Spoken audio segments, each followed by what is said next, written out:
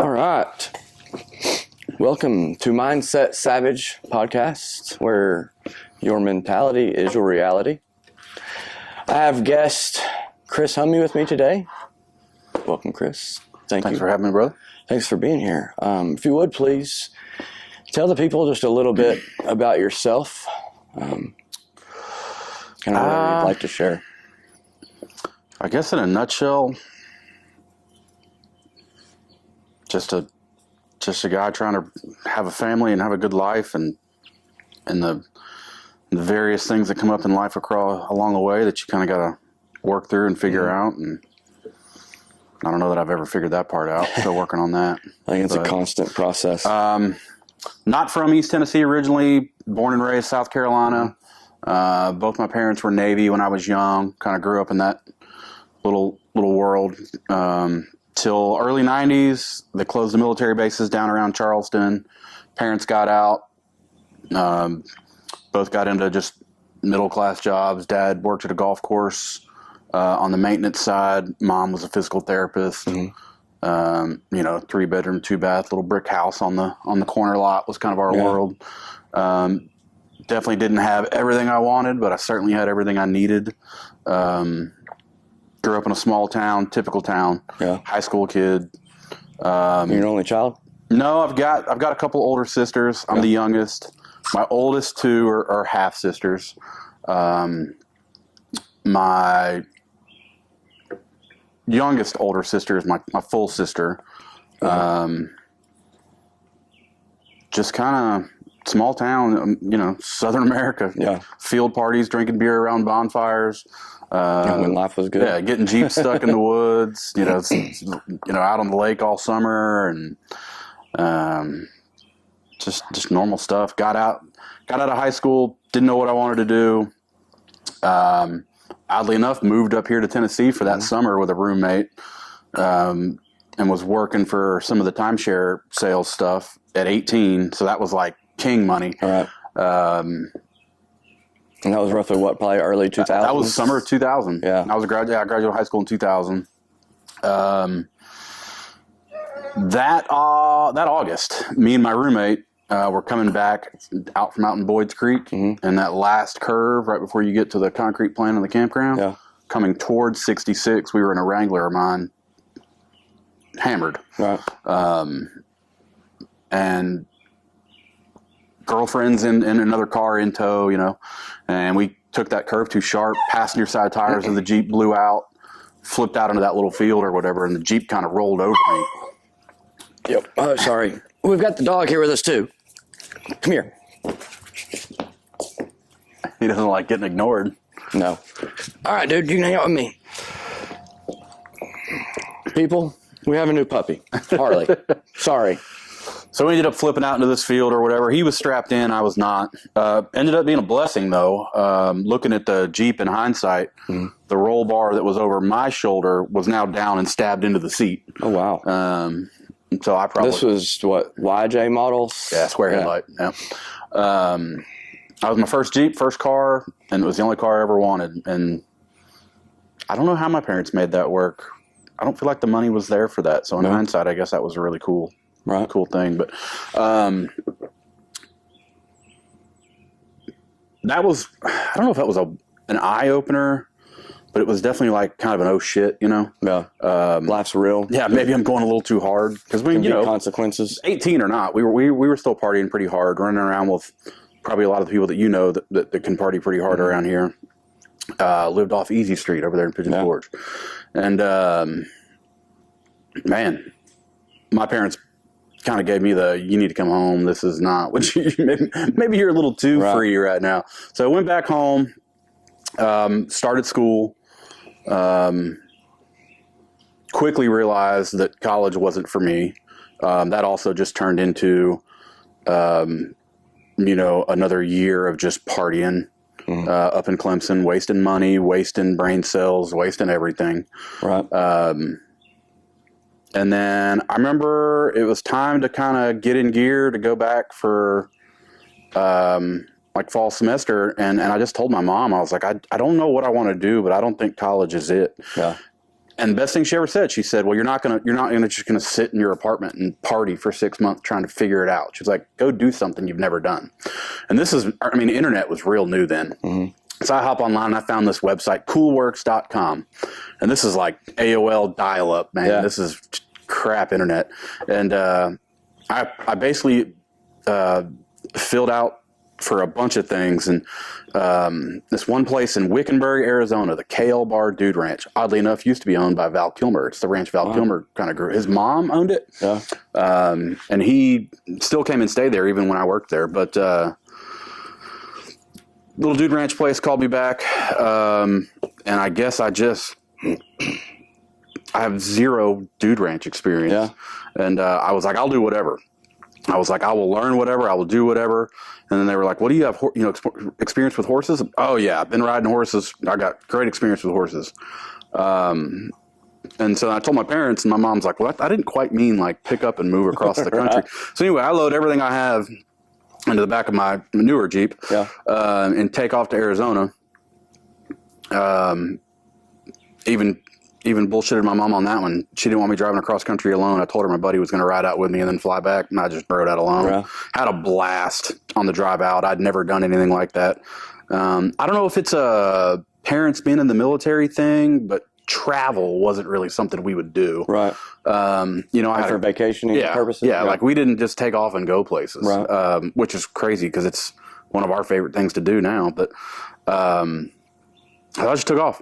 Spent a little time out there. When I first got there, told my buddies I was bunking with, like, yeah, I don't really know how to do any of this horse stuff. So we had a couple weeks before the ranch opened. So, kind of doing ranch work during the day, and we would kind of work on learning how to ride in the evenings and things like that. And pretty soon I was. So they provided room and board and everything? Yeah. Oh yeah. When you do a lot of those jobs, lodges, ranches, things like that, everything is handled for you. Gotcha. I mean, they take care of your food and your housing. This is 2001. Mm-hmm. I mean, I think a cell phone back then was $20 a month or something, for 100 minutes. Yeah, I don't even remember how that really worked, but God, I've had the same phone number since then. And did that for a little while. That's all seasonal, obviously, Arizona.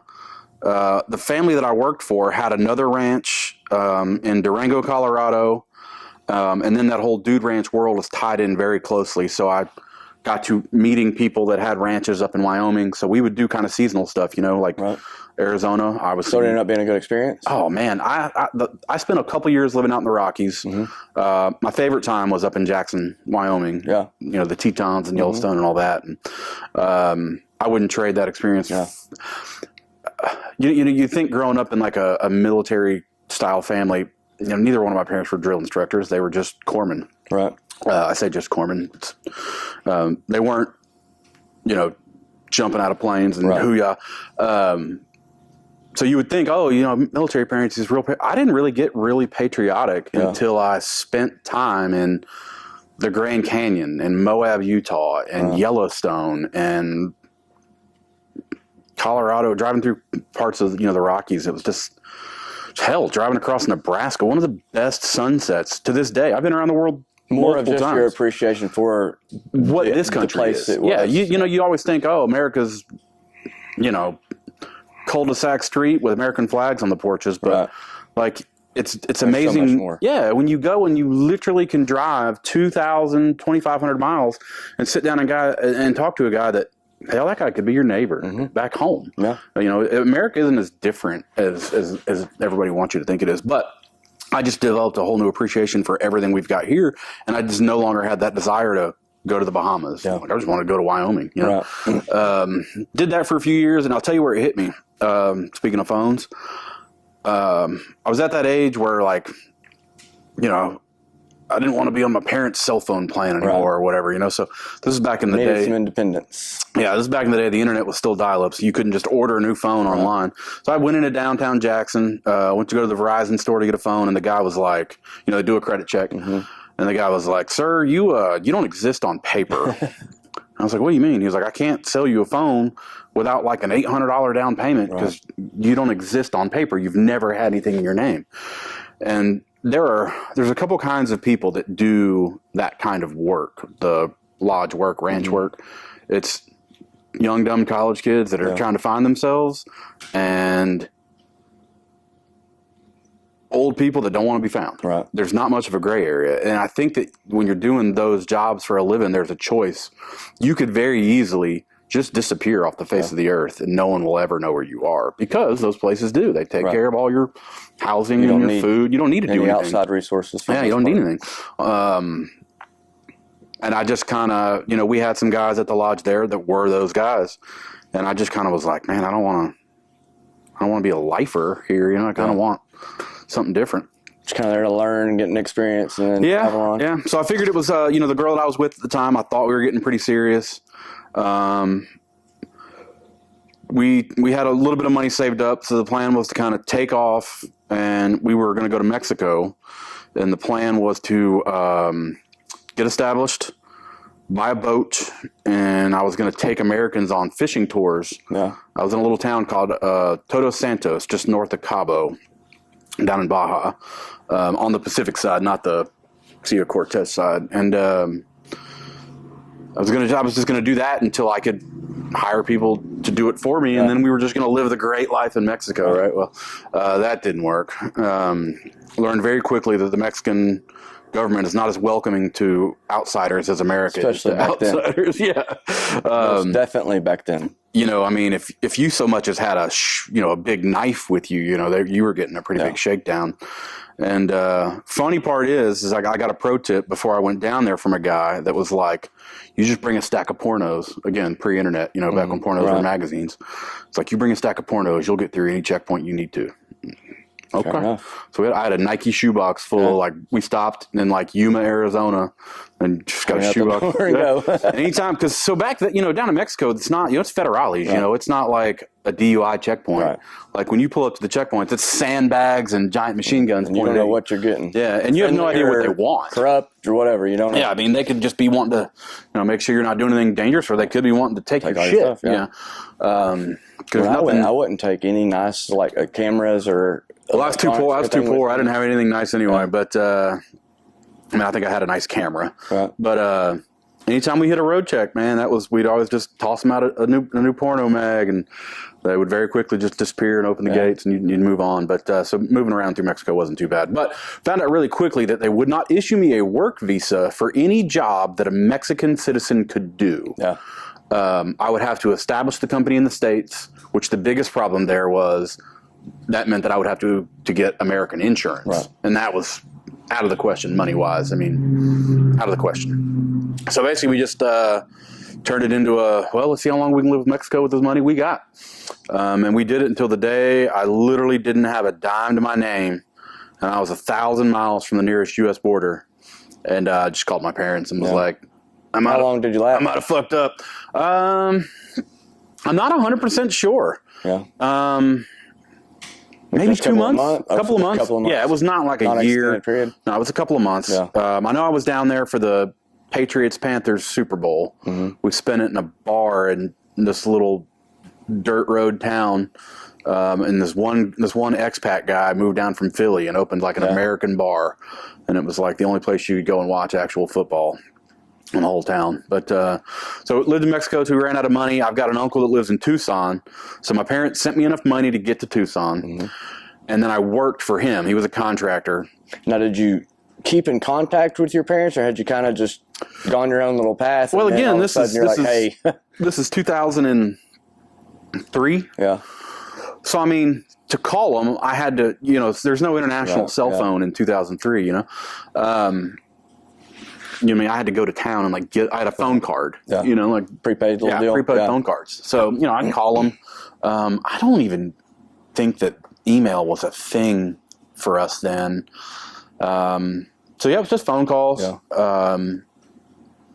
We'd go into town to get groceries once a week. And, that was pretty much that. Touch base kind of thing. Yeah, touch base. Yeah. Get in touch with. There was one little internet cafe in town, that you could go to and use the internet, and send emails and make phone calls and do that kind of stuff. So that's pretty cool. But I got back to the States, worked for him for a few weeks till I saved up enough money that I thought was enough money to get back to the East Coast. And then it was all right, well, where are we where are we going to move? Yeah. The world is your oyster kind of a thing. And you and the girl at the time still together? Yep. We decided to go east. She was originally from the East Coast as well. But we knew we loved mountains, and these were just mountains that I was familiar with and comfortable, and they were the closest to home for both of us. So moved here. My parents owned timeshare at the time, a good bit of it. So I literally lived at Mountain Loft for like a month when we first got here, getting jobs. Were your parents still in South Carolina? Yeah, of course. Yeah, they're still there, still in the house I grew up in. Okay. But came here, got jobs waiting tables and bartending and stuff. And my landlord at the time, we're barely making ends meet. And my landlord at the time was a manager at one of the timeshare resorts in town. And I would convince him every month why he didn't need to give me a late fee for being late with rent, Right. And after like the second or third time of that, he was like, you're kind of a little bit of a salesman. He was like, you should come do this timeshare sales. Mm-hmm. He was like, I know that timeshare. You grew up vacationing that way. You probably, I think you'd be good at it. And I'm like, man, no offense, but those guys are just, I'm out. I don't want to do that. Yeah. I'm not a sales guy. And he was like, you are. And I was like, no. And then you're not a sleazy salesman. Yeah, I guess maybe. There's a difference. Well, one day I didn't have another option. I was out of money. I hated my job. I didn't feel like I was getting anywhere. And so I just went and I signed up for the training for this class to go sell timeshare, to learn how to do that. So go through that, learned a lot about just human mannerisms, characteristics, reading people. That was some of the best training that to this day I've ever had. Right. As far as just reading people. Communication. Knowing what you're looking at. Yeah. Nonverbal communication, body language, all that kind of stuff. Sold the first people I ever talked to and never looked back. Really enjoyed the shit out of that for a couple of years.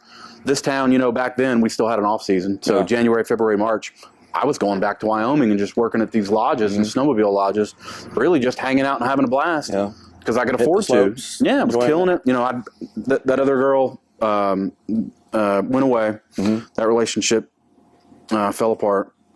There were some secrets there I didn't know about. But just started killing it in timeshare and loving it, and did that for a couple of years. Switched companies.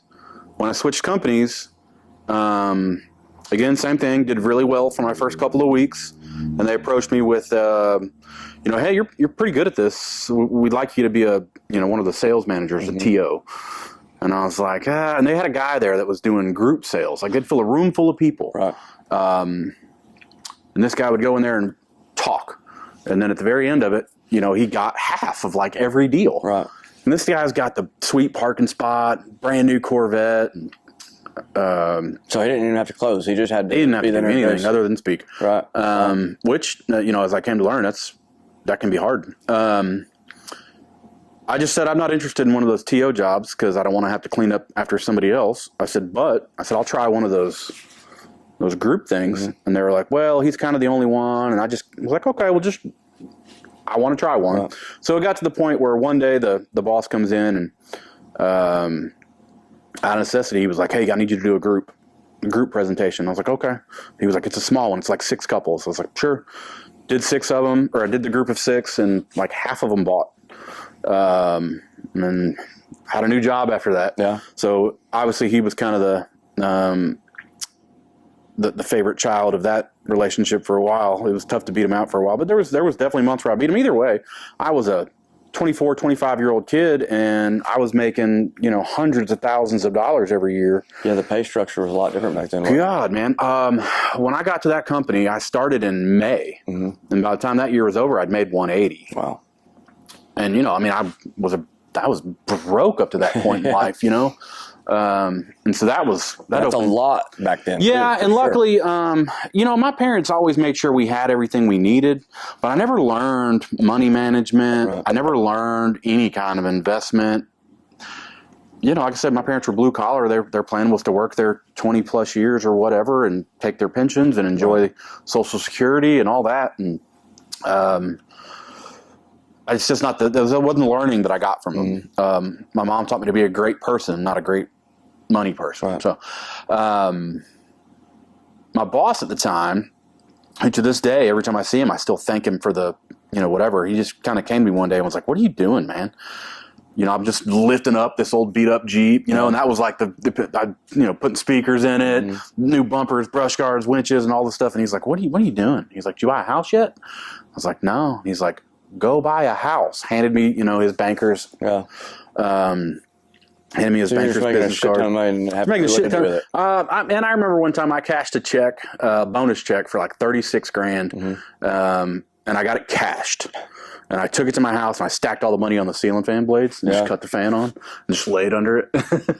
You earned it. Yeah, I mean, why not, right? It was awesome. It was a good time. But we were if you don't celebrate it, then you don't.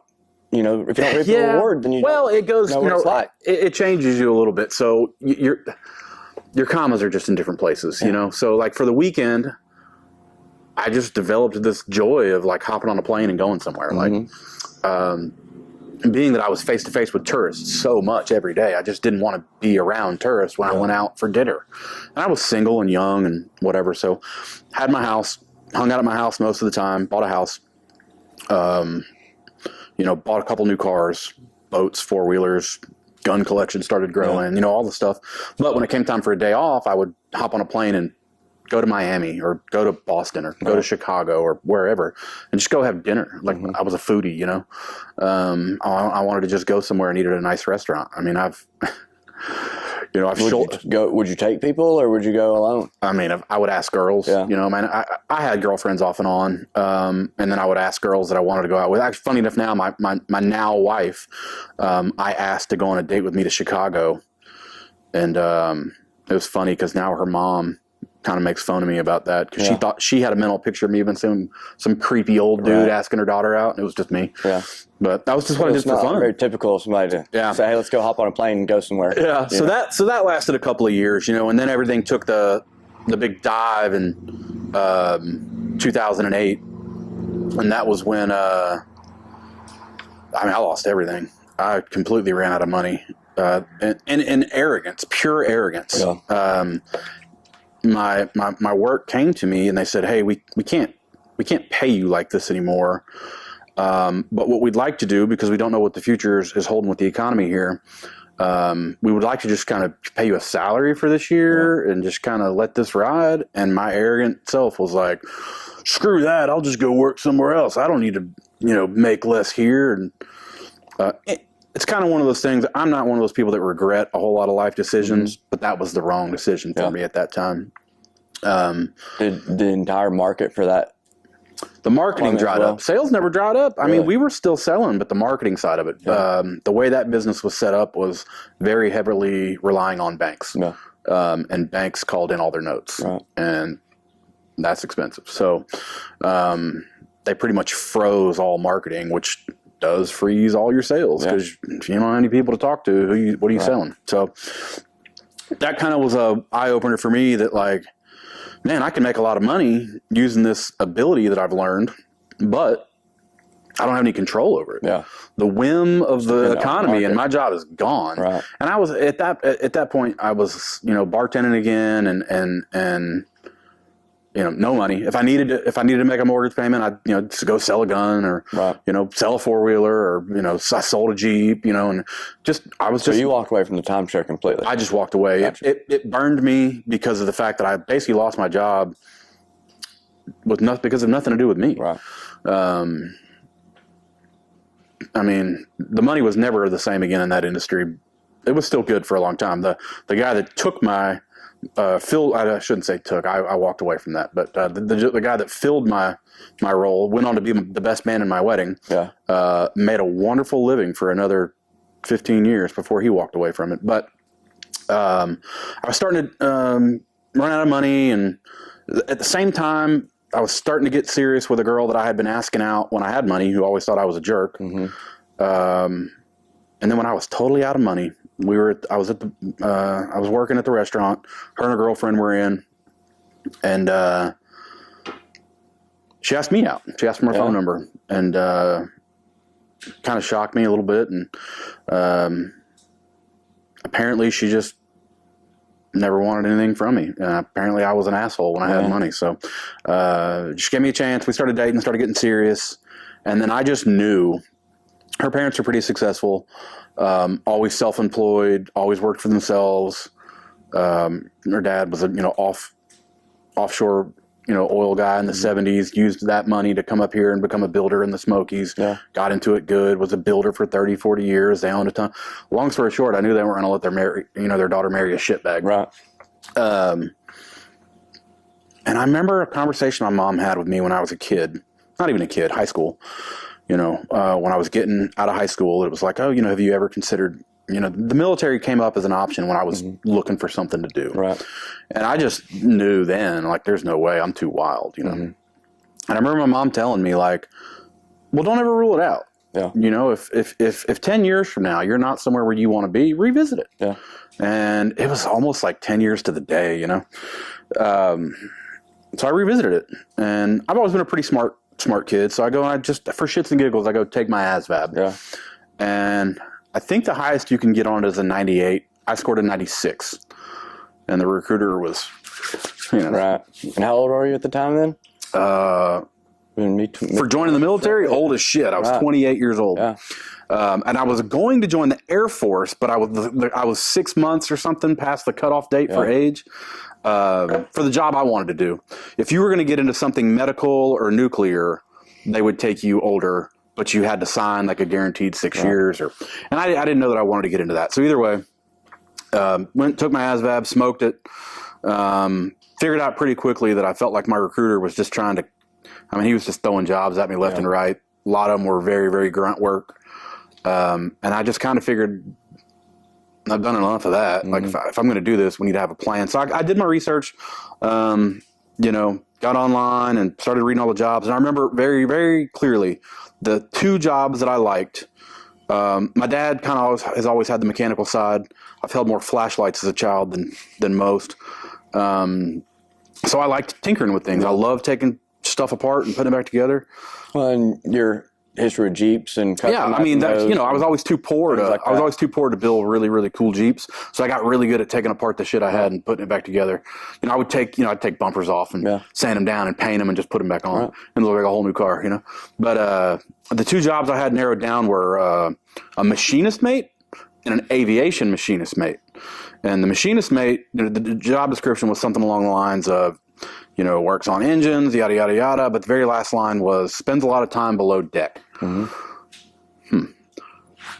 Aviation machinist mate works on aircraft, very last line, outside a lot. Right. And I've always been a sun person. So I was like, well, that sounds like that's the one I'm going to do. So I went, had it printed out, took it to them.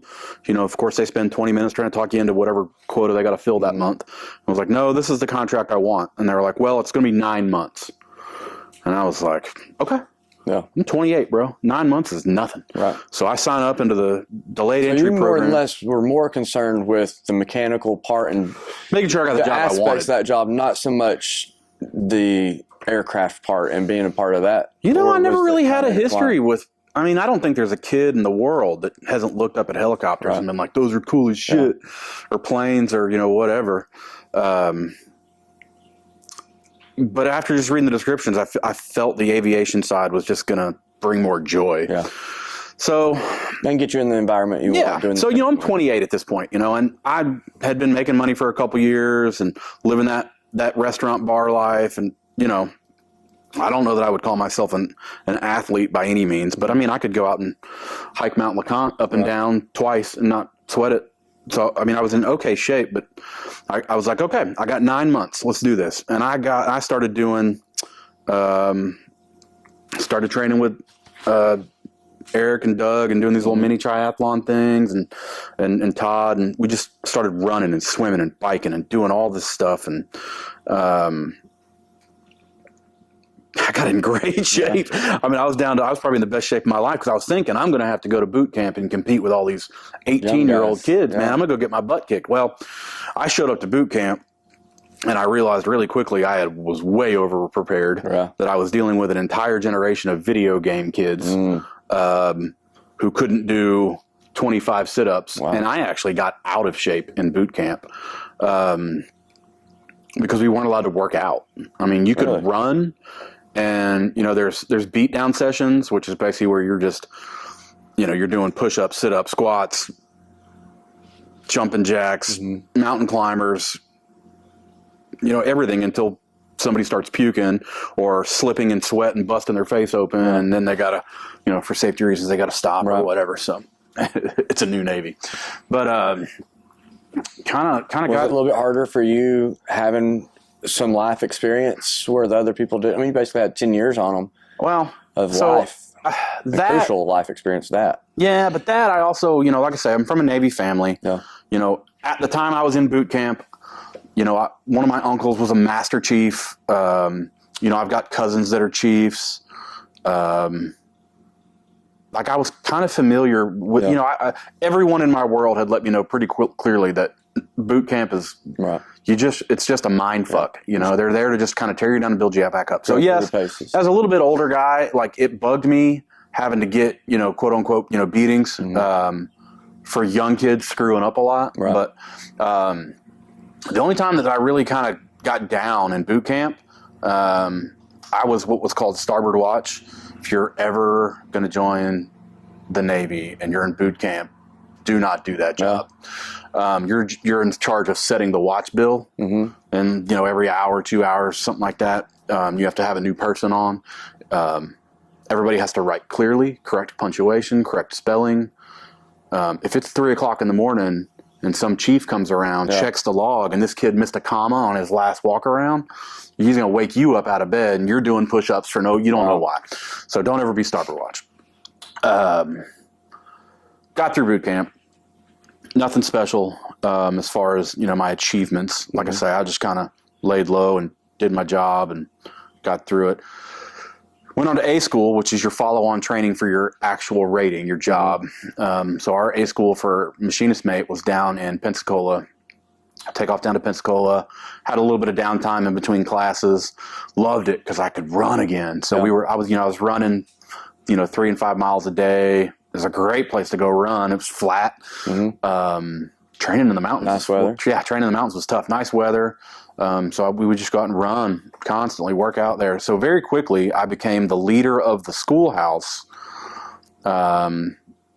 which meant I was in charge of PT for everybody too. So that kind of sucked being the old guy because there was a lot of people in shape. Yeah. And I could never let them see me struggling. Right. But ended up being also the leader of the schoolhouse academically. So I was the top of the class. I think I graduated the 8-week class having only missed one question on everything. Staff Sergeant Rose was probably my most influential instructor into, hey, this is what you really need to learn to expect out in the fleet. Had another Navy guy, 82 Mariquin, great guy, getting ready to retire. Taught us a little bit, about the Navy, but for the most part, Staff Sergeant Rose, man, really just made me love. He was a Marine guy, so they had the 53s, the CH-53s, the big troop carriers that the Marines used. Kind of made me fall in love with that aircraft. Well, being the leader of the schoolhouse, also being the honor graduate, when you're getting through, they give you what's called your dream sheet. These are all the orders that are available. Everybody go up on the board and write your top 3, and you could either pick like your platform meaning like C-130s or MH-53s, or I want to go F-18 Hornets, whatever. Your dream sheet could be a platform or it could be a location. I want to be West Coast, East Coast. I want to go to Guam. Whatever your dream sheet was. And then the higher you kind of were in the class rankings, the more likely you were to be able to just pick what you wanted. Well, I kind of got the pick of what I wanted. So I picked East Coast Helos. And there was a chance I could have got the 60s, which is what everybody knows is Blackhawks and whatnot. But ended up getting orders to HM-14 in Norfolk. Didn't know anything about that platform. Other than that, this bird was a Marine 53 that was modified for anti-mine towing in the oceans. So that was cool. That was unique. I'll go learn about that. So you got stationed there then? Got stationed in Norfolk. Came home here to Tennessee.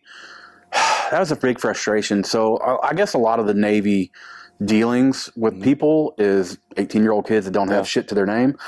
I had a dog, a wife, a mortgage, a house full of property. So me getting to my first duty station was a little more logistically complicated than they were maybe considering. And they're like, hey, you've got to be there in 2 weeks, but there's no guidance on how to get your entire family there or your stuff or household goods. Well, after getting no answers, I reached out directly to my squad. I didn't know this at the time. That just calling your command master chief at your upcoming squadron, I didn't know that was not really the proper protocol. So I just called the command master chief and was like, hey, master chief, fresh out of A school, supposed to be coming to your squadron in 2 weeks. I can't even get anybody from household goods to speak with me. I don't know what to do. But let me give you a call right back.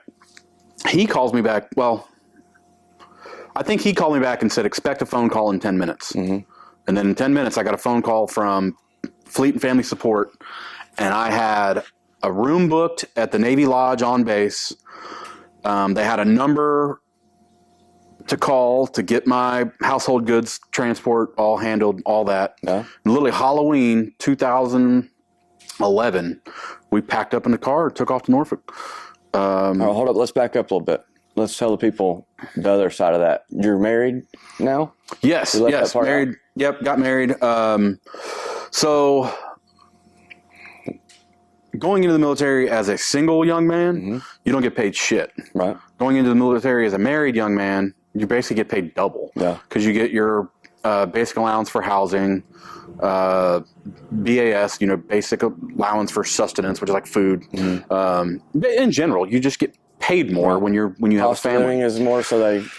I don't even know that they consider that. No. But if you're married, the structure that it is, then. Yeah. They just really figure that if you're the young single kid, then maybe you don't need shit anyway. So, we got married. We didn't rush it. I don't even think we didn't even. The Navy was not a plan until after we were engaged. Right. But I just knew that my wife's parents weren't going to let her marry a shitbag, so that's where the Navy came in. But I got married. My wife was amazing during this time period because when you tell your employer, "Hey, I'm only here for another couple of months. I joined the Navy," they get really quick about not giving a shit if you work there anymore. They don't think you're in it for the long haul. They're not in it for the long haul. So I had they're figuring out how to replace you. Yeah. So I had a friend that owned a pretty successful business around doing commercial laundry sales, who pretty much floated me a cakewalk job for my remainder. Just to fill that little gap. Yeah. And now, was she supportive from the very beginning? Yeah. Or was it a little bit of tough conversations? So her parents always working for themselves. Same thing with her growing up. She didn't do a lot of traveling. Mm-hmm. Her dad was a builder in the Smokies. He built. Not a whole lot of traveling. So she was on board with the idea of, hey, let's go somewhere never been. She wasn't sure about the concept of the military. She was probably a little nervous about me being older and doing this. But as a whole, my wife... my mom has told her on multiple occasions, she graduated UT with a psychology degree, and my mom has told her many, many times that it took her to marry me. I can be difficult, but she's always been awesome. She was extremely understanding of the fact that, hey, I'm pretty much just going to be exercising for the next handful of months. Yeah. I'll make it up on the backside. It's kind of one of those. Yeah. So, she had graduated college. She was getting into the career banking world, and really cool. I will say this. The company she worked for at the time had a deal where if you were married to somebody in the military, wherever you got stationed, they would just move your job there. Oh, wow. So kudos to any company that does that. Yeah, I highly recommend more companies do that. That was amazing. Made our transition so much smoother. How long were you all married before you went to boot camp? 3 months. So 3 months in and I'll be back. Yeah, pretty much. So the paperwork for getting married after you join is so much more complicated. Yeah. So it was just easier to do the wedding a couple months sooner. It was springtime in the Smokies, so it was beautiful. And then it resulted in us going in, immediately she had full health coverage. We were getting BAH, so while I was gone, our mortgage was covered. Yeah. And she was getting ready to pack up our world and move, to wherever she didn't know yet either. But she was in charge of that side of it. Blind faith. Man, I tell you, we get a lot of, thank you for your service, that kind of stuff these days. And that's appreciated and all. But I've always tried to give the response like, don't thank me, thank my wife. Right. Like, I got to travel around the world, flying around, doing cool stuff. Yeah.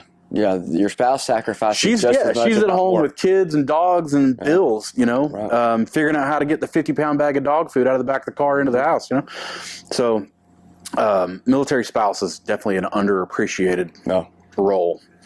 But so jump forward again. We're moving to Norfolk. It's later that year. Check into the squadron. I had gotten meritoriously promoted out of A school to. It's an E4 pay grade. Every different branch called it something different, but I was a third-class petty officer. Well, at that time, it was not uncommon for people to have been in the Navy for 4 years and be a third-class petty officer. I had been in the Navy for, at this point, 6 months. Oh, wow. And I get to my squadron, and the CO is immediately like, well, I'm not going to pin you with this rank yet, because you haven't earned it. And I was like, well, I did kind of earn it. Right. Like, I did that Got back it somehow. there. Yeah. Right. Little did I know, like, it was a blessing in disguise. I went to this place called the Line Shack, right, which is a hangar room, not much bigger than this, and we were responsible for inspecting helicopters on a daily basis. Yeah. Grease monkey shit, checking fluids, making sure everything looked like it's supposed to look, wiping everything down, cleaning stuff up. If something was wrong, coming in, write the gripe, the appropriate work centers. You don't just come and you're not a helicopter mechanic day one. They make you do the shit work for a while, which I'm really glad I did. But walking into that shop, they were very quickly wanting to make me some sort of a shift supervisor, and everybody thought I was a entitled. The term for just getting handed rank like that is called push button. You're just a push button rank. You didn't really earn it. Which all I did was do my job. Yeah. All I did was do exactly. Regardless where you get things, kind of the story will follow. Yeah, when I got in, and they're like, "Hey, if you do this, we'll give you this." Right. So I just did that, and they gave me that. Yeah. So it took a little bit of time, but I earned respect there. I was willing to get qualified and learned and drilled and studied and. I wasn't above anything. Yeah. Were your peers more around your age then, or were you still with? No, everybody was 22. Yeah. So I was 100% the old man. Mm-hmm. I was older than my LPO at that point. My lead petty officer, my boss, I was older than most of the officers that I was on. Was that an issue or? No, because I always kind of looked younger. Yeah. So unless the subject of how old are you came up. And at this point we didn't have a kid yet, so it's not like I was like, "Oh, my baby," like so. And if it didn't come up in conversation, a lot of people didn't know how old I was. Yeah. But get to the point where they let me get promoted. Well, then by default, once you're a pay grade, you're that pay grade, and those responsibilities come along with it. So, next thing you know, you're in meetings and you're in charge of a shift or a work center or whatever, and I'm trying to bug everybody I can for knowledge and trying to soak everything up and get sent over to my actual work center where the helicopter mechanics. So I was an aviation machinist mate, an Airedale. It was my job to work on engines, drive shafts for the gearboxes, the blades of the helicopter, and fuel systems. On just that specific aircraft, or that specific aircraft. So the Navy is pretty well platform specific. If you go to school for a certain aircraft, that's what you're going to work on. You have an NEC. Staff Sergeant Rose also told me to make sure that I do not get the NEC for that aircraft because he thought he knew that aircraft was going to be phased out fairly soon. And then I would be needs of the Navy. He was like, don't get an NEC, and you can kind of figure out what you're going to do if that disappears. So I ended up not going to the C school for that bird. I learned everything at the squadron. Never requested it, never got it.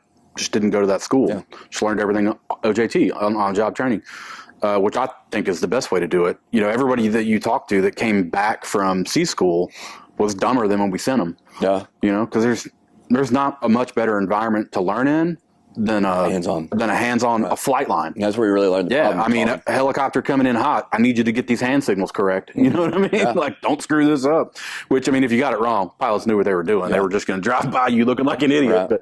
But, so progressed through that pretty quickly. As soon as I put on the rank, because of the date of it, I was instantly available to take the E5 exam, the advancement exam, like a month later. Yeah. And I made it. So I was 15 months out of boot camp wearing E5. Fast track. Yeah. So again, I'm in meetings where, you know, about maintenance schedules, you know, and things like this. And there'd be times where, yes, I was quickly learning, but when it came to policy and procedure and military etiquette, I didn't have a lot of that. Yeah. And, you know, they would ask me questions, you know, 82 Humme, what do you think? And there was more than one occasion where I would just look at whatever Master Chief was talking to me or Senior Chief. And if that person didn't know me, I would let them know, hey, full disclosure, I've only been doing this like a year, for real. I might not be the one to come up with. And then sometimes, you know, they'd say, you know, roger that and move on. But sometimes they'd be like, I don't care. Let me hear what you got. You're here for a reason. So kudos to those chiefs. Just progressed through, getting qualified on different things. I was hungry. The minute they told me that I didn't have to just learn my job, that I could do a bunch of things, I was out getting qualified to run forklifts, the big deuce and a half trucks, everything that I could sign up for as an extra. Mm-hmm. I just wanted to learn. And it wasn't me trying to like pad evaluations or my resume or whatever. I genuinely was just like, you're telling me I can get in that big ass thing? That's and cool shit. Let's do that. Yeah. Especially because there'd be some days. You got the opportunity to do it. Why not? Yeah. And especially some days, you know, when you get into the supervisor role, sometimes it's a little boring because you're sitting in front of a computer a lot, signing stuff off, typing stuff off. And so you could take these online little classes or whatever while you're sitting there waiting. So we just got a bunch of qualifications stacked up. And did that increase pay any or anything like that? No. The only way to increase pay in the military is deployments and pay grade. Okay. So being better at your job. Right. But so I had a couple of, you know, CONUS, you know, Continental United States deployments. You know, we went out to San Diego for RIMPAC, which is it's a biannual exercise with a bunch of Pacific nations where we just do war games for the summer. And so I love summer, and we'd always stay on Coronado. Loved Coronado. Really, really enjoyed it. I always felt comfortable in Coronado. It's, you know, the SEAL base there. It's a cool place. I've been there. Yeah. Nice. So we learned very quickly that we did not want to live in Norfolk, Virginia. It's very dark and gloomy city, you know. We chose to live in Virginia Beach, and I commuted to Norfolk every day, 35-minute drive. Mm-hmm. But we lived 2 blocks from the ocean. Our personal beach was the private beach at Dam Neck, which is the East Coast SEAL base. So we just got very comfortable in that environment. Mm-hmm. You know, it wasn't a big deal to be sitting out on the beach, you know, running with your dog, and, you know, guys come up out of the ocean with M4s and you know, full kit on, and hey, one of my favorite days that we had there, I don't remember if it was Memorial Day weekend or Labor Day weekend. We're sitting on the beach at Dam Neck, and a couple of V-22 Ospreys come in and land. My in-laws were with us sitting on the beach. A couple of V-22 Ospreys come in and land, and my father-in-law was like, man, that was the coolest thing ever. All these SEALs come running out. Yeah. They load up in the Ospreys and they take off, and he's like, man, that was so cool. That was so cool. And it was just like, give it a minute, Paul. Keep an eye on the sky. And sure enough, you know, 5 minutes later, you just start seeing chutes open up. Yeah. And man, those guys are so talented. They could just open their chutes and just stay there. They don't even fall. They know how to ride the, you know, heat and all that. And, you know, so they wait till everybody's out and deployed, and then they just hit like this corkscrew tunnel, just coming back down right to where we were, and land, and they all run back in. And to this day, I don't remember if Lee Greenwood was actually playing on the stereo or if that's just what my head played. Yeah. But it was like, he was like, that's one of the most American things I've ever seen. Yeah. And it was like, yeah. So I really enjoyed being on bases like that. You just feel like you're more involved when you're around some shit that Doing means cool something. shit. You know? Yeah, I couldn't imagine being stationed at a Navy base in Memphis, Tennessee. Right. You know, something about being around flight lines and operators and badasses, and just makes you feel like you're doing something. Right.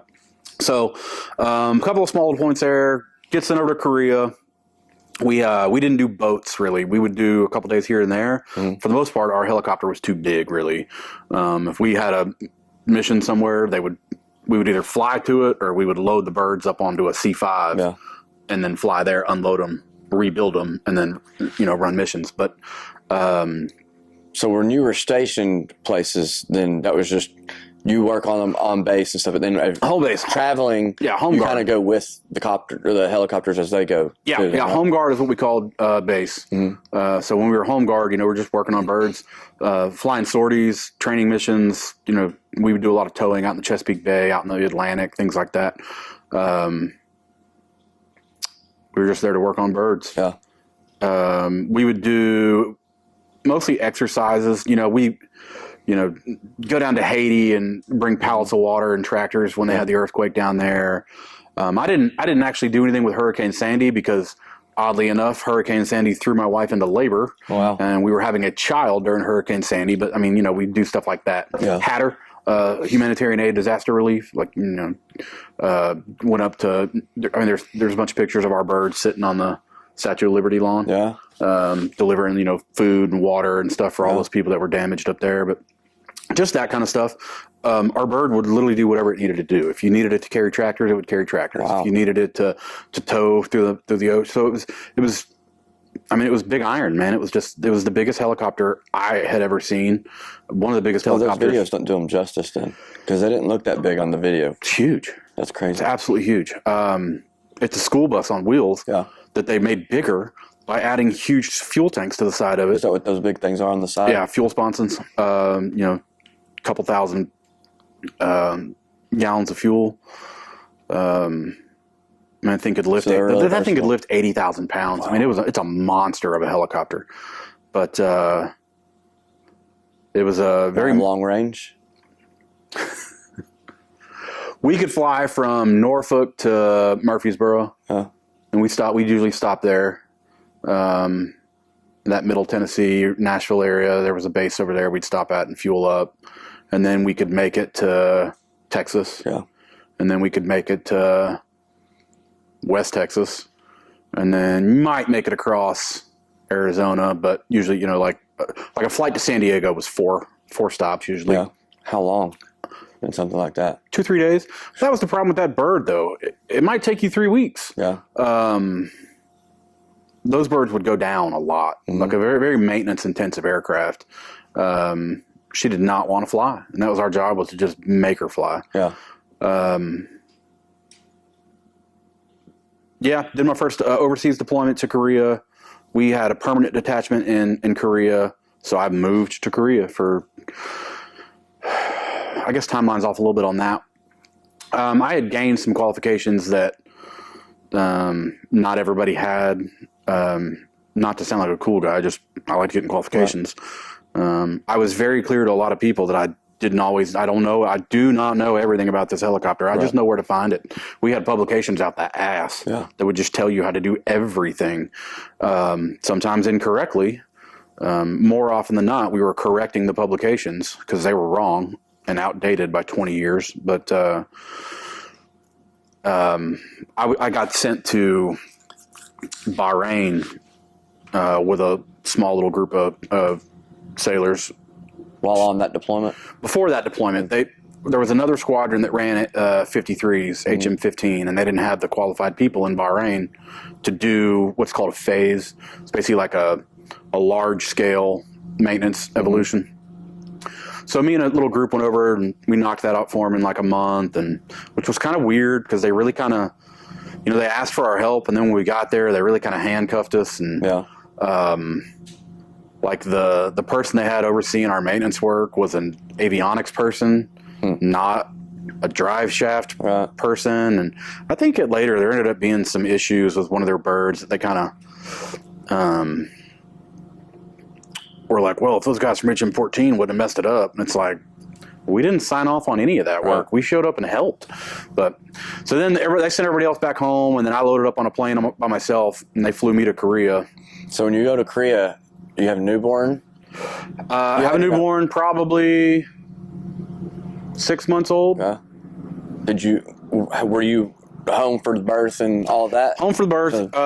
Knock on wood. I was blessed on that side of it. I didn't miss birthdays. Yeah. I didn't miss Christmas. I didn't miss the major milestones. I was there for a lot of that. So I don't get to say that.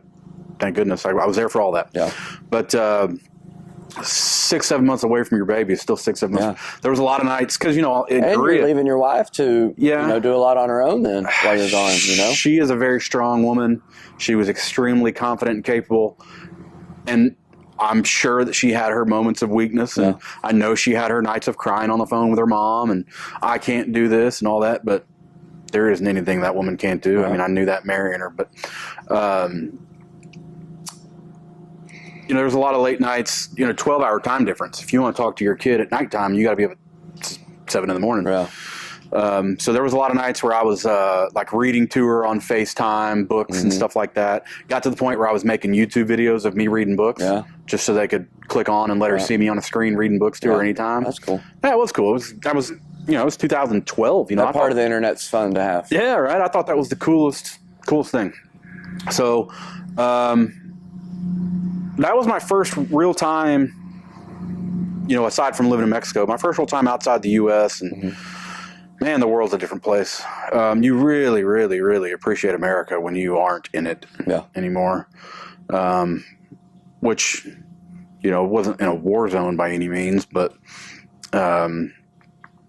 sleeping in a room that's the size of a garage with 30 other dudes, and your beds are all made of assembled 2x4s and plywood, and you have a shower that you're pretty sure is covered in some sort of toxic mold that they don't make any chemicals to kill yet. And then you spend the rest of your day buried in other chemicals that are going to kill you. So you spend a lot of time showering on deployments, trying to get as clean as you can. Yeah. But that was fun, man. Had a blast. You get really close with a lot of your chain of command on deployments like that because they're your family at the same time, Now, are you with the same set of guys pretty much this entire time on those aircrafts? Yeah. Your work center, you get really close with those guys. Your peer leaders in other work centers, the avionics guys, the airframe guys, hydraulics and skin. Avionics is pretty self-explanatory, all the electronics.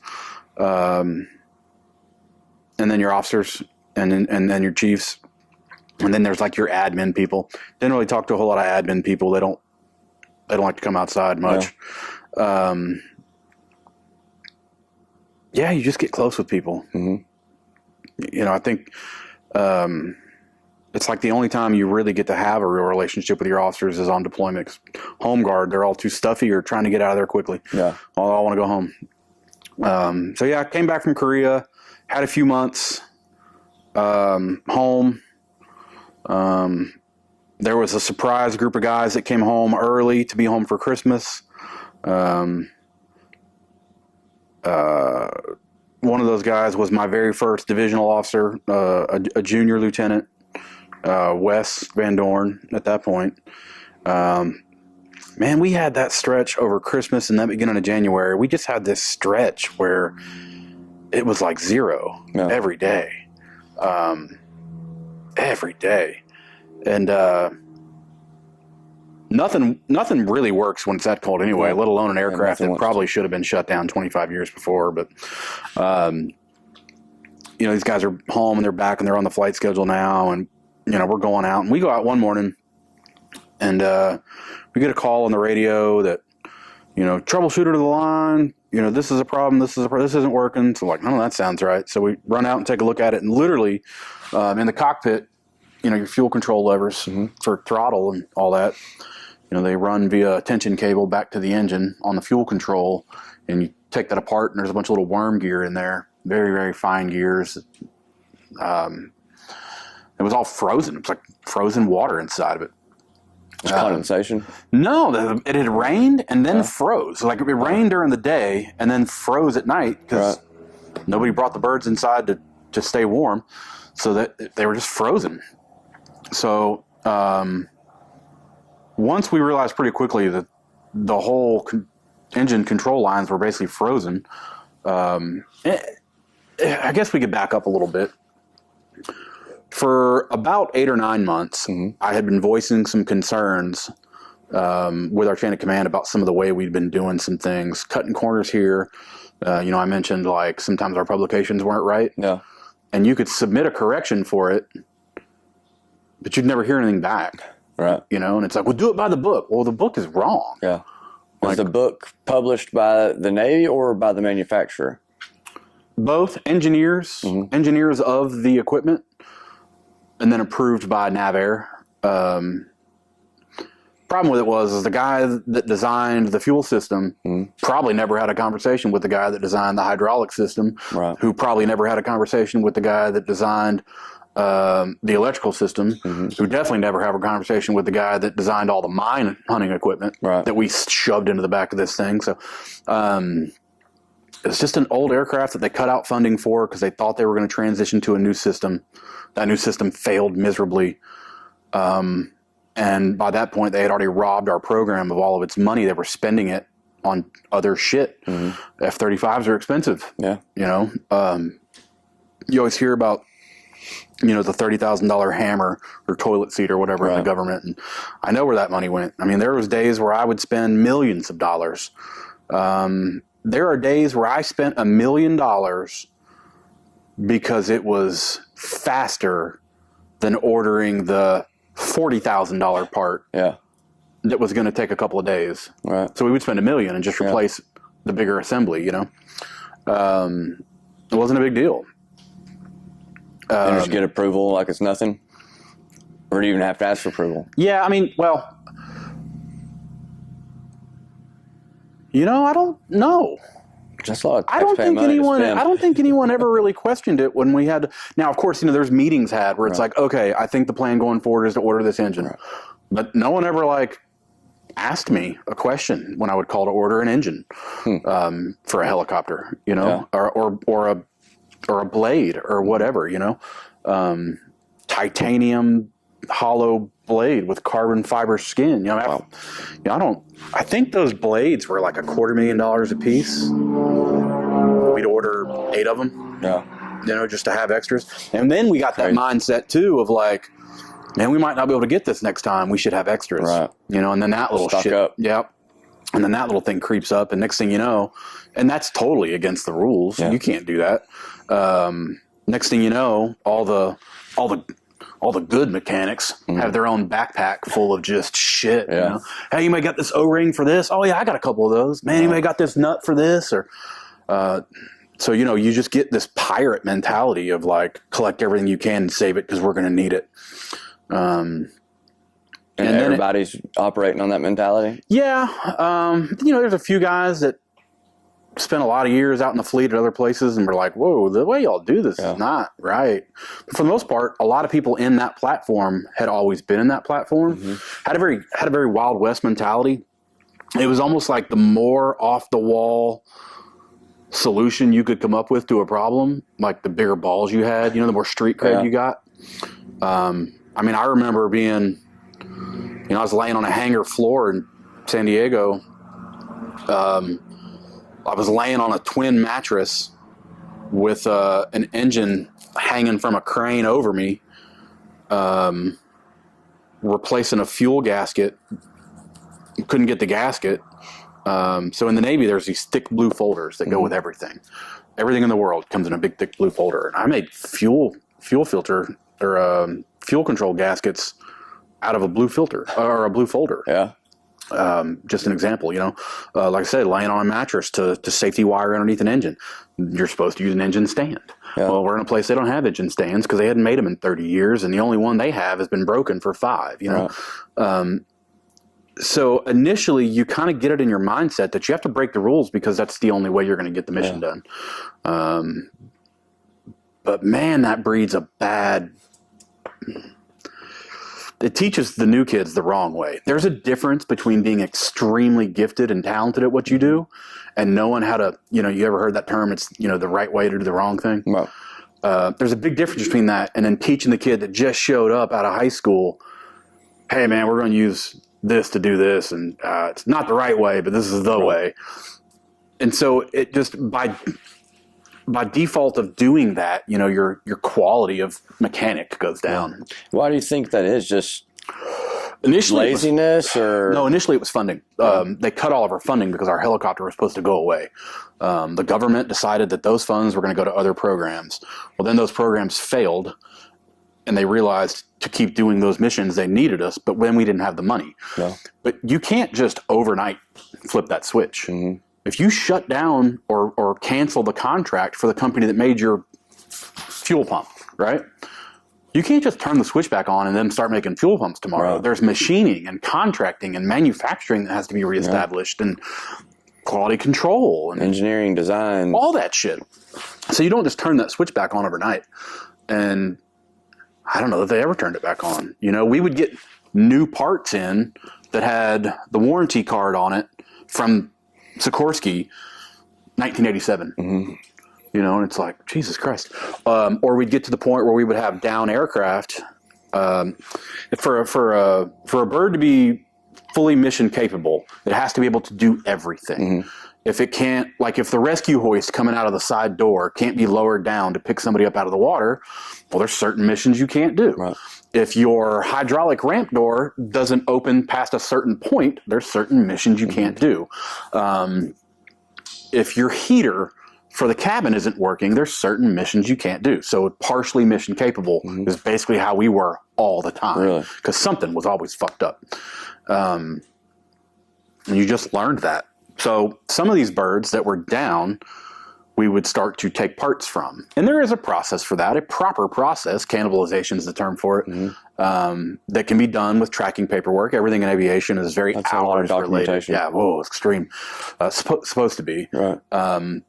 But people started finding ways like, well, we don't need to document it too crazy if we don't leave it in there. Maybe we'll just pull that part off this bird, put it in this bird, and just see if it fixes the problem. And then we'll do the paperwork later. It starts there. Yeah. And then it very quickly just goes from temporary to permanent. Yeah. And then, you'd be doing phase inspections on things, like inspections that are broken up into hours. Mm-hmm. And you'd be checking serial numbers on parts and stuff wouldn't match. Yeah. And you'd be like, well, shit, how many inspections ago did this number match? And there'd be that kind of stuff. And, man, like I said, everybody had their own little backpack of parts. And, you'd hear crazy stories about our civilian contractors, who are the guys that have been working on those birds since they were young and in the Navy. Our civilian contractors having engines at their house. You know what I mean? Like, there was a guy, we'll just leave names out, I guess, on some of that. But there was a guy that was kind of like the guru of that platform forever, and now he was the head honcho civilian contractor. And we needed an auxiliary power plant engine one day, this $110,000 little starter engine. Yeah. He goes to get one from his house. That's like not okay. Yeah, an APU. Like that's at his home? Yeah, just had it in his military garage. He wasn't. He was a civilian contractor at this point, but it was an MH-53 ape.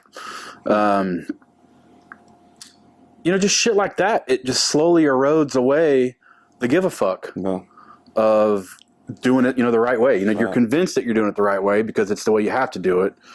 And it's not setting a very good example at all. No, it breeds, it breeds negative. You started being like, this isn't the right way. We got to do this the right way. Next thing you know, it's just that whole mentality of like that mob mentality, man. Like, shut up. This is what we're doing to get by. We don't have the funds for that. We got to do what we got to do to make it work. You're micromanaging things here and say, this is the way it has to be done. But then everybody's thinking, well, but none of this other shit's done right. Flying, so why are we doing this right? Oh, and when birds aren't flying, you're working longer. Yeah. So your 12-hour shift becomes a 16-hour shift, right? Out of necessity or out of just, that's the way it is? As my commanding officer used to phrase it to me, I just didn't see the 30,000-foot view. And to me, I don't understand the 30,000-foot view of asking these kids to work 16 hours a day. You ever heard that old thing about something about hours of sleep deprivation compared to level of intoxication. I don't know if you've ever looked into that, but it's like after X amount of hours of sleep, every hour that you're awake is like drinking a beer or whatever. I can tell you right now, I got in trouble one time for signing off something in accordance with a different publication than the one I was supposed to sign it off in accordance with, because that's how screwed up our books were. Yeah. And you know, when I got hemmed up for it the next day, it was like, I need to know what happened here. And my exact answer was, I don't know. I mean, I was on 4 aircraft at one time last night. You know, I'm literally jumping from aircraft to aircraft, looking and watching this kid hit the torque wrench, hit the measurement, you know, do whatever so that I can sign it off. And not every step was mandated to be watched. So you could kind of come behind and check at certain points. And sometimes they'd have to stop and wait on you to let you witness a certain step. I to this day can't tell you. Is there a lot of procedure like that? Yeah. Oh yeah. Everything's very, on paper, everything is extremely scrutinized, but you know, in reality, it doesn't always work that way. Which is wrong. Myself included for a lot of that. And then, you know, it just got to the point where it became painfully clear that my chain of command was starting to find me really annoying. Because I wasn't the kid that was just naturally gifted at working in this helicopter. I was the guy that just knew how to find everything in a publication. And I'd be reading through stuff and be like, man, we have not been doing this the right way at all. Did y'all know that this book says this is totally illegal? There is 0 damage allowable on this fuel line for this?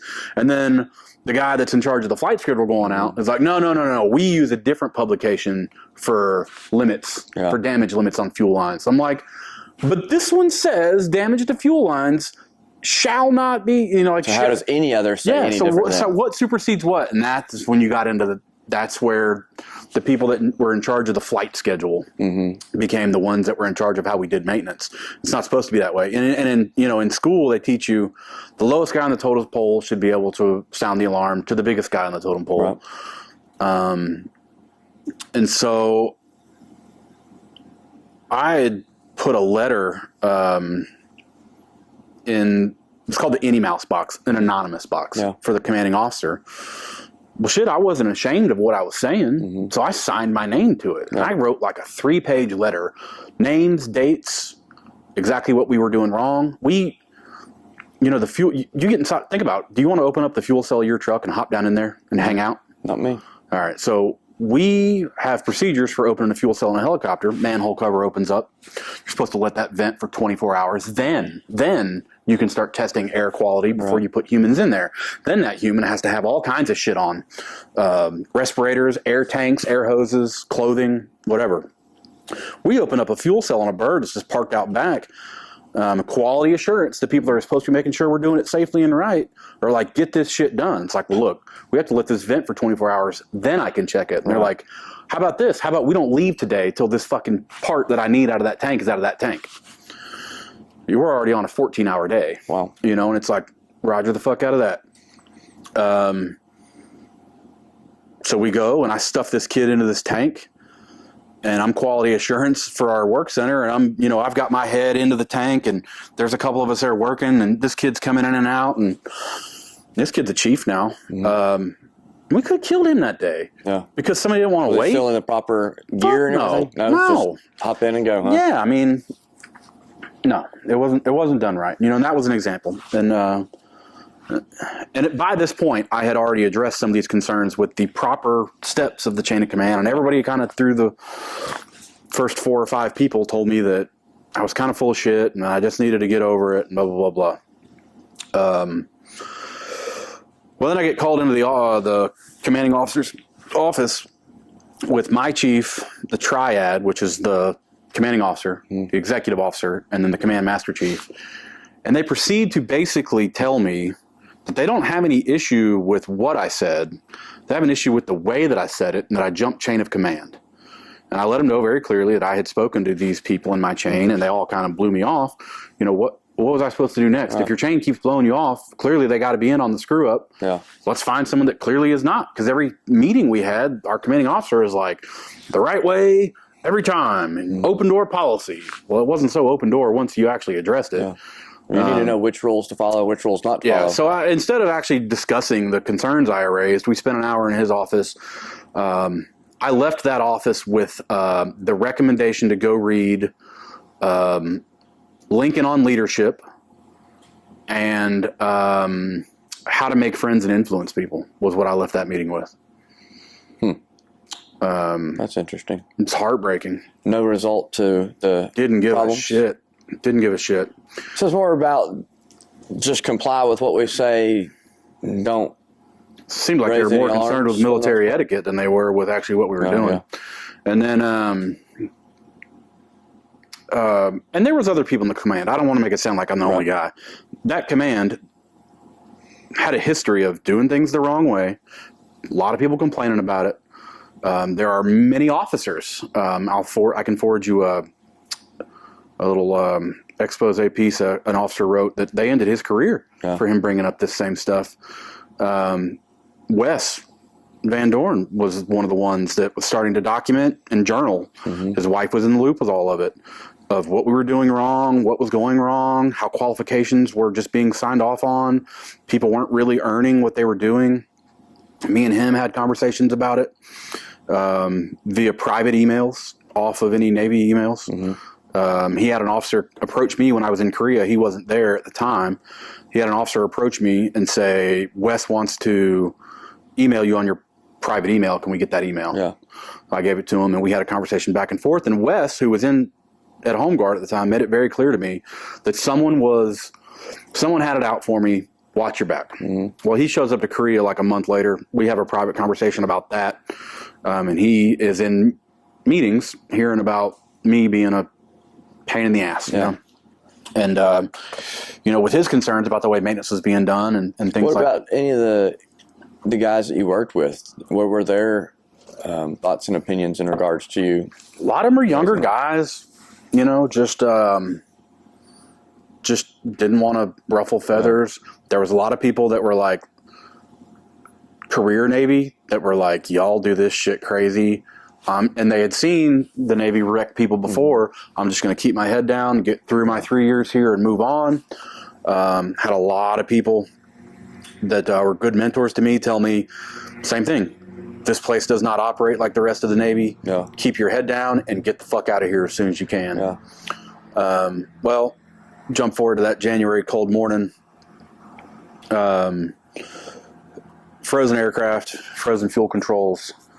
And I knew because of my headbutts with maintenance that they were not just going to let 82 Humme say this bird can't fly today. Right. So I go in them quality assurance, QA, and I get another one of the mechanics, Donnie Craver, and another one of the airframe QA guys, AM1 Freitas, Keith Freitas. We just call him Frito. Awesome dude. Wish he was in my life still. But I go explain them what's going on. They come out to the flight line. They look at it, verify. We all go into maintenance together, maintenance control, which is kind of like your little desk of where they control the flight line. They clear birds for you, sir. You're clear to take off. You're safe for flight. And they agree. Shit's canned for the day. Come in, tell maintenance. They blow a fucking gasket. Well, can we put heat lamps on it? Can we thaw this shit out? And at this point, this is where they're, out loud, it's do it by the book. And behind closed doors, it's get it done. Right. And so I just remember looking at Master Chief being like, Master Chief, I'll gladly put a heat lamp on that engine as soon as you tell me what publication I can find that in. Yeah. Oh, fucking smart ass. Want to be a smart ass today? I'm like, I don't want to be a smart ass, but these birds aren't flying today. Like that's not safe. So they bring all the birds inside.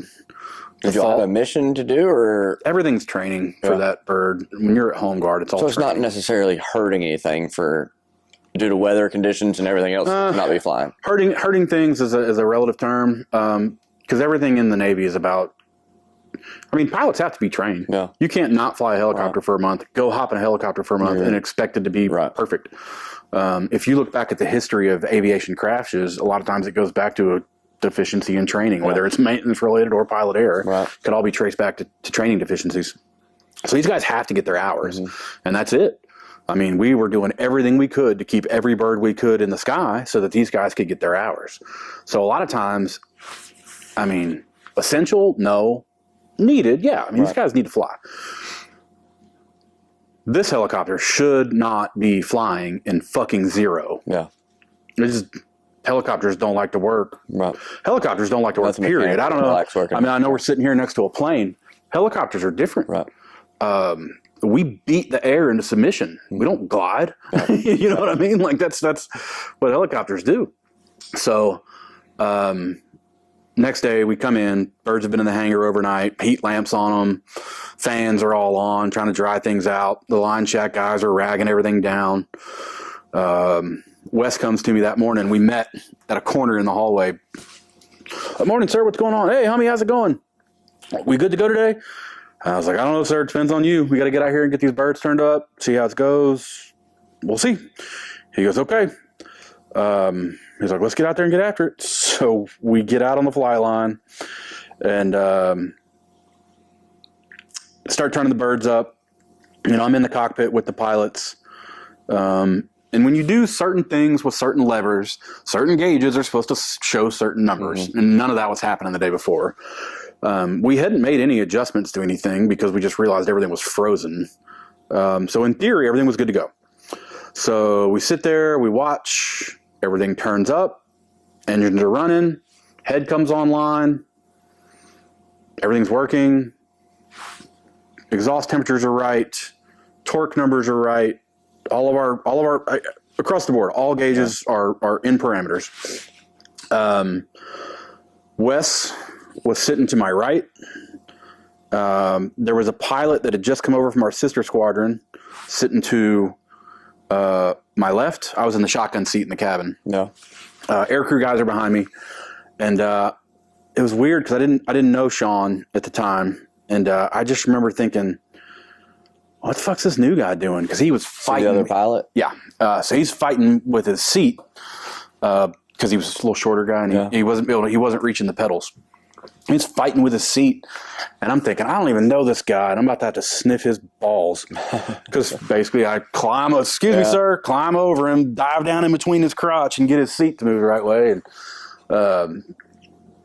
that's what you're there for. Yeah. I look over at Wes, I'm like, what's with the fucking new guy? He's like, he's not a new guy. I'm like, okay.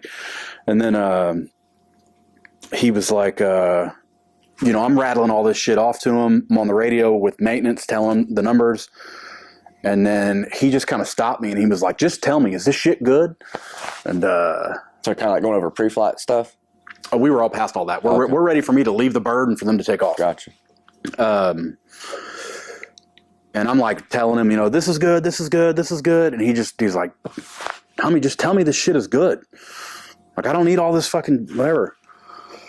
So I'm like, shit's good, sir. And fucking slapped him on the shoulder and slapped the other pilot. Hopped down out of my seat.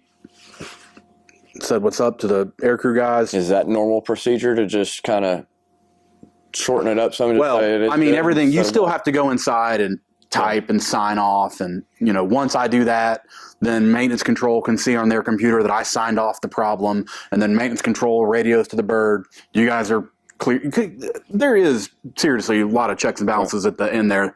You can't send a bird out flying if there's an open work order on a open fuel cell or, gotcha. You know, whatever. So there is that. So they call them, they tell them safe for flight, and we're out there and the bird, you know, I come back out, the bird takes off. We watch the bird fly away. And I'm like, all right, let's go inside and get warm. Because, I mean, I think it's 4 degrees outside or some shit like that. And we're on the seawall right there on, like, the Chesapeake Bay of the Atlantic Ocean. You know, it's fucking cold. You're getting breeze and drafts and everything. Oh, it's cold. And standard issue outside gear was garbage. Most of us had our own personal. I wore Carhartt overalls constantly. You could wear that over your uniform? Flight line stuff's different because you're exposed to chemicals and oils and all that. So we had like jumpsuits we were supposed to wear. Mm-hmm. But I mean, when it's 4 degrees outside, no one's going to give you a hard time about dressing warm. To come out there to tell you. Yeah, right? Because they can't wear all that warm shit. Fuck you. Then you come out here and fucking, you know, so. And you don't want to fucking destroy your your camis, you know, because that shit's expensive that you have to pay for. You can't wear them once they're all stained up, you know. So we just wore our coveralls, and then whatever warm weather gear we could find. The gloves were up to us. Base layers were up. I mean, all that. But you know, I mean, that's whatever. So go inside to get warm. I'm inside typing off some stuff on another bird. Probably a half hour goes by. The door opens up, and one of my guys, he's like, "Hey, 4.3's in the water." And I'm thinking, like, that's a weird fucking thing to say. What does that mean? I'm like, what do you mean 4.3's in the water? He's like, 4.3's in the water, like it's down. Now there are protocols for everything. Mm-hmm. So I instantly pick up the phone, call maintenance control, and they're like, I'm like, I just heard 4.3's in the water. What the fuck? And they were like, yes, there's mishap protocols. Like every workshop has to start pulling out all their toolboxes and opening everything up. Because the first thing that quality assurance is going to do is they're going to start coming in and looking. Because if you're missing a fucking screwdriver and an engine failure caused a helicopter to go down the road, we need to know that shit, you know? So there's protocols. So we start pulling all of our shit out. And, you know, it doesn't really hit you that, like, your friends are fucking freezing. Is it mass chaos on base or anything? No. You know, at that point, we get the message, and everything else is kind of you drill standard. You drill enough. You know, I mean, it's you practice so that you don't get it wrong. Everything you do in the aviation side is training for when the shit really does go wrong, or when it really does happen. How to think and act and So we start pulling toolboxes out. Of course, your mind's fucking racing, and you're like, Jesus Christ, you know, you're just waiting on something, and you know, realistically, they were probably 100 feet above the water, ish, maybe more.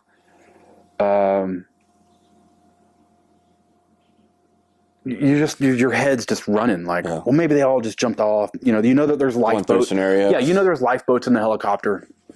You know they're all wearing float vests, trained. And then you're like, fuck, it's cold. And you just start thinking about that, and then you're like, man, I hope they get them out. And like, that's where your brain's at. I hope they get them out of the water quick. Yeah. Now, were they the only one flying, or no? Everything is always with a couple birds. So now we're starting to hear some stuff over the radio that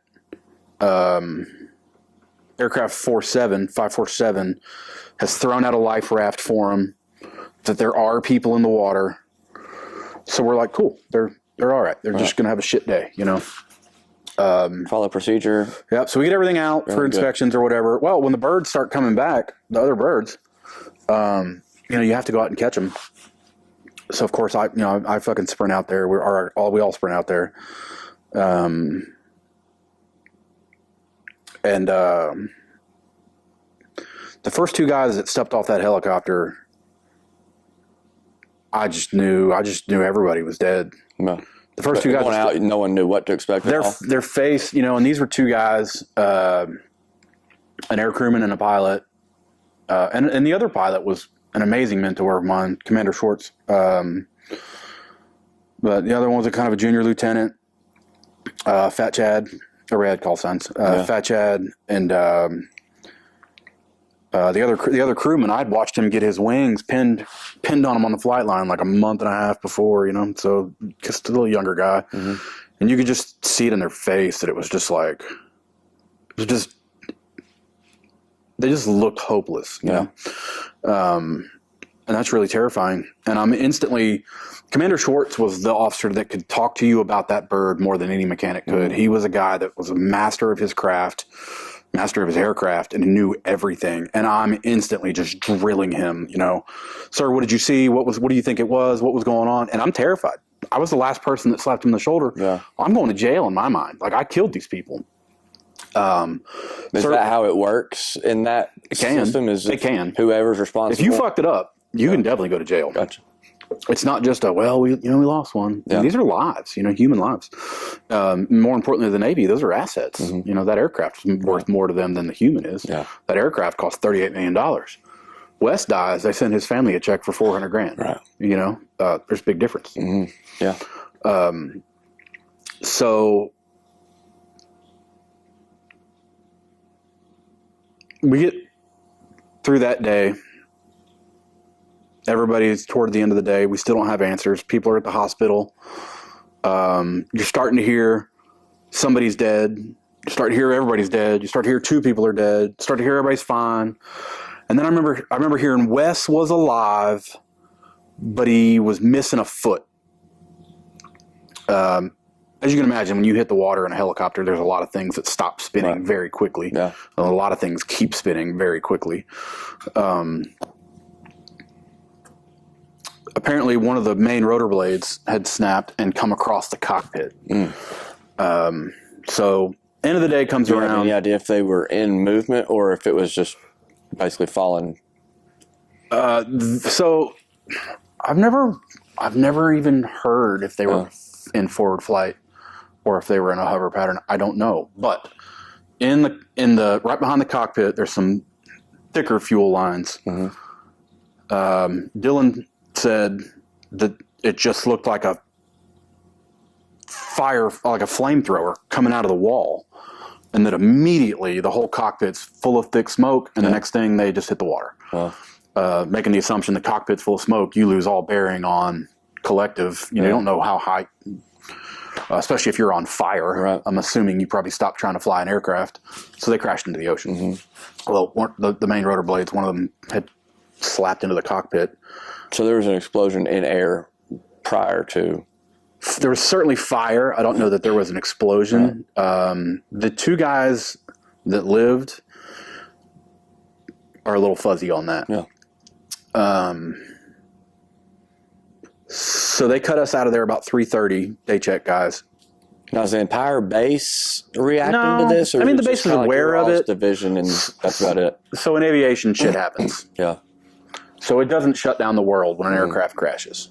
There's protocols we have to run through. Investigation teams are starting to be assembled. But in an aspect, it's to be expected to a degree. Or the possibilities, I guess, are a little bit. It's to be prepared for. Yeah. So night check comes in. We pass down all the info that we've got.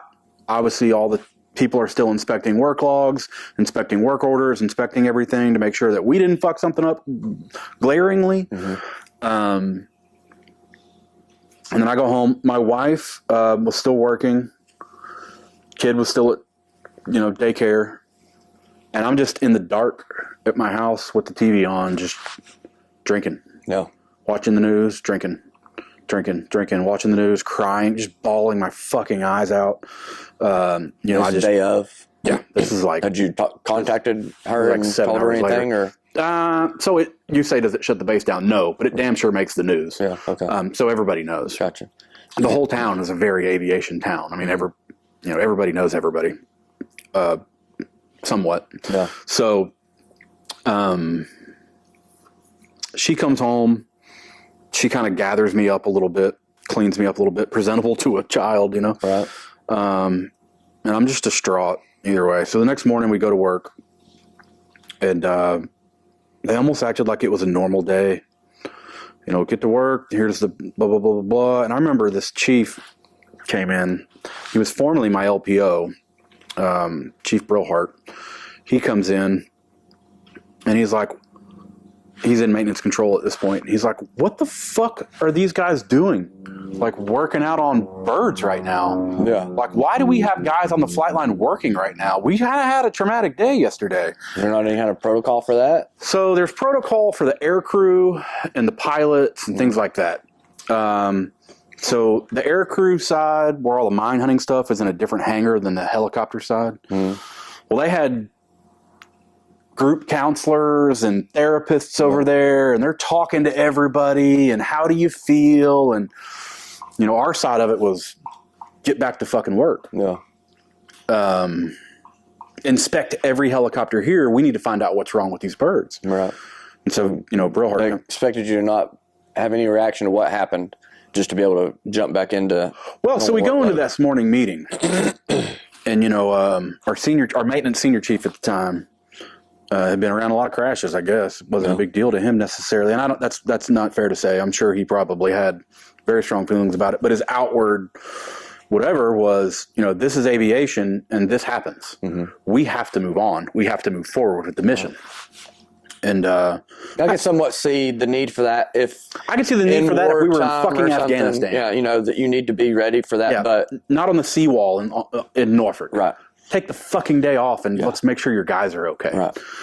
Because I was not okay. Right. And I'm supposed to be the one standing in front of my work center talking to these guys. They guys. should know that if you're working as a mechanic on an aircraft and your mind is not in the place that it needs to be, the work that you're doing is not good work.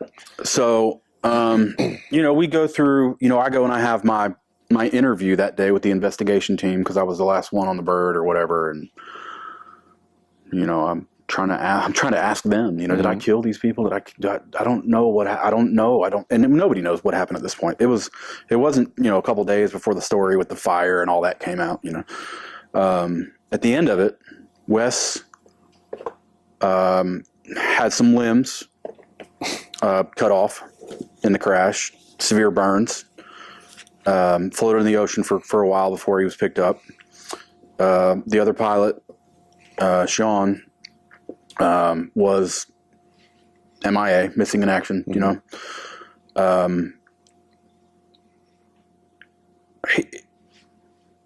Not to get too much into the details, they knew he was dead day one. They just didn't have all of him. Another one of the air crewmen was killed basically instantly because he was in the rear of the bird, and when the bird smacked into the water, the aircraft came down it collapsed and crushed him with a main gearbox on top of him. How many men were on this aircraft? 5. 3 died.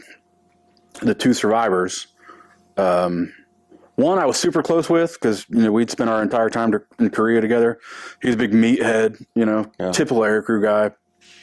And then the other guy was a guy that I talked with a good bit on the flight line and hung out with, but he seemed to be a little bit more mature, a little more grown up or whatever. But crazy enough, he had been involved in more than one helicopter crash of this bird.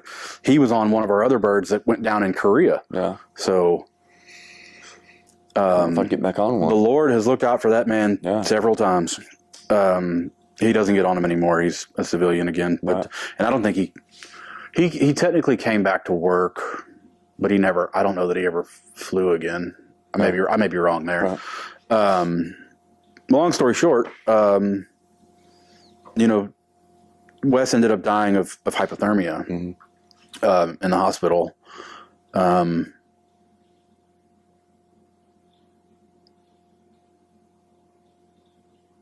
So, you know, there's that goes through your head for a little bit of, I don't know why this helicopter went down, but I fucking told him it was okay. If a helicopter falls out of the sky, odds are it's something I worked on. Drive shaft, gearbox, rotor blade, engine. Those are kind of my thing. And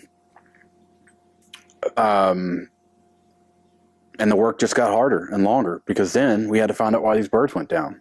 So we're inspecting everything. Did they recover the aircraft? It took several months, but once they kind of got accounts of what happened in flight from the surviving crew members, they kind of knew it was a fuel line issue.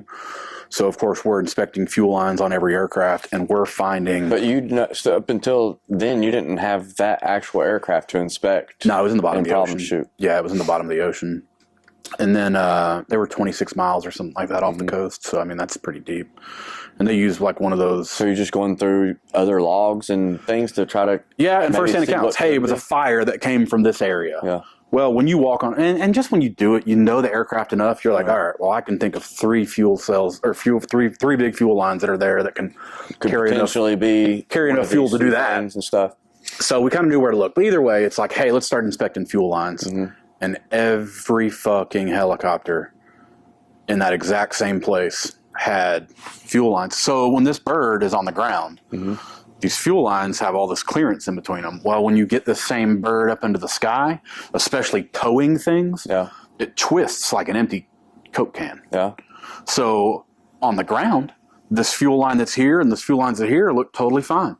As soon as you get that aircraft up in the sky under some tension, those lines are now rubbing. So it's kind of like when it's on the ground, there's pressure released on the ground or whatever, it's good. And when it gets up in the air and it kind of well, I mean that system embodies itself a little bit. And that system can run in 3,000 to 5,000 God, I don't remember some of the numbers. 3,000 to 5,000 psi, something like that. that makes the system move. Because a lot of those fittings, they're not loose fittings, but you can move lines. If you spent some time on some aircraft, you can move lines. But there's not 8 old clamps holding everything down every 6 inches. So these are things that we wouldn't have even known to look for on the ground, because on the ground they look fine. In the sky they're rubbing. Yeah. And some of these damages that we're finding are up in deep dark spots, and you're like, I feel damage. Shit. Right. I feel something wrong there. And then you got to take this whole line out, and then you look at it and it's almost, there's paper thin, which is going to come into play on why they were having like a flame throwing out. You don't need much of a high pressure line. How much pressure is in a soda can if you pick it up? Not much. Right. You poke it with a needle and it's going to spray a fine mist. Well, guess what? That shit ignites really quickly. So that was kind of where that came from. So we knew it was a fuel line issue. So we find out that the entire fleet of helicopters is down. Every aircraft has these problems. And that was probably the first time that I realized that all these engineers had never talked. Yeah. Because I'm standing in a helicopter and we had to put marker tape on every flaw that we found. And I don't know if there was a picture of it in that documentary you watched, or I'd have to go back through and look at pictures. It looked like a fucking ticker tape parade inside this helicopter. There was hundreds and hundreds and hundreds of pieces of marker tape. I think something, it referenced maybe something about a zip tie, maybe in that documentary I watched. Well, yeah. In regards to, I don't know. That aircraft had older wiring called Kapton wiring. And sometimes those wire loom bundles were held together with zip ties. And that wiring was known, it had like an asbestos coating on it for its longevity. Well, that doesn't fare well in fucking salt water. Well, guess what we flew their helicopters over every day was salt water dragging shit through the ocean. And then just time in general. These aircraft are, some of the CHs that were modified to be MHs are 50 years old, So this wiring was found to be the cause of a couple of crashes decades before, was ruled unfit for use, and the Navy had decided that they were going to rewire all these aircraft. Well, some of them just never got done. Yeah. Just never got fucking done because they were going to phase the program out. So they gave our money to somewhere else. Well, there's no money to go spend $3 million to rewire this entire helicopter. So just make repairs as you need to. If you find a piece of shitty Kapton, cut it out, make the fucking repair. So yeah, there was a lot of things that probably led to that.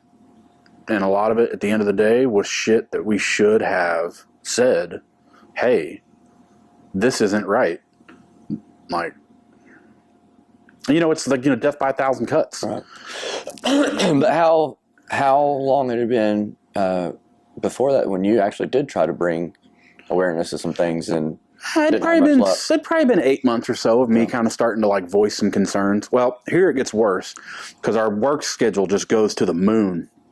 Hell, a month after the accident,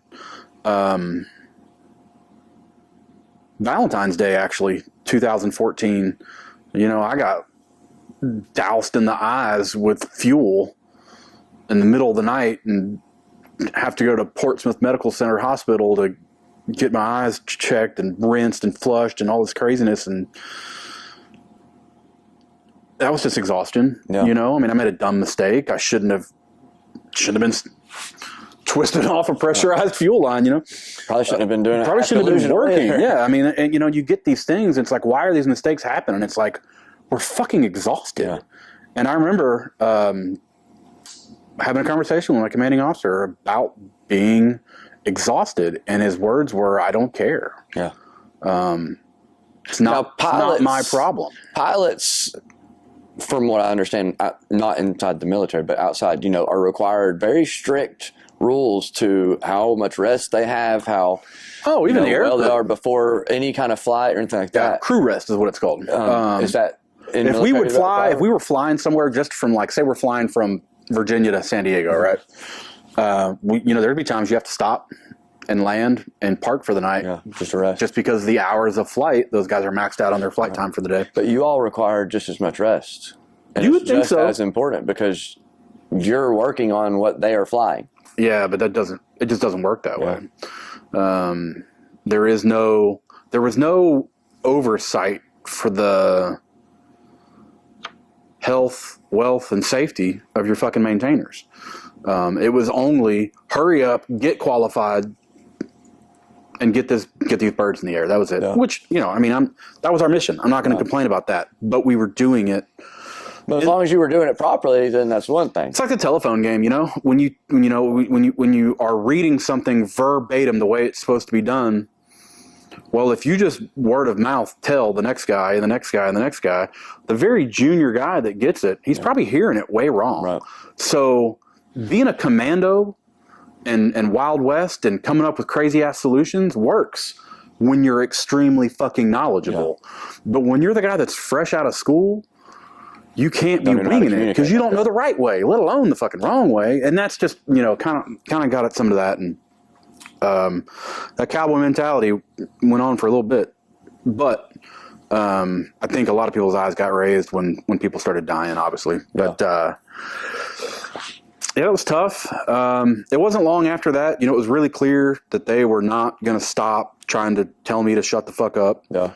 And me and another guy were basically the head of our work center because our actual LPO, the head of our work center at that time, and our chief, neither one were from our platform, didn't know shit about the bird, and really could care less about the day-to-day training of our guys. They just wanted to make sure everybody was making it to their dental appointments on time and that everybody was signing up for their volunteer work on time and, just make sure we're all living good sailor life, Going through the paces. Yeah. So me and another guy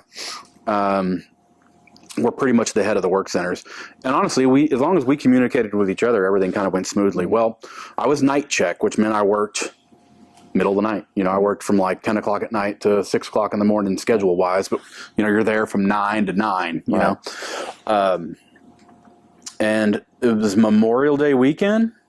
And we were having what's called a safety stand down, where pretty much because of a bunch of young, dumb people in the past, the Navy feels the need to essentially every now and then sit everybody down and tell them not to fucking cook with their grill in the living room and, don't try to jump your car over rain barrels and, just shit like, if somebody's done something stupid and got hurt doing it, it's in that PowerPoint. Yeah. Don't pour a gallon of water into your turkey fryer, that kind of shit. Right. Well, man, I'm 31 years old. I've seen this fucking PowerPoint 7 times. And it's like, hey, by the way, I know you just worked 12 hours, but we need you to get cleaned up, show up, sit through this 3.5 hour presentation. By the way, they just gave us they gave us the day's notice. Yeah. Hey, tomorrow morning, you're here. Well, I reach out to my wife. My wife is now working corporate America. She doesn't just get to leave work because the Navy wants to show me a PowerPoint on fucking turkey fryers. Right. On common sense. Yeah. Basically. So there was a childcare coverage issue. Yeah. If I had a quality chain of command that I felt I could go to, I would have, but I didn't.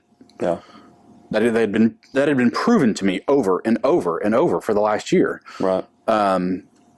So I let my counterpart know, hey, I'm not going to be here for the safety stand down in the morning.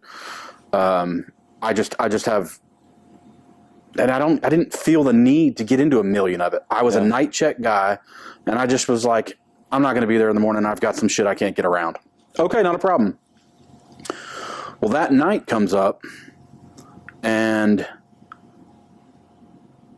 when you see on TV ships coming home from port, and you see the wives on the marina with the signs and the teary babies and flowers for everybody coming off in their dress uniforms. We didn't get any of that. Like, not that that matters, but whenever we would come back from deployment, we would fly back in the middle of the night from wherever, and we would land at the airport, the military airport on base. And fuck, man, we would have to find a maintenance guy to cut the lights on. Really? You know what I mean? Like, it was like the military had forgotten about HM-14. And they were doing something with the morale shit. And, the crash had happened, so all of a sudden the squadron's trying to be so much friendlier to everybody's families and all that. I didn't mean any of that shit. It was all for show. And they made some sort of post on the Facebook page about, before everybody leaves for deployment tomorrow, we're going to have a briefing in the hangar, and we're going to let everybody have like donuts and coffee, and we're going to have somebody there explaining to all the spouses, their sources of contact for the next 6 months. And I was at this point super bitter.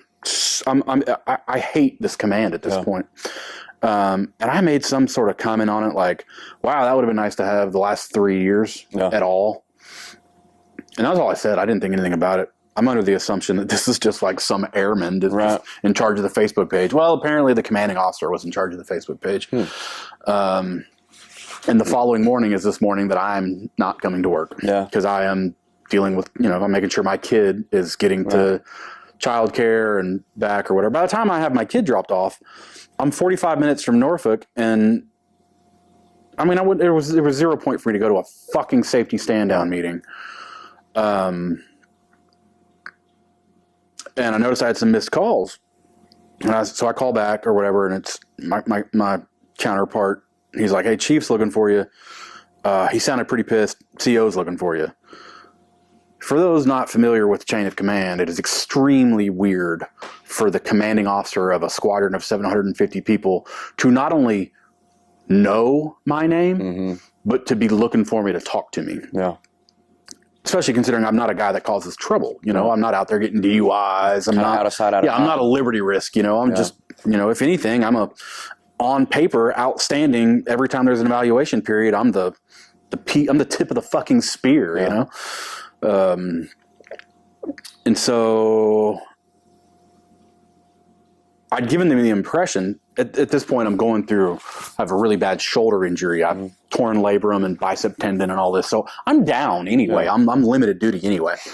Did it on an aircraft, slipped and fell off the helicopter, tried to catch myself with my arm, ripped all this shit out.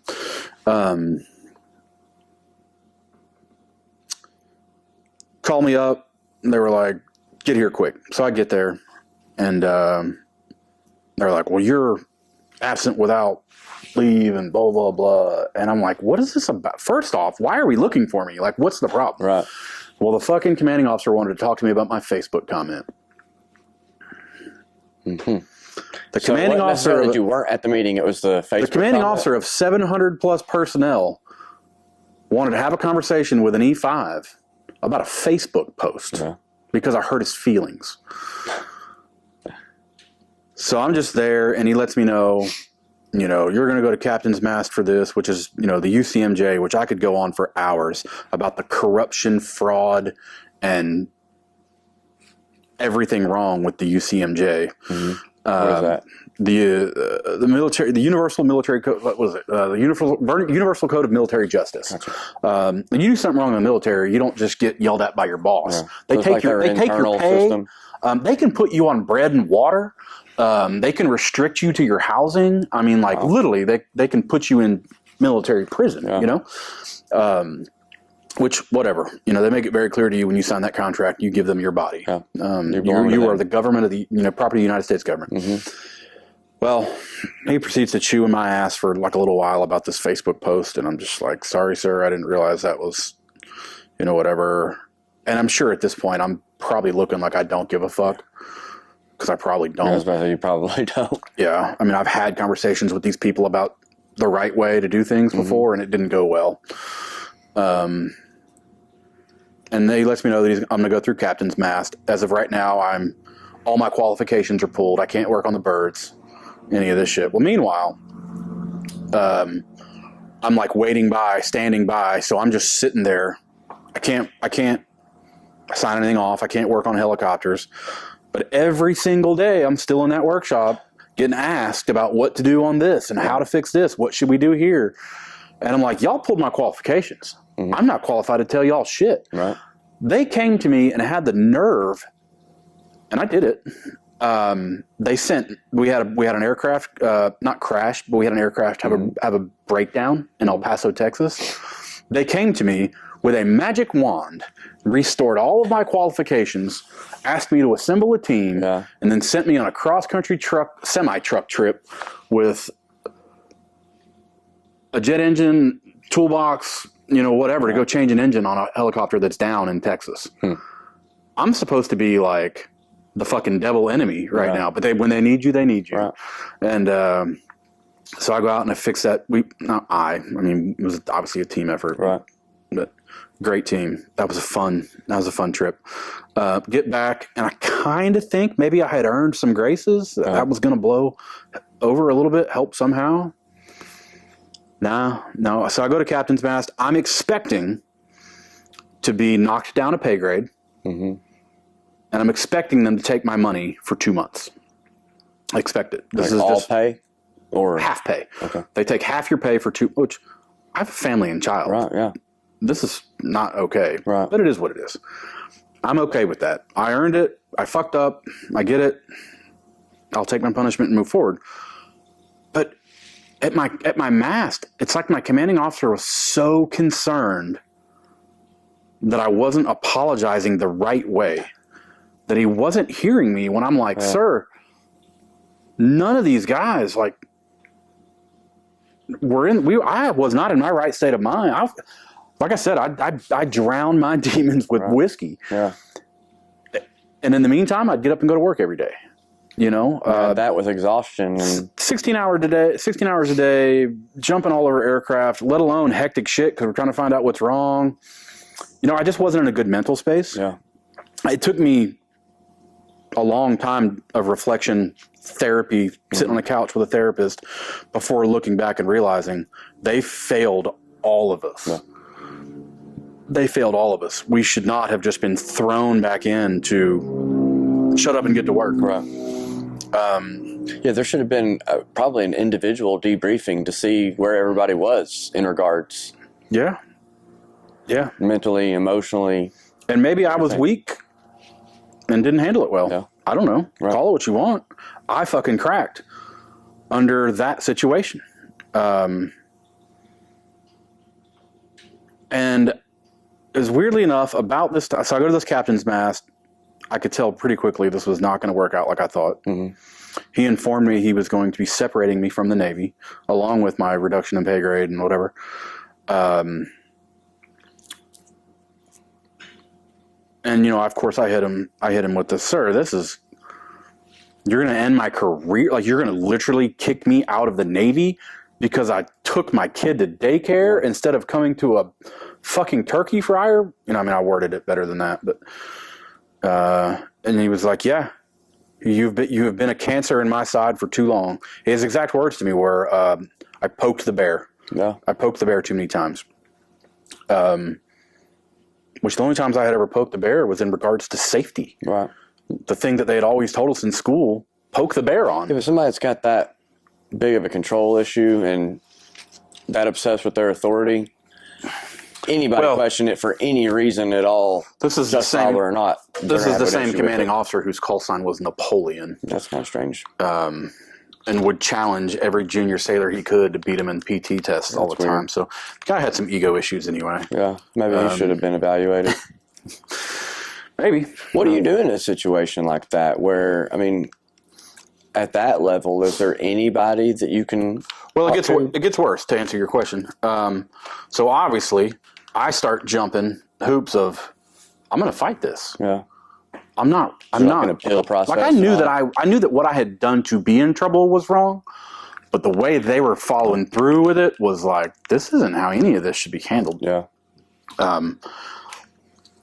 We've got guys with domestic abuse charges that aren't kicked out. Yeah. You're kicking me out because I took my kid to daycare on a normally non-scheduled day. Hurt his feelings on Facebook. Yeah, and I hurt his feelings on Facebook.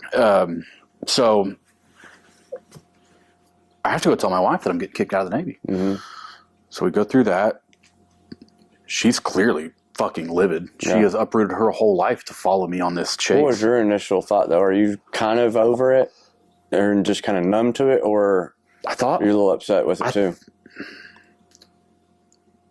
I just didn't think it was real. Yeah. I thought I was going to appeal it, and that on appeal, I would get some sort of reduced something, and I would still be in the Navy. So it didn't really phase you. Just at this point, it'd be a part of a process that you have to go through. At this point, I already had orders to leave that squadron and go to a 60 squadron in Mayport, Florida. Mm-hmm. And I remember having a private conversation with that same commanding officer in his office, and it was just like, sir, just you win. Right. Like, you win. Let me go. Just let me go. Yeah. I will leave. I'll shut the fuck up. You'll never hear from me again. I will just go. Mm-hmm. I will leave you all to your squadron. And I was beat. Yeah. I was beat. And he just was like, no, you're gone. Well, the Navy can't just send you home at that time as I'm going through all this. Right. He becomes enraged and didn't, so it's like, well, we can't process you out yet because I'm still scheduled for surgeries and shit. Wow. Right. So it's going to be 6-7 months. Mm-hmm. And he finds out that he can't just kick me out right now. Yeah. Because I'm going to be going through all this shit. Were his expectations that was going to be like your his last expectations day there were like 5 days later I was going to be home. Wow. So I go through my surgery. I'm going through my rehab. I'm back at the squadron, shoulder strapped all to my arm. And I remember the day he walked in and saw me and was like just fucking livid that I was there. And my chiefs come to me in a little bit and they're like, we need to have proper documentation of what happened to this shoulder, how long this has been going on, what happened, when was it, exactly, why are we just now hearing about it? And I was like, you never fucking asked. Right. No one's ever asked me. My medical knows. Yeah. Doc knows. I'm like, I fell off the helicopter like a month ago, tore my whole shoulder out. I've just been. Didn't you say you were on like light duty work too? It's called LIMDU, limited light duty. So if there's something wrong with you, they can't tell you to, if your shoulder's jacked up, they can't be like, go do 20 pull-ups or, go hang off this aircraft or whatever. Right. If you have shin splints, they can't make you run across the flight line carrying a 100-pound toolbox. So they should have been aware of it. So once he realizes that like I'm going to be there for a minute, they start working on plans to. So. Every minute that I was at that squadron, once they decided to get rid of me, it was a slap in their face, and they looked like assholes. Yeah. Because everybody that I'm talking to all day, every day, they're like, they're kicking you out for that bullshit? Yeah. Like, every other person that I'm talking to is like, so what happened? And I tell them, and they're all like, what? Like, career people are like, what the fuck? I'm like, yeah. So I had many officers write me letters. Mm-hmm. Many peers write me letters. I had the spouses of dead sailors write letters on my behalf for this appeal. And it's supposed to go to the next person in the chain or whatever. But the response came back immediately, well, we're just going to do whatever the CO says. Yeah. That's what the CO recommends, so that's what we think is right. And I'm like, what the hell is the point of the appeal process if we're just going to agree with the guy? I'm appealing to you. I'm appealing to the guy that, has the final say. Yeah. So, of course they're not going to admit they're a little heavy-handed. Yeah. So, long story short, as soon as I'm done with my therapy, you're getting out. Well, I filed a complaint with the IG, which is the Investigator General, which is it's the highest investigating body. It'd be like internal affairs for the police, but it's for the military. They're supposed to be completely independent, whatever. So I file this thing with the IG. I file a complaint against my entire chain of command. I listed all the names. I listed dates, times, things that we did wrong, witnesses. I included all my letters of people saying, this guy's a phenomenal sailor up to this point. I included every one of my evals that is signed by the commanding officer stating that I was the best of all of my peer group. Mm-hmm. Repeatedly, every 6 months, that was my eval. And now all of a sudden I'm a cancer that has to get out? Yeah. Seems a little fishy. Did he have any sort of formal reason? You can't just say personal reason or whatever? It's, absent without leave or unauthorized absence or... But it was still going off of that one event then, huh? Yeah, well, he used a loophole. Aside from personal feelings. If you go back to the very beginning when I was talking about how I got meritoriously advanced, well, when I got meritoriously advanced, I had to sign a thing extending my contract, right? They don't give you anything for free. Yeah. So I give them more time in exchange for this promotion that I earned. Well, because of that, I never had to do a re-enlistment ceremony. Well, there is a loophole that if you are in trouble twice in the same enlistment period, that they can just kick you out. Well, but if you extend your contract and re-enlist, then you can have Well, I found this out. clean slate, basically. Yeah. So I found this out, and this is before I go to captain's mast. I found out this thing about, hey, there's a chance he could kick you out because the first infraction you had a year ago, and then this one, he can kick you out. Yeah. And the first one was, like I said, I signed off filling something up. So at that point, it doesn't necessarily matter the severity. It could have been it could have been jaywalking, you know?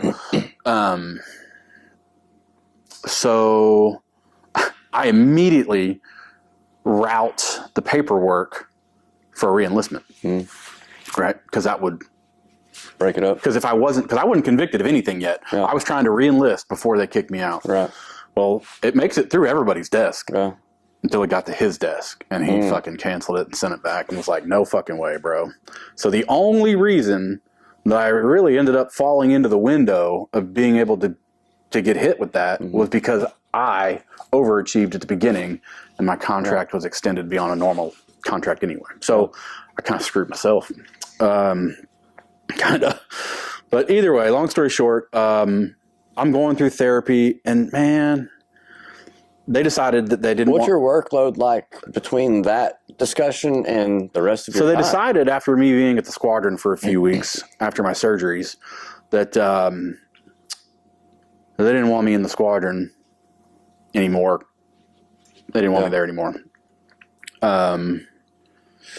So, and this is a couple of months since this is months down the road now at this point, you know. So they send me off to Oceana, which was great for me because, like I said, we were living in Virginia Beach. I was 3 minutes from my front doorstep. Wow. Hell, I rode my bike sometimes because I'm just in physical therapy, you know. So I'm basically sitting in my, not dress uniform, but like an office uniform,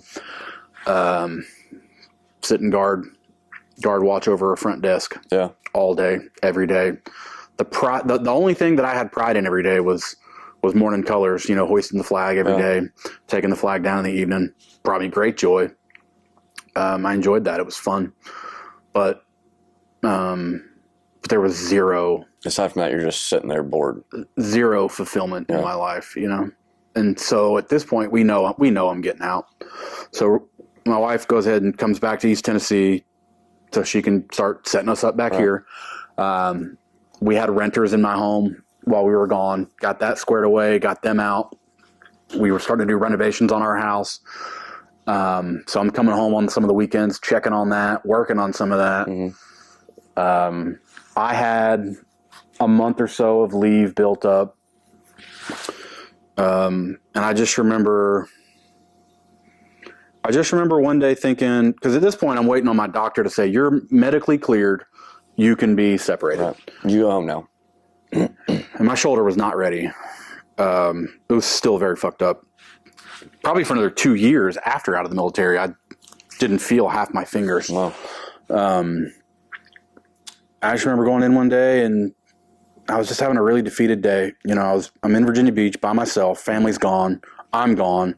I'm in what's the equivalent of a mental, you know, solitary confinement, basically, because I'm cut off from everybody. People at the squadron are instructed not to hang out with me, not to talk to me. So I was alone, and that's where I guess living off base too. I was living off base. You're only on base for the only on base for work. You know, working hours. And at that point, it was. Had you made friends outside of the? No, those people were miserable. They were office people. I'm not an office person.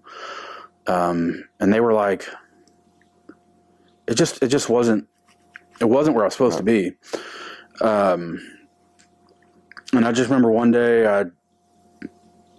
I was done. He beat me. I just realized that they won. Yeah. They're supposed to give you an answer on these IG things after, you know, X amount of days or something. We were threefold past that. Hadn't heard a word. Well, somewhere along this time period, I had started having a conversation with one of the widows from the crash. Mm-hmm. She was having conversations with some journalists. And my pay grade, my level, my work experience, nothing I was doing was secret, top secret. Nothing was clearance. Yeah. And I had all this stuff documented already from all the shit we'd been doing wrong. Nor were you even instructed to stay quiet on things? No. Probably because they probably never thought this was a thing that would come up. So, Right. I ended up having some conversations with Nicole Van Dorn, Wes's wife. And I'm like, well, I have documentation of this stuff because she found my name in one of his journals discussing all his concerns. And that was kind of how the interaction started. And I'm like, well, I have documentation of all this. And so I came over one day and sat down at her kitchen counter with a binder this thick, and I went through all of it with her. Dates, names, specific memories. 10 years later, a lot of that's faded some, but I had it all documented right there, and I just gave it to her. And I was like, do with this what you want. And then like a week or so. Was she actively trying to? Yes, she was actively trying to prove that the Navy killed her husband and these other men.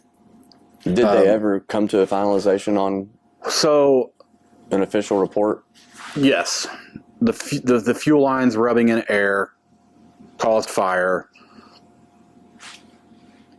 causing loss of aircraft control, blah, blah, blah, blah. No fault to anyone or anything? No fault to anybody. Unknown design flaws. Right. Those components. But there is fault. Those wires. Lack of the knowledge. And yeah, I mean, like I said, we were standing in that helicopter with all those ticker tapes, and I'm standing there with the guy that designed, the hydraulic system and the guy that designed this fuel system, and you could just tell that these guys had never fucking stood on this helicopter before. They probably didn't speak the same Everything was CAD to them. Everything was computer animated drawings and schematics and whatever. And when they were standing there looking at all of their different systems tangled together, you could tell that even they were like, holy shit. How does all this work? How the fuck does any of this work? I'll never forget, I was blown away that those engineers just had no idea the way that their stuff interacted with the other guys.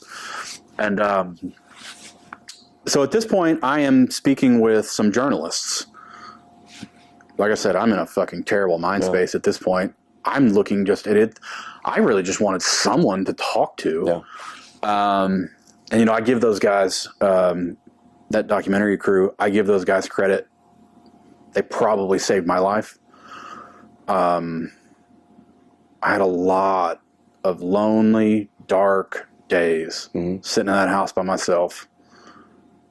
Still feeling like I killed people, still feeling like, regardless of what the result of the investigation, it was my responsibility to inspect those aircraft. I should have found the problem, regardless of whether or not the problem was known. I should have found it. You and I are a lot alike, so you tell yourself, I'm overly thorough. I do above and beyond. I see things and can somewhat consider yourself not as equipped as you should have been, even though you were.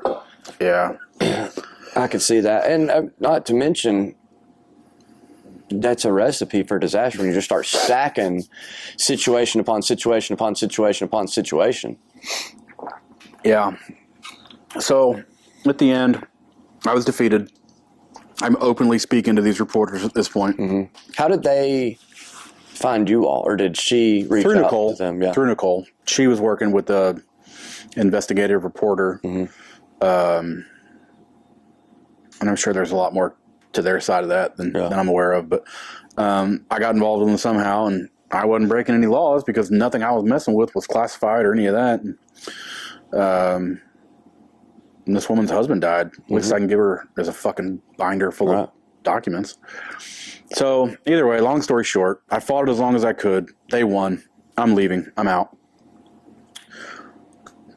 That was hard for me to accept as well. I don't like failing. Right. Call it what you want. I failed at the Navy. I left on not my terms. And at the end of the day, I don't know if I solved anything.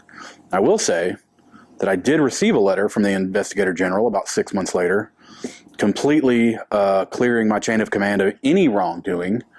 But they did mention that they were going to go through a bunch of these policies and procedures and make a lot of changes so that incidents like this don't happen in the future, so that things aren't handled like this in the future. So in one paragraph, they told me that I was completely full of shit, but we're going to change a ton of stuff based on what we found. Neither of which. So the IG is a crock of shit, and most everybody that ever tells you that the IG they've dealt with it's all a crock of shit. There is no oversight. Right. The UCMJ is a hack. The whole system is rigged to be. Yeah, it probably worked in 1776. Maybe. It probably did when they first started the Navy. Right. But why don't you go back and look at some of the dates, the last time the UCMJ was updated. I mean, get the fuck out of here. So, yeah, leaving the Navy. I don't know what I'm doing. That was my plan. Yeah. That was so my you plan. were completely discharged at this point. Yeah, December 29th, 2015. I went into my, a week or so. Like I said, I had some leave built up. So I used it. I'm home for 3 weeks or so doing those renovations on the house. And that's where I just realized, like, God, I miss my family so much. It was so good to be with my daughter. Oh, man. God, it was so good to be with my daughter and wife again. And just around people that aren't in the military. Right. It was like you just get sucked into this world. Mm-hmm. You forget the rest of the world's there. And I just decided while I was there that when I got back, I was just going to tell Doc, I'm good. Yeah. I'm good. And he knew clearly. I was like, Doc, I think I'm ready to. You tell me what exercises you need to see me complete today for you to sign this, for me to go home. And he told me, and I did it. And then I went in my fucking car and I cried. I cried like a fucking baby because my arm. I mean, you weren't there, but you were willing to do it. Oh my God, yeah. I mean, so I just, August like 31st or something was my surgery. September, October, November. It was I think it was that Thanksgiving break where I decided that I was going to be done. So I mean, 90 days after a complete shoulder reconstruction with anchors all stitched all through my bones and shit, I'm doing exercises for this doc, push-ups and weird directional shit and all these rubber band pulls to prove that I got through it, and then was in miserable pain for 4 days. On my way out, can I get some pain meds? Didn't have any, so I just drank it away. Right. I went home. I just packed up and I went home. And at the house there, did you all own that or anything? Or was I bought that house with all that good money in my pre-Navy days. Did like I said, that original boss that told me to start buying. Not the house here, the one in Virginia. No, that was a rental. Okay, so it was pretty easy for you to just come back. Yeah, and the way that kind of works in this military circle, my landlords were military. Yeah, they were in Japan or some shit. Yeah, so they understand how the military works. And correct me if I'm wrong, I think military orders can break a rental agreement in Virginia. I don't know. Like I said, I was pretty drunk for a lot of those months. Right. So I come home, and I don't know what the fuck I'm going to do. Right. I know that I don't want to go back to timeshare. In the 5 years I've been gone, handful of that's a fast lifestyle. Mm-hmm. That money and that youth. It's completely changed in the area in that amount of time that you were. Yeah, well, it had changed a lot because regulation made them change. But like I had a lot of friends dead from that profession: drugs, alcohol, accidental ODs, car crashes, you name it, still dead. Yeah. So my wife's like, "You're not going back to do that shit." I didn't want to go back and do that shit, especially in the mindset you were in. Yeah, I mean, I didn't know what I was going to do. I mean, I thought about just jumping back into aviation. Mm-hmm. There's an airport 2 miles from my house. Yep. There's the guard unit I could have contracted for. And the funny part is, man, when I'm leaving that squadron, they offered me a job, not they, my chain of command, but that same civilian with that ape in his garage. As a private contractor? They offered me a job in that hangar. I could have said yes, come back, come back next Monday, walking as a civilian? As a fucking civilian working on every one of those helicopters. And they probably would have been cool. Shit their pants because they don't get to tell the contractors who gets to work on the birds. Right. Would you have been making better money than what? The military? Yeah. But my wife, she wasn't going to have that. She was like, "Fuck no, we are done with this place." And I'm so glad she did. Yeah, that was a demon I needed to cut loose. Right. Because I think I still would have been. I think I still would have been vindictive there. Yeah. I still would have been out for blood. It wouldn't have been healthy for any of us. Yeah, and the CO probably wouldn't have let up very well either. No. But man, I'd have made it a point to call that motherfucker by his first name every day of the week. "What up, Josh? You piece of shit." Yeah. But I come home. I don't know what I'm doing. I still have a little bit of leave left, so I'm just kind of trying to come up with a plan. And I decide, well, you know, my wife's family had been in real estate management, property management stuff historically. She was starting to lean towards wanting to get into that. And I was like, well, I'll just sell real estate. So I spent that month getting certified, qualified, going through the classes for that. Got licensed. Everything was done except for sending my stuff into the state for licensure. And I had a buddy that I had been in sales with before, called me. He was running a car dealership group in Knoxville for another ownership group. And he was like, man, I need some closers. I need somebody that can close some deals, man. Yeah. And I was like, bro, no offense, but I don't want to be a car salesman. Right. And he was like, it's different. It's different. You know, like we like, you know, it's more of like a locate. You tell me what, they tell us what they want. We go find it. So you're not really like selling, you know, you're really just locating and then making the math work. Facilitating. Yeah. And I was like, all right, I'll come check it out. So I go up there and I spend like a day with them. And you got to remember, man, I'm 3 weeks out of wearing a military uniform for a living. And I was just like, this is fucking weird. You know, like I'm in an office with people making regular office jokes. You know, nobody's telling dick jokes. You know what I mean? Like HR is a real thing now. Clean. Yeah. So, and I'm just sitting here and I'm just like, I don't know about this. Well, I ended up, you know, he threw me something to do. He's like, hey, find these 2 cars, call these people, get a yes. And I did. Yeah. And then at the end of that day, he's like, man, it's like, I'm going to need you to fill out some paperwork because I got to pay you for these. Yeah. And I had a job. Yeah. So I did that for a little while, and I was in just the regular sales side for a little bit. Did well in it. Kind of the same thing. Hey, man, you're doing okay at this. What do you think about, you know, doing something a little more management style? Sure, man. So I kind of jumped into the finance manager role. They sent me to finance training for that. You know, at this point, I'm in the office every day, suit and tie. And I'm starting to realize that, like, schedule-wise, my life hasn't changed. This is the dealership in Knoxville, right? Yeah. So I'm commuting to Knoxville. You know, it's a 38-minute commute. Right. You know, it's exactly 38 minutes from my door to that door. So I'm leaving early in the morning. Depending on the deals going down, I'm staying late at night. Yeah. On the store manager's days off, I'm filling in and doing his job. And I just remembered there was a stretch where it had been like 2 weeks since I'd properly seen my kid. Yeah. You know, like putting her to bed. Intentionally. Waking her up with breakfast. You know, that kind of stuff. Family time. And I remember I came home one day and she was asleep on the floor at the kitchen door, waiting up on me, just sleeping at the door. Yeah. Man. And how old is she up at this time? 7. Yeah. Maybe 7. And I just remember thinking like, man, I could do this shit in the Navy. Yeah. You know, if I'm out, why not make a change for the better? Yeah. You know, so I went to my boss. It was a great guy. One of the better human beings I've ever met. And I just told him I don't have a reason for quitting, but I got to go, man. Yeah. And, you know, he did the obligatory, you know, like, oh, what can I do to help you stay, make you stay? But at the end, he was like, I get it. Right. You know, I understand. And, you know, we shook hands and parted ways as friends and friends to this day. We still do Christmas cards. And I'll work. I told him that day, I said, we'll work again together, but it'll be as partners. I won't, you know. So I left and revamped up the real estate stuff, started doing that. So me and, you know, and Renee at this point is a little more established in real estate. She's doing well.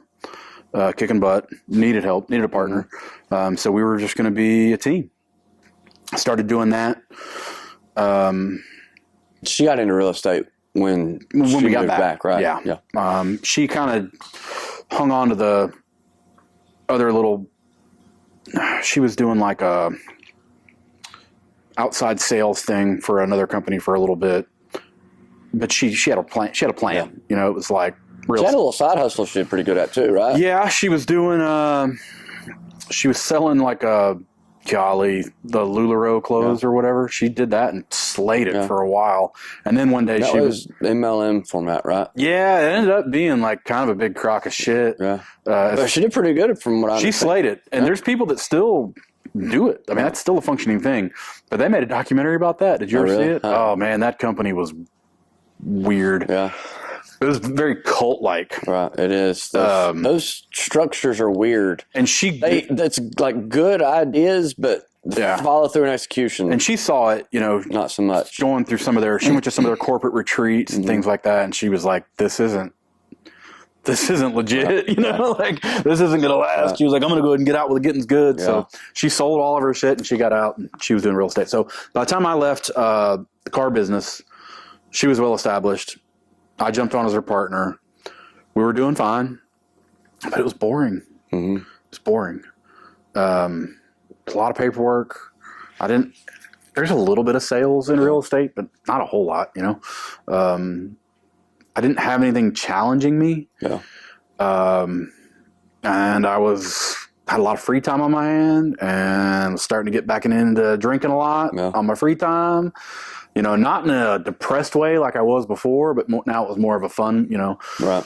Let's go to the lake. Let's go camping. Let's do whatever, And I just realized in that realtor lifestyle too, kind of, you can go into that pretty easily too, because you can make your money, you can play, you can have your own schedule for the most part.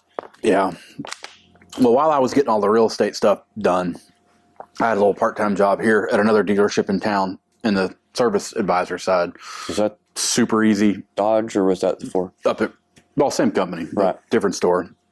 It was great. I loved it. It was nice, quiet office hours. I was in like 8 to 3 and 8 to 5 or whatever, and I could go home for lunch. And it was cool, but it just filled the gap for me, really. So again, certified, licensed, all that. And I'm just bored, man.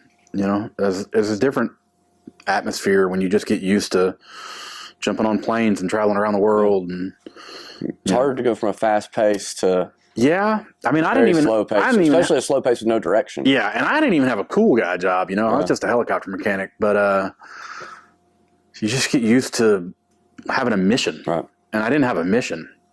And I think that I have.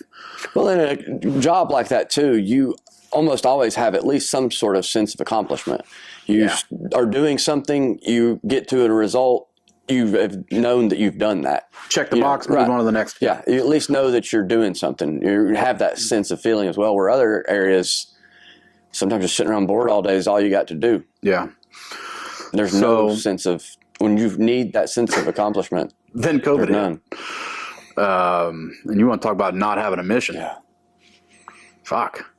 So COVID hits, and I didn't have a mission. Yeah. There is no more in-person real estate. Mm-hmm. Everything is computers, and even closings are done electronically, and all this. So it's still busy, but you're just sitting at your computer all day. And we started RVing. We got into the RV world. We started doing camping trips wherever, taking off to Florida as long as we had internet, we could work. You take off to, I think we went to Florida 3 times that first month because they were one of the few places other than us that wasn't shut down.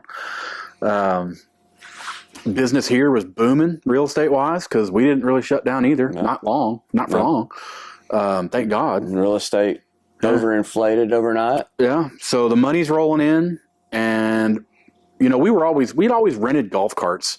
Everywhere we ever went on vacation, we were just renting golf carts, and then it was like, let's just buy a golf cart. So we don't do this anymore. And then, a lot of our friends in family camp, we'll just rent them some golf carts while we're not using it. And then when we do go camping, we'll have it. It'd be great.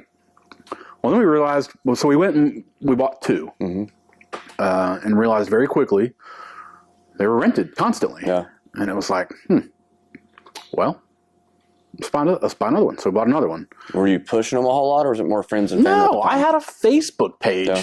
Yeah. I came up with the first logo for the company, like on a bar napkin. I had a black bear driving a golf cart, towing a freaking little mini pod camper behind it, And I ended up sending it off to some guy in Sweden and being like, please God, make this look better than whatever monstrosity I just made. And he did. That's our logo now. The bear faded away, which I would like to somehow get the bear back in the logo. My next logo will have a bear in it. But just by default, if you got income coming in, there's got to be a way to track it. Right. So it's like, well, I guess this needs to be something a little more legit.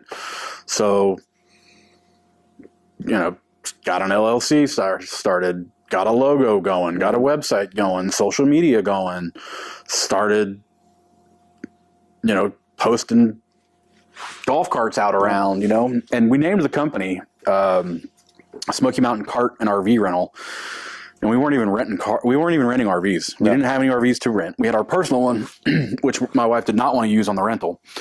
So for the first year, anybody that called wanting to rent an RV, we just, no, sorry, that's fully booked right now, And, obviously that's changed now. We've got several in the fleet. But, that first 6 months, I was just kind of winging it. I didn't know what was going on. RV Share and whatever, some of those apps, those really weren't around until like 2021, 2022, are they? I don't know the dates on them. But I mean, there's several third-party sites. through COVID is when. But dude, those things are a sham too. Oh, are they? They take so much of the money. The money. The goal with a lot of those is to get repeat customers to where you're not going through those sites. But those companies are necessary. They're a necessary evil. Yeah. They do their part. They get you customers, but they take a lot. And so, like everything, I'm thinking I can do this better. I can do this better. So we start streamlining things. Got to the point where it was like, all right, every time we have to start telling people no, we'll just go buy another golf cart. Yeah. So we start stacking golf carts up. Next thing you know, we got a business. I'm to the point where I'm too busy to really do much with real estate. Mm-hmm. So for the most part, Renee has taken over most everything with real estate. I stay licensed and qualified and all that for really, the friends or family that reach out directly to me. Yeah. I'm completely capable if she's like, hey, I need this to happen today and I just don't have the ability. I'm your partner, baby. That's what we're doing. So, as I've said before, she was the best thing that probably ever happened to me as far as like the psychology side of it, like just, she has never let me stay down. Right. She's always kept me driven. And that was just the thing. It was like, okay. So then I realized I was still bringing in a little bit of money from real estate. I was still bringing in some money with the golf cart thing. I had another business, not to backtrack too much. When I was in the Navy, I was talking about other qualifications you could get. One of the qualifications that I jumped into and loved full-hearted was I was one of the weapons trainers for our squadron. Right. So especially pilots and aircrew, but everybody in general had to qualify on certain pistols, certain shotguns, certain rifles, the M4 rifle, the AR platform. And once I found out I could do that as an extra job for, for the military version of extra credit, I was like, hell yeah. So I got used to shooting a lot. You'd go and check out 5,000 rounds from the armory and you can't take that back. You have to shoot it all. So we'd get done with our qualification for the day and we'd just sit there and shoot at the range forever. Had a blast doing it. That group of guys that I did some of that stuff with loved it. That AO chief we had, the ordnance chief we had was awesome. Good dude. Some of the other instructors that we had, great dudes. Still talk to them today. Which oddly enough, most people from my military career, I still speak with. Yeah. I've had state representatives, congressmen, senators that I've spoken with all tell me that I did the right thing. Right. It took a long time of me hearing that from other people before I finally realized that myself. But, did that documentary coming out help the response a little bit? Yeah.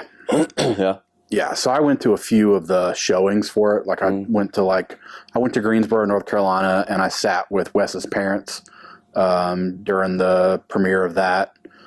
I did some other things with the. I was in a couple of podcasts with the documentary guys from Cal Berkeley. COVID shut it down, but I was actually on schedule to speak at the United States Air Force Academy to one of my former officers who was now an instructor at the academy. I was going to give I guess you could call it like a open panel discussion about leadership in general. Yeah.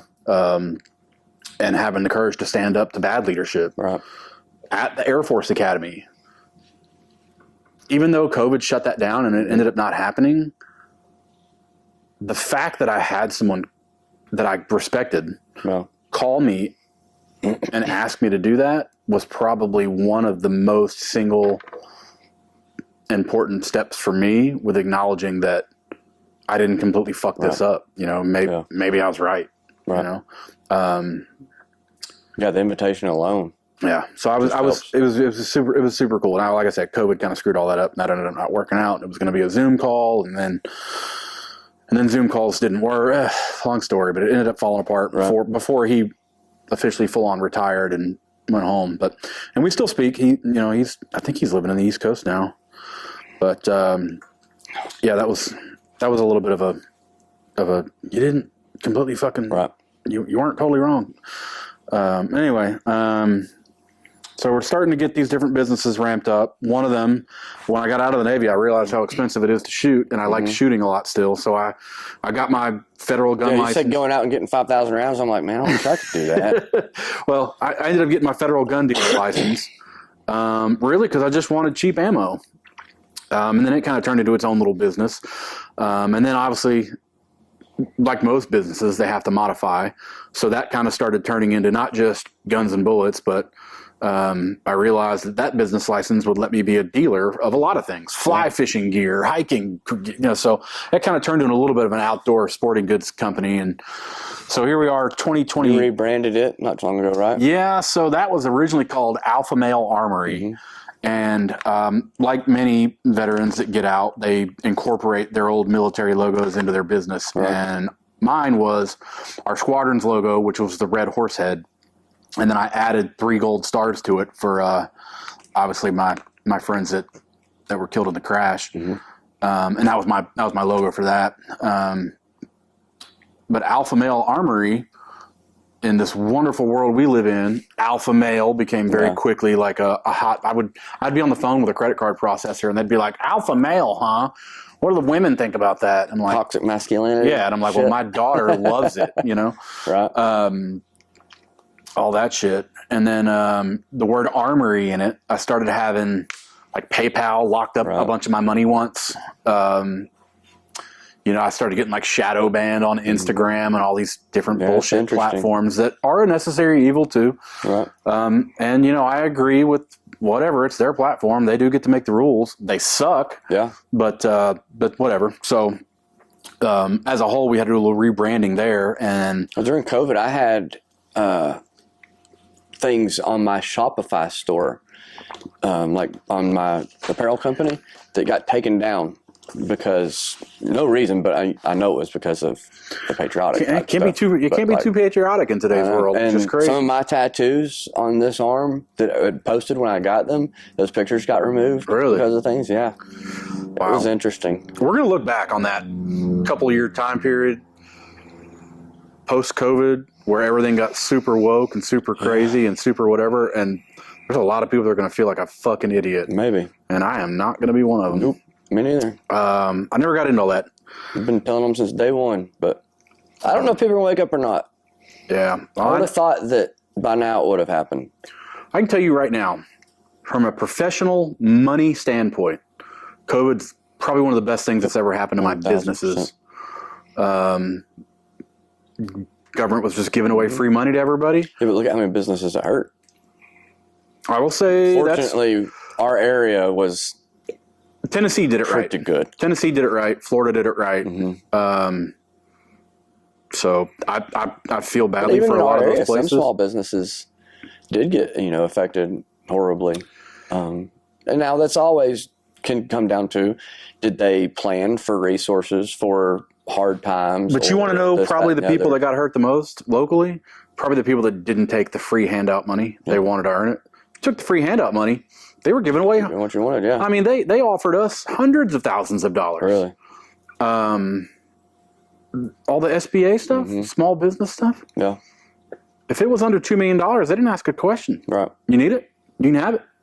Nah, we're good. You know. So there's a lot of people that took it. Yeah, I kind of live by the I don't fuck with y'all, you don't fuck with me kind of method. Right. So, I mean, I cringed every time we saw the $2,000 deposits in our bank account from the IRS for whatever bullshit stimulus, whatever they even called it, I was always like, oh, well, I guess I'm going to go buy something dumb. Yeah. Because I didn't need that money to pay my bills or whatever. So if they're going to waste it, I'll waste it too. So a couple of years go by, and I kind of developed this thing of realizing that there was this whole community of veterans that didn't have anybody to listen to or talk to. There were some good podcasts starting to come online. Marcus Luttrell was probably, I don't think he gets enough credit for his Team Never Quit podcast. Yeah. I don't know if you're familiar with that one. Oh, bro, go back and listen to like the first, him and a guy, David Rutherford. Actually, I think they're the ones that got Sean Ryan into podcasting. Yeah. And probably Marcus started a lot of those operator dudes into just starting to have a public voice. Yeah. Those guys were not, it wasn't okay to have a public voice for those guys for a long time. Yeah. But I really... everybody feels isolated too until... So that's the good thing about social media is the amount of availability you can find out that not... I found friendship in these men that I didn't even know. These guys that the only bond we ever had is that we all went through Great Lakes boot camp at the same place. They y'all are used to having camaraderie with each other and things. Yeah, you get used to that structure, used to that kind of life and everything. So not having it isn't really a culture shift or life change. But when you're used to having that, and then all of a sudden you don't, and you're isolated, that can be. Well, like I said, even sitting at a desk a lot, you have a job, you're paying your bills, but you're fucking miserable. Right. And I just remember feeling like I'm done feeling this way. And I was starting to listen to some of these podcasts from some of these veteran guys that were getting out and realizing, hey guys, like it's okay to get out and be fucked up. Right. And then at that same time, I was fighting the battle of, well, I wasn't as high speed as these guys are, man. What do I have to bitch about? Yeah. All I did was, whatever. But so I had to fight over that for a little bit. And then I got to realizing, trauma's trauma, man. Yeah. I mean, trauma's real. Right. That affects whether you're an 8-year-old little boy or an 80-year-old man, like trauma's real. And if you don't have a way to deal with it, it's going to eat you alive. It's going to eat you alive quick. And it doesn't matter how strong you are, it'll eat you alive bad. So I started finding that strong mindset that you think is a little bit false representation to kind of really limit men, because men don't speak enough about feelings and situations and things when it doesn't matter what your biological makeup is, whatever. Everybody goes through shit and everybody deals with it differently. Yeah. But it has to be dealt with. I think a lot of that was compounded with me. I grew up with a very Midwest dad, Steel City, hard emotions. Yeah. So I didn't have, I'm not that guy that talks about my feelings. It took a long time before I could tell somebody that I was having a bad day or that I was having a weak day. It took me being able to help somebody. That helped me get comfortable with talking about it, because at that point, mission became more important than self. Yeah. I was okay helping others to use my story versus just I used a little bit differently. My thing was I could listen to these guys' podcasts and I felt like I was supporting them. Yeah. And I felt like even if they never saw a comment from me or never had a clue that I was one of the 40,000 likes that day, that I felt like I was helping. Yeah. And I've learned so much about communication from those guys on their different podcasts. I think podcasts have done so much to make it okay for people to just talk. Right. And that's why I like doing it in this structure, because it's what I like listening to. You feel like you're a part of the conversation. And when I'm driving down the road, I hardly ever listen to music anymore, but if I'm going anywhere, I'm listening to a podcast, and I feel like I'm involved in the conversation. Laughing with them, chuckling, crying sometimes. I mean, they're one of the greatest things I think have come around in a long time. And I'm happy to do any of them that anybody, I mean, I've been on a couple, and it's not something that I think is being boisterous or whatever. I'll tell my story over and over again, not because I think it gives me any clout, right? But as a, hey man, I've really fucked up. Mm-hmm. I really fucked up a couple of times, and I'm still good, right? You get into a lot of the veteran field, especially, and a lot of the people that are part of that 22 a day suicide numbers. A lot of that is guys that got out and didn't have a mission. They didn't have a purpose. There wasn't anything worth living for to them. And so anytime I think that I could get, if one fucking man or woman saw me talking one day and was in a situation similar, and if it helps one fucking person, it's worth all the embarrassment of me telling about how the Navy asked me to go the fuck home. Embarrassment. Because the only people that would have a bad anything towards it are the ones that are too weak to do it themselves. I still have extreme shame over the way that I left. I didn't share with some of my family members that are still active to this day. I didn't share with them all the full details until obviously there was a fucking movie out. Right.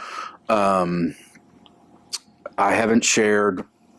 I don't talk about it a lot, man. Even when you ask me to come on this, I'm like, hey, man, there's probably some shit you should know before you ask me to come and talk to you. Because there's some people that will always be like, that guy's a piece of shit. He's making excuses for why the Navy didn't work for him. And that's fine. I'm fine. At the end of the day, it's your story. And everything is perception and, perception. And no one... doesn't matter how much information is provided to them, doesn't matter anything. Yeah. They have never lived your story and dealt with your truth. Yeah. And they can have as much thoughts or opinions on it as they want to, but you're the only one that's lived it. I think one of the bigger things I got out of the situation is it's almost like that neighborhood bully situation. I don't mind to be the fucking loud voice anymore. No, I don't either. I've had a lot of people tell me that I've never met. I get Facebook messages and emails. I have an ongoing email conversation with a lady, older lady at this point. Her husband was a pilot that died in one of those helicopters in the 80s. And the government blew her off for 20 years and disrespected her and fed her all kinds of bullshit. Right. And she got closure from just me having a voice. Right. And those are the people that matter to me. Yeah. I will always carry a little bit of shame, and I will always feel like I had a part in those men dying.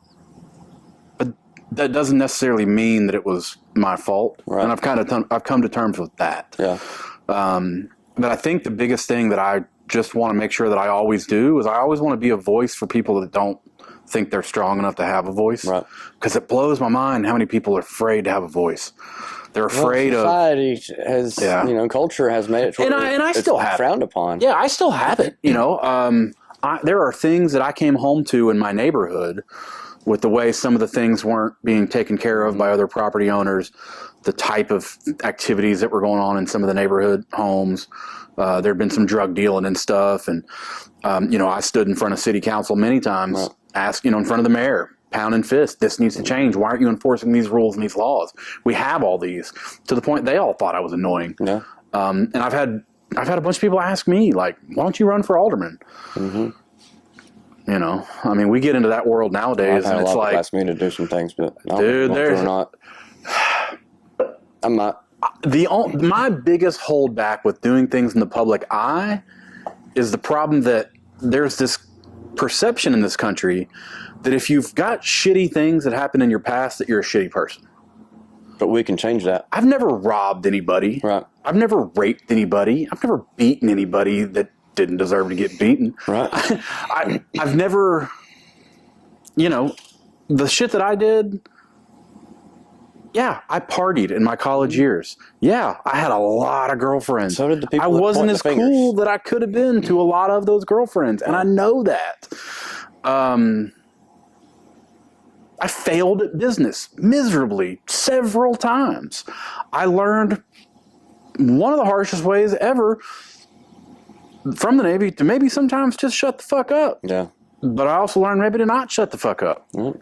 So I think the big problem that I have with like modern day stuff like that today is that we hold people to the fire like that humans aren't a flawed system anyway. Right.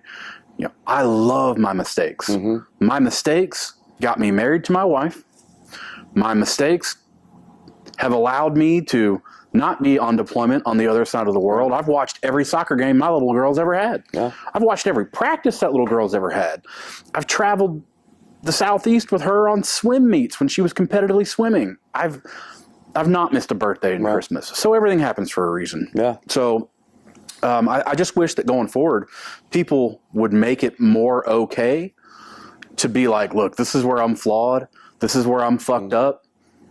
By the way, I wouldn't mind having a little help. Right.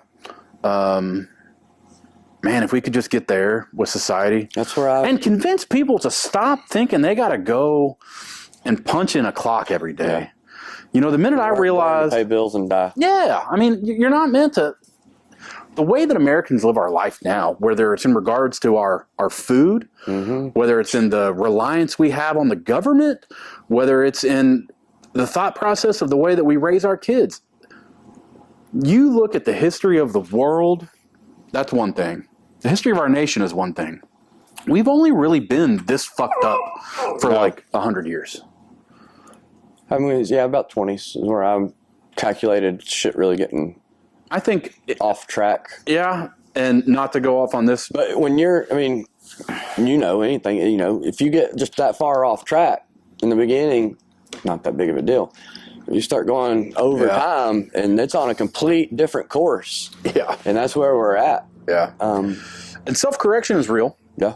I know for a fact I screwed up a lot of stuff. I know for a fact even my victories probably could have been handled a lot differently. Yeah.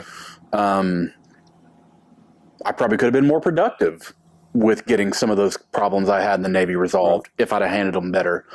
But I didn't know. I was screaming out for help. You wouldn't know that now had you not done them correctly the first time. I wouldn't have known it now if I didn't go through therapy. You know what I mean? I needed someone else to explain to me that it was okay that I was fucked up. Right. And that acting out is acting out. You know, you're asking, more often than not, whether it's a 3-year-old or a 30-year-old, if you're acting out, you're asking for help. You just don't know how to ask for it. And that's what I was doing. I think that in society, too, we've all been manipulated. We understand through schooling, through culture, through workplaces, through some religions, through whatever. We've all been manipulated to some extent, and especially through this COVID bullshit. It's okay for everyone to admit we've been manipulated to an extent and to course correct and start working together to figure out. It's not okay for people to realize it, but still be too ashamed to admit it. Yeah. Because I feel like that's where we're at. A lot of people know that everything through the scamdemic was bullshit, fucked up, whatever. And we've gotten off course as a society. But too many people, their egos and their pride just won't allow them to say, I was wrong. Because some of them acted out of emotion in the beginning and told wished friends death on those of us. They wish they died and, defriend them and this, that, and they're just for a difference of opinion. And it was all been manipulated. I've been manipulated through schooling. We've all been lied to. You know, I had a lot of people. It's okay. We can start now and decide the future that we really want to have. Yeah. We could all start. I had a lot of people in my own family like, oh, you're not getting vaccinated? Are you an anti-vax person? I didn't raise you that way. I'm not an anti-vax person. I was in the military. Give me fucking needles I've had stuck in my body. I don't give a shit about that. You wanted them or but not. Those vaccines were 50 years old. Yeah. They were proven. They worked. It wasn't some bullshit emergency management. COVID stuff was complete mass manipulation. And I can't wait till it's not even something that we talk about other than a stupid blip and dumb humanity later. Well, we gotta get back on course before that will even happen. Because I'm afraid that if we don't, things are going to get really bad. Yeah, and not to get off, I try to avoid a lot of political stuff because I myself am not really that political. I'm not either. I'm a patriot. I don't know that necessarily means... we both are aware that there's extremes on both sides of shit. Well, so I'm looking at it now. I think both sides are fucking wrong. Yeah, it's not even a political argument anymore. It's good and evil. It's just leave me alone. That's really where it's at. I don't care about Democrats, Republicans. I don't even care about the United States government. They have both failed. I care about people. I care about the Lord, and I care about defeating evil. Yep. It's funny you say. It's not that hard. It's pretty simple. We had I was having a conversation with a politician in regards to they were asking what I thought about some of the gun control stuff, that I might have a different point of view on it. And I was like, well, to me, I think all gun laws are unconstitutional.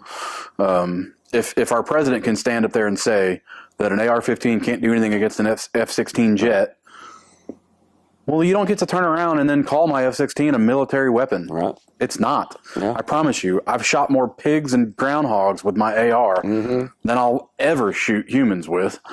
Hopefully. See, gun control doesn't really affect me unless it's something I want to purchase. Yeah. Aside from that, I live my life by my accordance. And the Second Amendment says that I have the right to bear arms, and I think it's interesting, especially as a gun dealer. You're not going out and brandishing things and acting like you're from the wild, wild west and a Billy Badass or anything, but you just live life by your own kind of rules is what I do. And in a perfect world, people always say, and I'll use the example of, Black Rifle Coffee.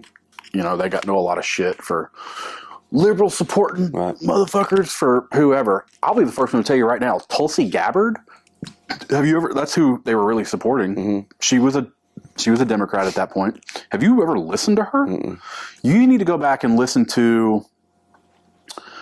I don't remember if it was a Sean Ryan one or if it was Andy Stumpf. There was a podcast. I'll look it up where Jocko and Tulsi Gabbard didn't really have like a debate, but they kind of had a debate. And by the time conversation, by the time it was said and done, I wanted them to run as a ticket. Yeah. She is no longer associated with the Democratic Party. She is an elected official in Hawaii. Oh, wow. She's in the Hawaii. She's active in the Hawaii National Guard. She is a active military member, and she has a lot of amazing points. Yeah. So that company got completely bashed for that before probably anybody even really knew who Tulsi Gabbard was. Wow. Go do some research with Tulsi Gabbard. I love most everything she has to say. I don't know that there's anybody on the planet I fully agree with, but and that's okay. That's okay. That's why there's checks and balances of our government. Well, that's how we work together cumulatively, because we all have different strengths and weaknesses. Yeah. And where you can excel in a certain area, I won't. I may excel in a certain area, you don't. And, everyone else around us doing the same things. Yeah. But with that mindset of you have to agree with everything that I agree with, or we can't be friends and I hate you and you need to die stuff, that's just emotional I don't get into all that doesn't make any sense. People that aren't willing to listen to your side. I mean, I've got a lot of friends that we fundamentally disagree on life. Right. But we don't talk about that shit. Yeah. We can go sit and lean against a tree and turkey hunt all morning long, and that topic doesn't come up one time. We can go fly fishing. We can go camping. I'll support their small business every way that I can. But I think they're ridiculous for the way they vote sometimes. But that's okay. They're allowed to do that, And it's not necessarily your job to tell them how wrong they are. Yeah, I think at the end of the day, it'll be the fringe that fucks it all up for everybody, on both sides, left and right. Well, and I don't think that there is a good side, because you've got each side blaming the other. Yeah. Who says, regardless, we all live in this country and we all need to work together collectively. You can't say everything is this group's fault or everything is this group's fault and then say we're going to make it better. They collectively fucked it up that way. And you got people that are on both sides. I learned a lot of this with, like I said, the documentary crew. I mean, those guys, up to that point in my life, I would have called myself a pretty staunch Republican. Yeah. And, those guys are all represented. They were on the payroll for Cal Berkeley, the liberal freaking center of the academic world, And by the time it was all said and done, man, those guys are some of my best friends in this world. And some of the articles they write today, I'm like, what the fuck are y'all talking about? That's not correct at all. Yeah. So, even professionally now, we disagree on a lot of things, but I'll credit those guys with saving my life for the rest of my life, and I'll always treat them as brothers. I just wish the country could do that. No. It's not fire and brimstone, damn you forever. None of us should die because of our beliefs. Right. A lot of us are willing to die for our beliefs, but nobody should die because of your beliefs. What's weird to me is even more, proof that it is an emotional weakness and a mental illness state is because the people that are live and let live, you do whatever you want to do, just don't mess with me. We're not attacking people that don't agree with what we agree with. Yeah.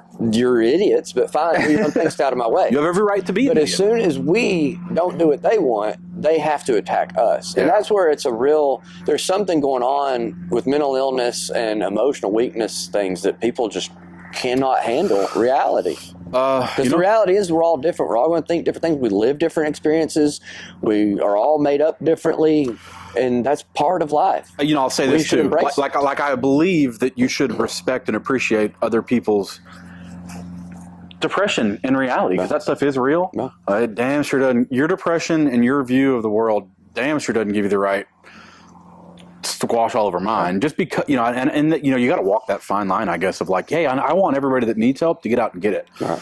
But it doesn't mean I got to dance around your world. Yeah. It just means I can acknowledge that you've got some shit going on. Like people that are like, don't call me that, or don't misgender me that, or no. I just because they think that way doesn't mean that I have to. I don't give. You're an equal opportunity motherfucker. Yeah. You know what I mean? Like, if you're a piece of shit, you're a piece of shit. Most people, for the most part, are live and let live until they start trying to push it on either children or other people in society, and that's where most people have a problem with it. And then, unfortunately, media and social media and things like that take it and manipulate it and skew it a little bit to project narratives. Yeah. And people are just, I would have thought by now people would understand that through everything that they said in COVID come out to be complete opposite, like everybody was telling them. Not everybody, but people like us that was telling them. And I just don't know if they're in denial or they just can't figure it out or can't accept that that would really happen. I don't know what it is, but the fact of the matter is the proof is there that it did happen. Yeah. It doesn't matter why, how, or who, or when. The proof's there it did. We have to adjust accordingly and correct course. Our Declaration of Independence tells us what to do during these times. I'm amazed by that. I never in my life would have thought that we'd get there. Yeah. Never would have thought. I'm amazed. You look back on like talking about our founding fathers and whatnot. And you look at some of the age of some of those guys. Some of those guys were mid-20s. Yeah.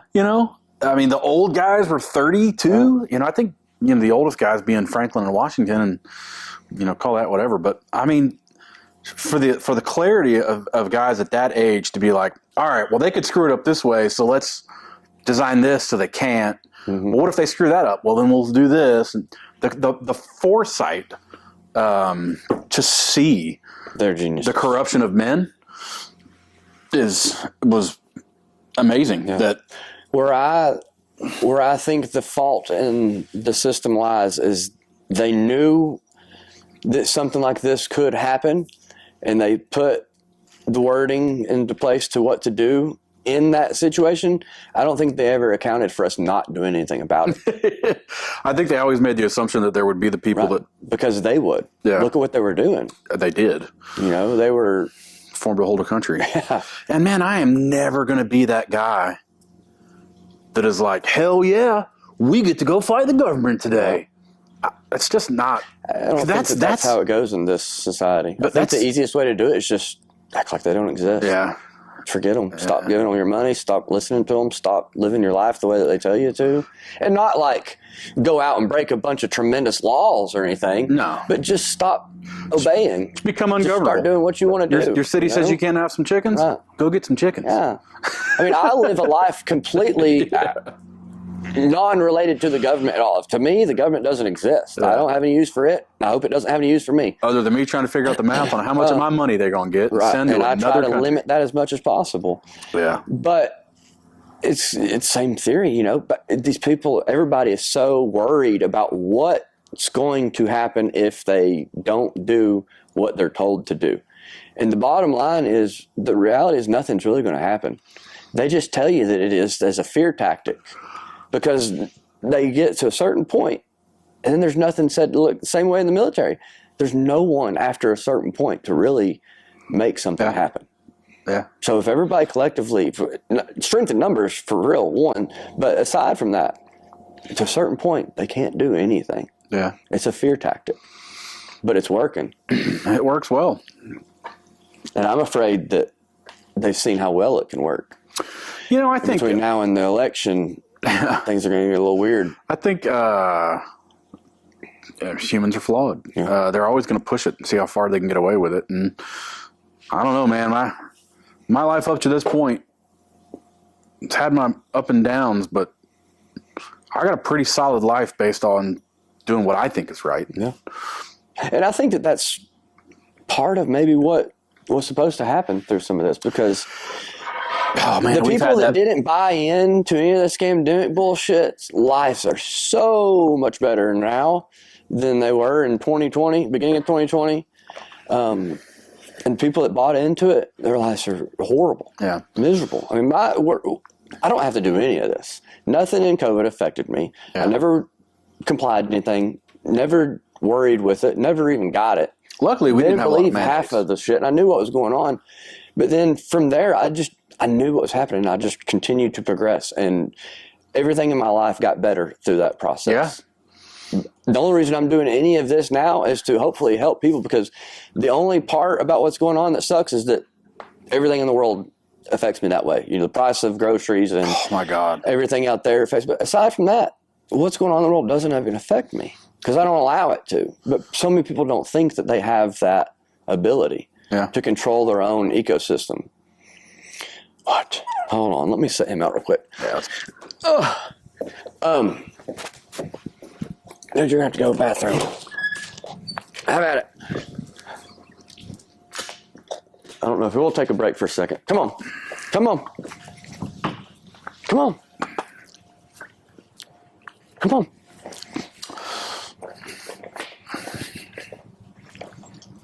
There you go. Good boy. Good job.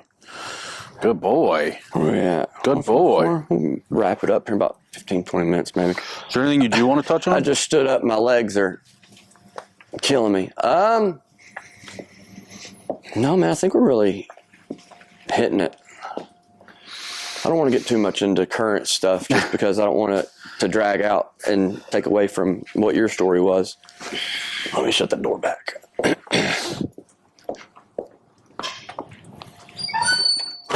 I think I want to try to segue that kind of in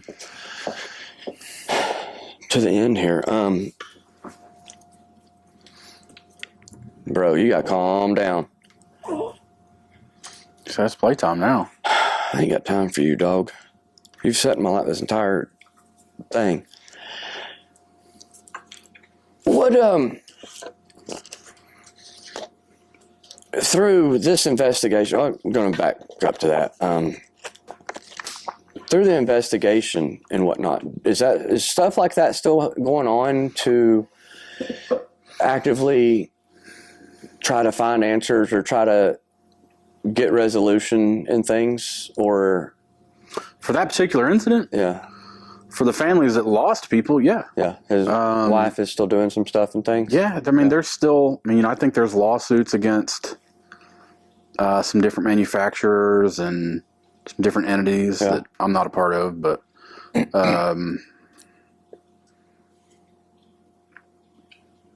for some people, they'll be fighting it for the rest of their lives. You know, I don't want to say that's. I don't want to say I'm past that.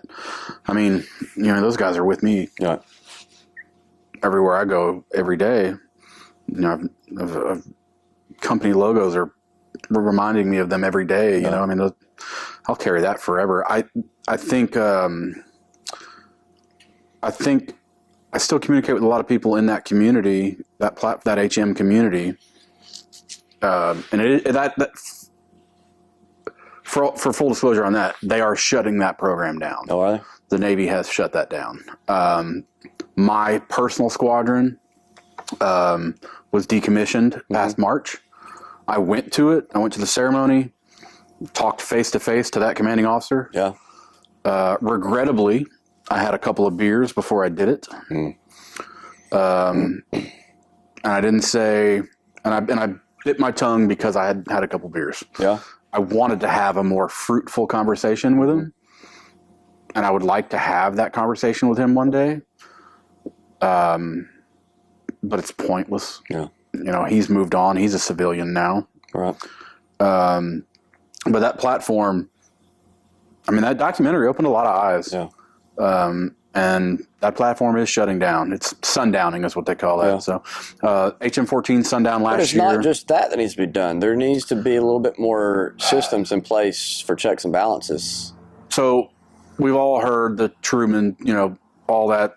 You get into the military-industrial complex stuff. You get into that. That's a real monster that a lot of people aren't aware of. The government is going to do what it needs to do to make sure, you know, it goes back to like right now, like explain to me in what world that it makes sense that politicians should be allowed to invest in basically the government decisions they make. Right.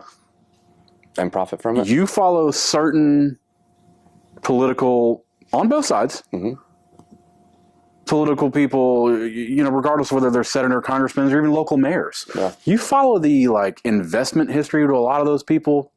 There's a lot of real weird similarities, and them making a lot of money off contracts that were handed out in the government or jobs that they can get when they get out of the military. Or the phrase "career politician" shouldn't be in existence.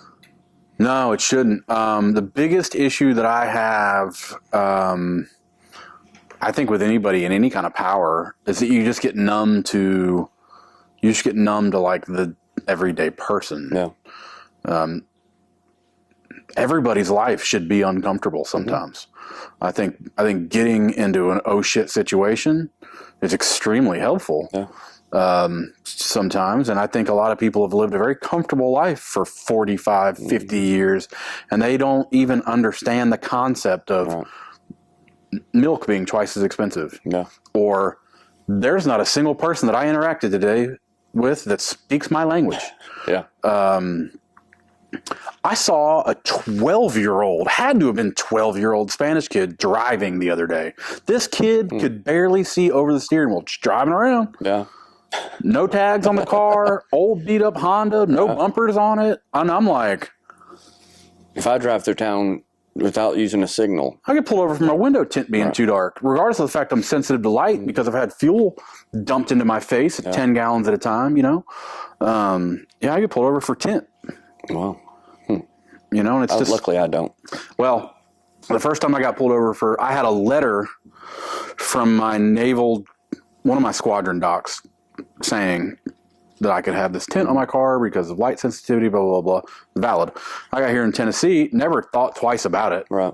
Got pulled over Renee got pulled over in my car for tint. I go to court, my car, with my letter, and I think Renee had that letter that day, and the cop was like, there ain't nothing official about that. And as soon as I, showed it to the judge and explained the situation, told him about the incident with fuel that I had all in my eyes, and I do have light sensitivity now, he instantly was like, sir, have a blessed day. Right. Sorry we wasted any of your time here today. Right. Thank you for your service. That's good. And I have never been pulled over for tint again. But, I think in the grand scheme of things, everybody should have some sort of failure from time to time. Well, without defeat, you don't know victory. Yeah, I mean, you can't. And you get a lot of people in this world that are running this world that have had a really easy life for a long time. And I do not, that old saying, great times creates weak men, and weak men create bad times, and all that is. It's real. Right. We're in the soft times now. Yeah. People need struggle. People need. Yep. If the biggest problem that we have is what bathroom somebody should go use because of how they feel about life, we got it pretty good. That's not the biggest problems. That's what they're putting in front of everybody's faces. What I mean. And you go back into the history of a lot of failed nations, when their life becomes so comfortable that they got to start worrying about offending some person on a Tuesday, instead of actually worrying about the country, your country's not too far from probably falling apart. Well, and that's been proven over and over. Tolerating things in the Obama administration that we never should have accepted and tolerated. Yeah. And the more that we accepted and tolerated, it just kind of got, easier and easier. Participation trophies. We don't do those in my house. All these things to kind of mess with culture. It was just little by little, but collectively over time, our society, look at society now. Yeah. The kids from that era, they have no idea how to do anything. Yeah. And they don't understand the words no, and you can't, it brings us to the point now of like, what's going on now? If we don't do anything now, what's going to happen in 20 years? Yeah. Which it could be even quicker now. But I think there's an ebb and flow to society. You look back at, the Red Scare of communism in the 50s and how everybody was so pro trim and proper and all that, and then the 60s come around and the 70s come around, and you get the hippie generation for a little bit, and then you get the 80s rolling through where the investment stockbrokers and Wall Street and all that comes in, and then you get back into the 90s, the punk rebellion and grunge music, and then I think that there is a real ebb and flow to the world that it'll always self-correct, but man, we make it a lot harder on ourselves than we need to. I think that the only way that works is if society does what needs to be done. Yeah. I think that's where you get the ebbs and flows from, is because maybe it gets a little bit too far this way, then another group or whatnot course corrects, bring things back in line. Then it gets a little bit this way. But I think you have to collectively be working against something at all times with the same maybe mission or goal in mind.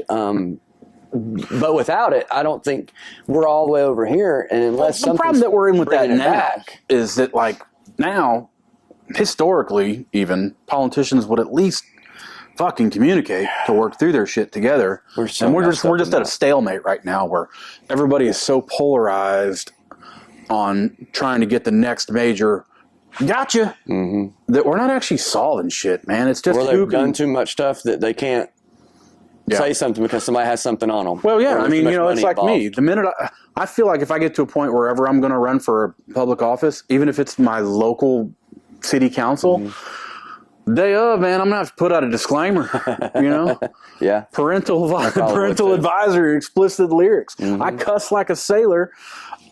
I've partied a lot. I've made bad decisions. I've been wild. But you know what makes you right for the job. I've been experience. I've been a great father. I've been a shitty husband sometimes. Been a pretty good husband a lot. Right. I've been a pretty shitty business owner. Yeah. I've been a pretty good business owner. And it's those mistakes and those failures that we learn from that I wish the people that are supposed to be leading us as elected officials, not God-given leadership, I wish they would start learning that it's okay to have some failures, and it's okay to talk. It's okay to talk to the people that don't agree with you. Well, I think that for some of them, they're not even equipped to be able to do that because none of them have actually achieved some things in life. Yeah, you talk about career politicians. There's a lot of people that got out of college and jumped right into being an intern for somebody at the White House. A lot now that know nothing of life that we live. Yeah. They're completely disconnected. I don't think that's why I think term limits are so important, is not only because of all the other things, but because after a certain period of time, living outside of our environment and with the people, you completely detach and lose your sense of what's really happening. And how are you supposed to fight for your constituents when you don't even understand the life they live anymore or the struggles that they have? Yeah. But I think that that's where if you kept it every 4 to 8 years, small terms, somebody actively is like, okay, well, I can fix this. The problem with that is the learning curve. Right. You get into a 4-year anything, fuck, man. Yeah. There's a lot of stuff I've been doing for 10 years and I barely know, right. But maybe that's okay. Maybe you don't need to know about as much in the government as I think sometimes our government would be more helpful if they didn't try to overthink as much as they did. If they just responded on, well, that doesn't seem right. Right. Kind of get back to the way that it was supposed to be. I would like to see governed by the people. I would just not by itself. I would just like to see the bickering and the tweeting on all sides, and communicate more to the people that don't vote for you than for the people that vote for you. You already got their vote. How about talking to the people who vote? About how everybody else is bad. Say how you're good. That's what I'd love to hear. I want to hear somebody. I don't know if any of them are. All they know how to do is talk bad about the other team. Yeah. So until some of us, and I think that you're going to start seeing that. Let's talk about the veteran, side of it. There's a lot of veterans. A lot of people give Dan Crenshaw a lot of shit for some of his political things. But you know what? He's a guy out there that's out there to making a difference somewhat. He stopped sitting on his couch. He's full of shit. That's okay, that's okay. I think he's full of shit on a lot of things too. I think he is getting to the point where he may have been in Washington for too long now. Yeah, I think that his investment portfolio is starting to get pretty big too. I do believe that their intentions from the beginning were good, pure, and to do the right thing. But just like anything else, after too much time, you got to get out. You got to, or you're going to get sucked in. And I'll use Crenshaw kind of like weed. Like Crenshaw's he was like that gateway politician. Yeah. There was a lot of people in that operator community that didn't want to be in the limelight. They were always told you couldn't be in the limelight. You guys work in the dark. And him and these guys doing these podcasts. Him, I talked about Marcus Luttrell, his twin brother Morgan Luttrell. He's a congressman in Texas now. You got these guys like Jocko and, even on Black Rifle podcast, I don't know if you listen to that at all with Evan Hafer. Not really. They have a lot of politicians on there talking, and they don't mind calling them out on their bullshit, sitting there, and hey, what are you guys going to start doing something about this shit? And which is good. Maybe he opens the way for others to do that.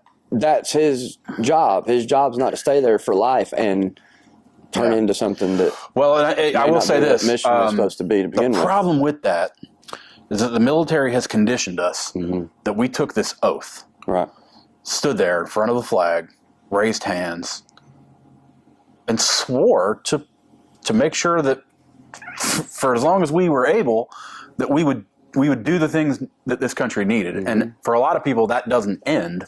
Right. When you take your uniform off. Yeah.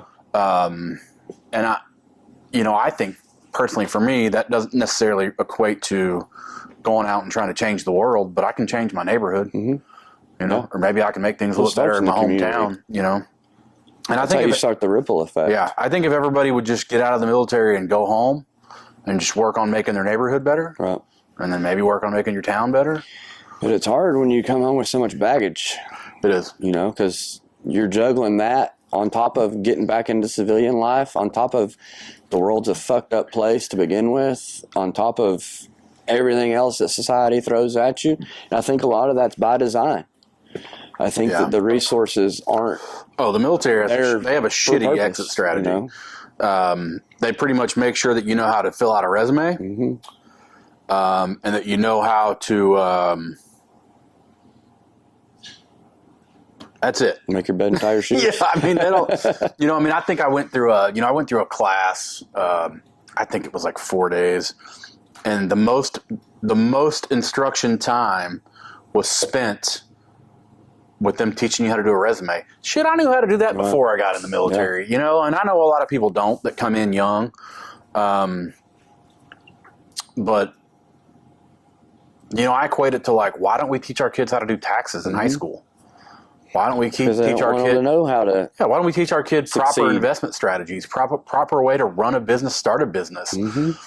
Do you even know what an LLC is? Do you know the difference between an LLC, a sole proprietorship, and an S corp? What's a trust? What's a real estate trust? What's, these things. How do you legally avoid paying taxes? Yeah, I literally have a stack full of books at my house that are such and such for dummies because. Nobody taught me this shit in any school or class I ever went to, including getting out of the military. They're just like, here's how you do a resume. Make sure your header's right. Here's how to make your military job sound like a civilian job. Now you can just go to ChatGPT and have it done. And nowhere in there do they teach you how to properly, if if nothing else, half of the classes you take getting out of the military, it should be how to go through your VA paperwork and properly get compensated for these fucking injuries that you sustained doing dangerous shit every day. I don't know. Yeah. Like, before the military, they'd have to get the VA doing better before they started telling people what to do. Yeah. And, I've said this before. You want to make the VA better, first thing you need to do is get the government the fuck out of it, because they will screw it up. And they have screwed it up. You have guys that are literally blowing their heads off, sitting in the parking lot waiting to get an appointment. That's not okay. Not at all. You've got people that are really struggling, and like to this day, we're throwing billions of dollars to other countries that we rob from our own people. Don't get started on that. And we don't take care of them. We can do another episode sometime on those. I tell you what though. If I could give anybody any guidance getting out of the military, and you're talking about wanting to get back into the normal world, find a mentor of yours that already retired and get with them. Right. And have someone teach you about the VA. If you think that you've got, like I've got lifelong, I don't want to say debilitating because I live a pretty normal life now, but when I'm 60, someone's going to have to rebuild this shoulder again. There's a pretty good chance my eyesight's going to go to shit because of the fuel and hydraulic fluid and all this stuff I've had repeatedly sprayed into my eyes. Pretty good chance one of these knees is going to have to get rebuilt because we used to have to, in combat boots, run across concrete flight lines carrying 100-pound toolboxes because it showed motivation. The fuck's wrong with me getting a tool cart and walking out to the helicopter with it? Nothing. But it looks better if you're running for the guy sitting on the fucking... shows compliance. Sitting on the stool watching the camera screen. Looks like that guy's motivated, So I'm not really big into the way that the military is treating people that are getting out and helping. They're not helping at all. Well, it's a complete different warfare now. We're not fighting. It's a peacetime service right now. We are fighting governmental bullshit and corruption and greed. And I think enough people that have, I don't know about in the military now, but veterans that, around our age and stuff have seen that they may have been manipulated and lies were told about the jobs that they were doing and things. I've got close friends that were made to get out because they wouldn't get It is vaccines. Very, very, very, very troubling. Not only to find all that out, but to see what it's done to people. Yeah. There's people that have pulled a trigger and killed somebody they thought was bad, to find out years later that person might not have even done what they were told they did. Yeah. And they gotta live with that the rest of their fucking lives. There's no military or government or anything doing shit for them. No. They're out there fucking crimes against humanity, man. And it's so aggravating. And the crazy part is now we're spending more on war, and we're not even in a war. Right. We spend more on war right now than we ever have, and we're not even in a damn war. Something that I somewhat battle with, and of course I don't have the experience, so I don't know, but it's hard for me to understand sometimes, our veterans and people in our military took the oath to pretend, to protect this country against enemies, foreign and domestic. And, blindly, in some cases, went to another country and murdered people on false sense of knowledge. But here in our own land, we have the same problems, but we can't take that same kind of action. Well, I mean, granted, it goes back to admitting everything in society together, but it goes back to chalking it up to the biggest problem in the world today is that people can't step up and say, I fucked up, I have a problem. Right, but enemies, foreign and domestic. Well, you get into a gray area there. I'm not saying that why our military not going out and destroying our government, but at what length do we get to before? Because I think that most people that don't have any knowledge, I mean, of course, I understand firearms and tactical things, so I have a little bit more knowledge, but I think most people that don't have any knowledge of it don't think that they can do anything at all, and think that the only people that can would be like military or police personnel, somebody that they think's trained in those areas. I think the most effective way to combat your government isn't even with guns. No. It's numbers. Well, it's solidarity.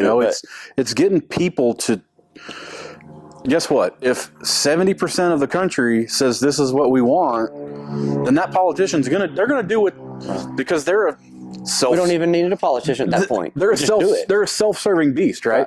So at the end of the day, they're gonna stop saying the dumb shit if the majority of people aren't asking for the dumb shit. But right now, the problem that we've got is, man, it's damn near 50-50. And because you've got damn near 50-50, well, shit. Nobody's what's true, what's not. Yeah, nobody's got the majority, so we're just going to screw it all up.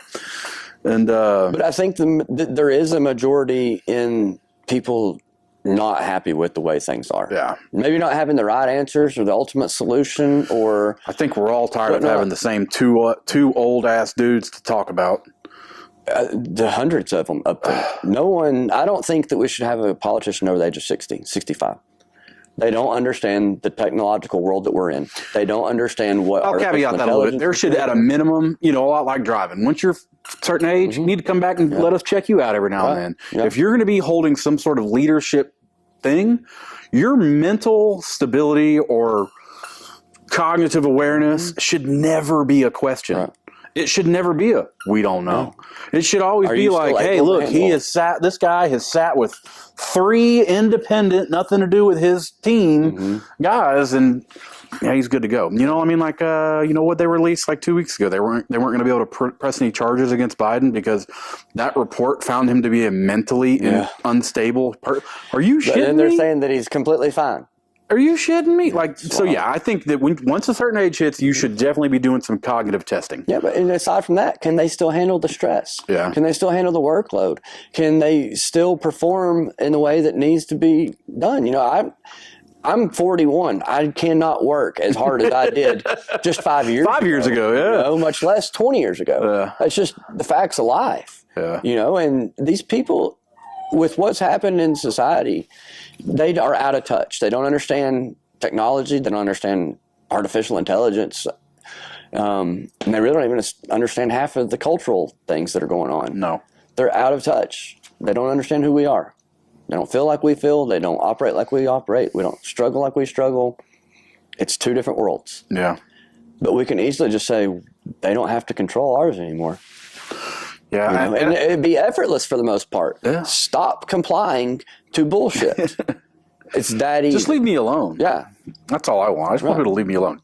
I don't need somebody 2,000 miles away from me to tell me how I should conduct my free time.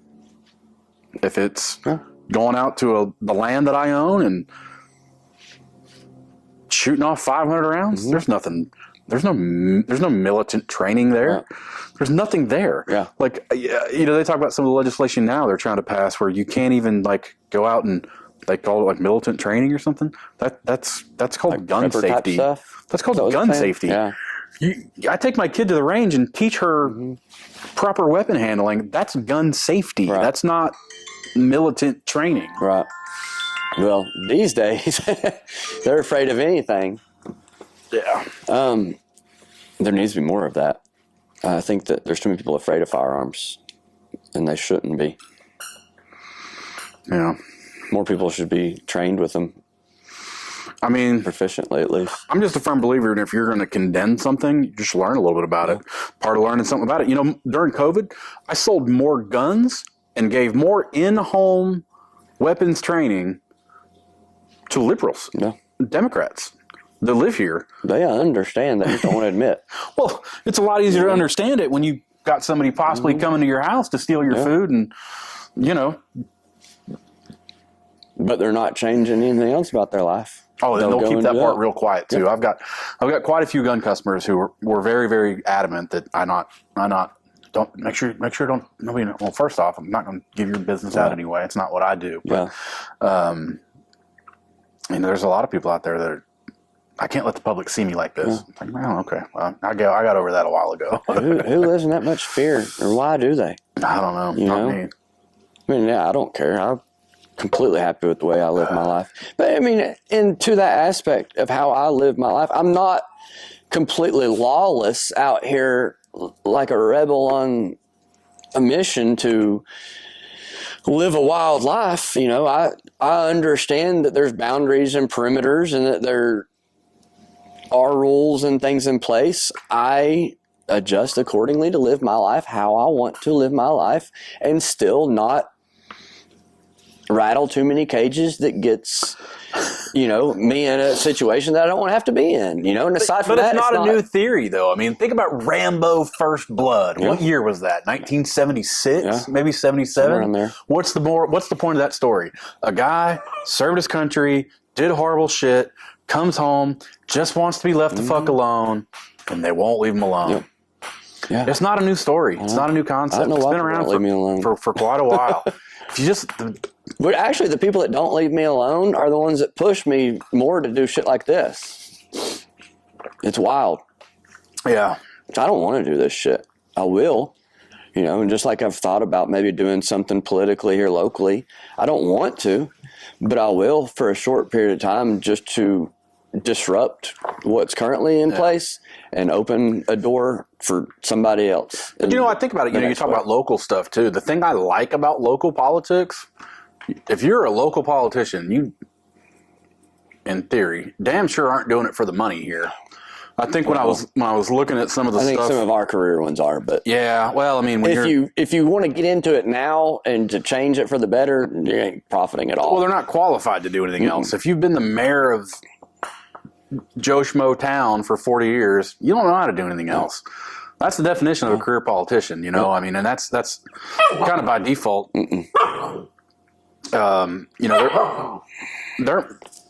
There might be people who could genuinely do the mayor for 40 years and probably not be corrupted, but I doubt it. I doubt it. I don't know that you can do anything for that long and have that much power and not get a little bit twisted, but doesn't mean they're probably not good people. That's irrelevant. We're not judging based on the difference between being a good person and doing your job the right way, right? Yeah. So I don't care who they are, if they're a good person or not a good person. I mean, a bad person to some extent, I won't want, obviously, but do the job right. Yeah, that's all that matters. Yeah, I think when I was looking at the all the laid out stuff for being an alderman here, and it's like, what was it? It was they'll either give you health insurance on a monthly basis, or it's like a couple $100 a month. Yeah. And it's like, you 100% have to have another career. Yeah. Even commissioners don't make hardly anything. Yeah. So, so for those people that... On the books, yeah. So for those people that are doing their part and, they're doing 4 to 8 years and some of them 10 years and then they move on in life, good on those people. Right. I don't necessarily have a whole lot of support and love for the guys that are... Well, I mean, just in a service of community. Yeah. Not everybody's going to be good at it, but how many people are down there in line to sign up for the job and to at least give it a chance? Yeah. And there has to be a general understanding of this person might actually suck at what they're doing, but not intentionally. I bet I'll suck less. They went in with good intention to serve community, and they may just not have been as equipped as they thought, or the position required more than they thought they were able to do. But at least the intent was good and they tried, but I would just like there's so many others that are afraid to, but they're the first ones to give an opinion. I would like to see a politician come out and say, I don't necessarily have a stance on this. I may not know the right stance on this, but that's not what I'm supposed to be here for. I'm supposed to be here to be the voice of the people. Right. So how about this? How about we all come over and hang out one day and y'all tell me what y'all want me to do, and I'll do that. Yeah. You elected me to do that. Right. It's not about be what the I voice believe. for the people. Yeah, it's not about what I believe. It's not about what some of y'all believe. What would most of y'all like me to do here? And I'll do that. Yeah. And if politics actually ran that way, and what people disagree on, find the most common ground. And if it doesn't work, then we screwed it up together. Yeah. We all agreed to fuck this up. And everybody can blame themselves because it's not just one person. So it's real easy to be like, man, they're really screwing this up and not do shit about it. So at some point, I'll probably have to throw my hat into that arena. And I may fail at it. I've clearly failed a lot, but I've won a lot too. Yeah. So you don't know unless you try. That's kind of where I'm at with it. But I also believe too, on that political side of it, if you are doing what the people are asking you to do, you're not failing. You're just doing your job. You're the voice of the people. So that's kind of like people have spoke to me about it, and I'll tell you a little bit more after this. What I've talked with and about in regards to it and stuff, but thinking what we're taught to believe and whatnot, we don't think people like us are qualified for that position. But then when you take it back and realize what it truly needs to be, we are the people for those positions. Yeah. You know, and it's rolling into our time to do so. And I think that, especially locally, now more than ever, is a really good opportunity this next few years to incite some of that change, because the past 4 years have been fucked all over. We've got so many new people that have moved to this area.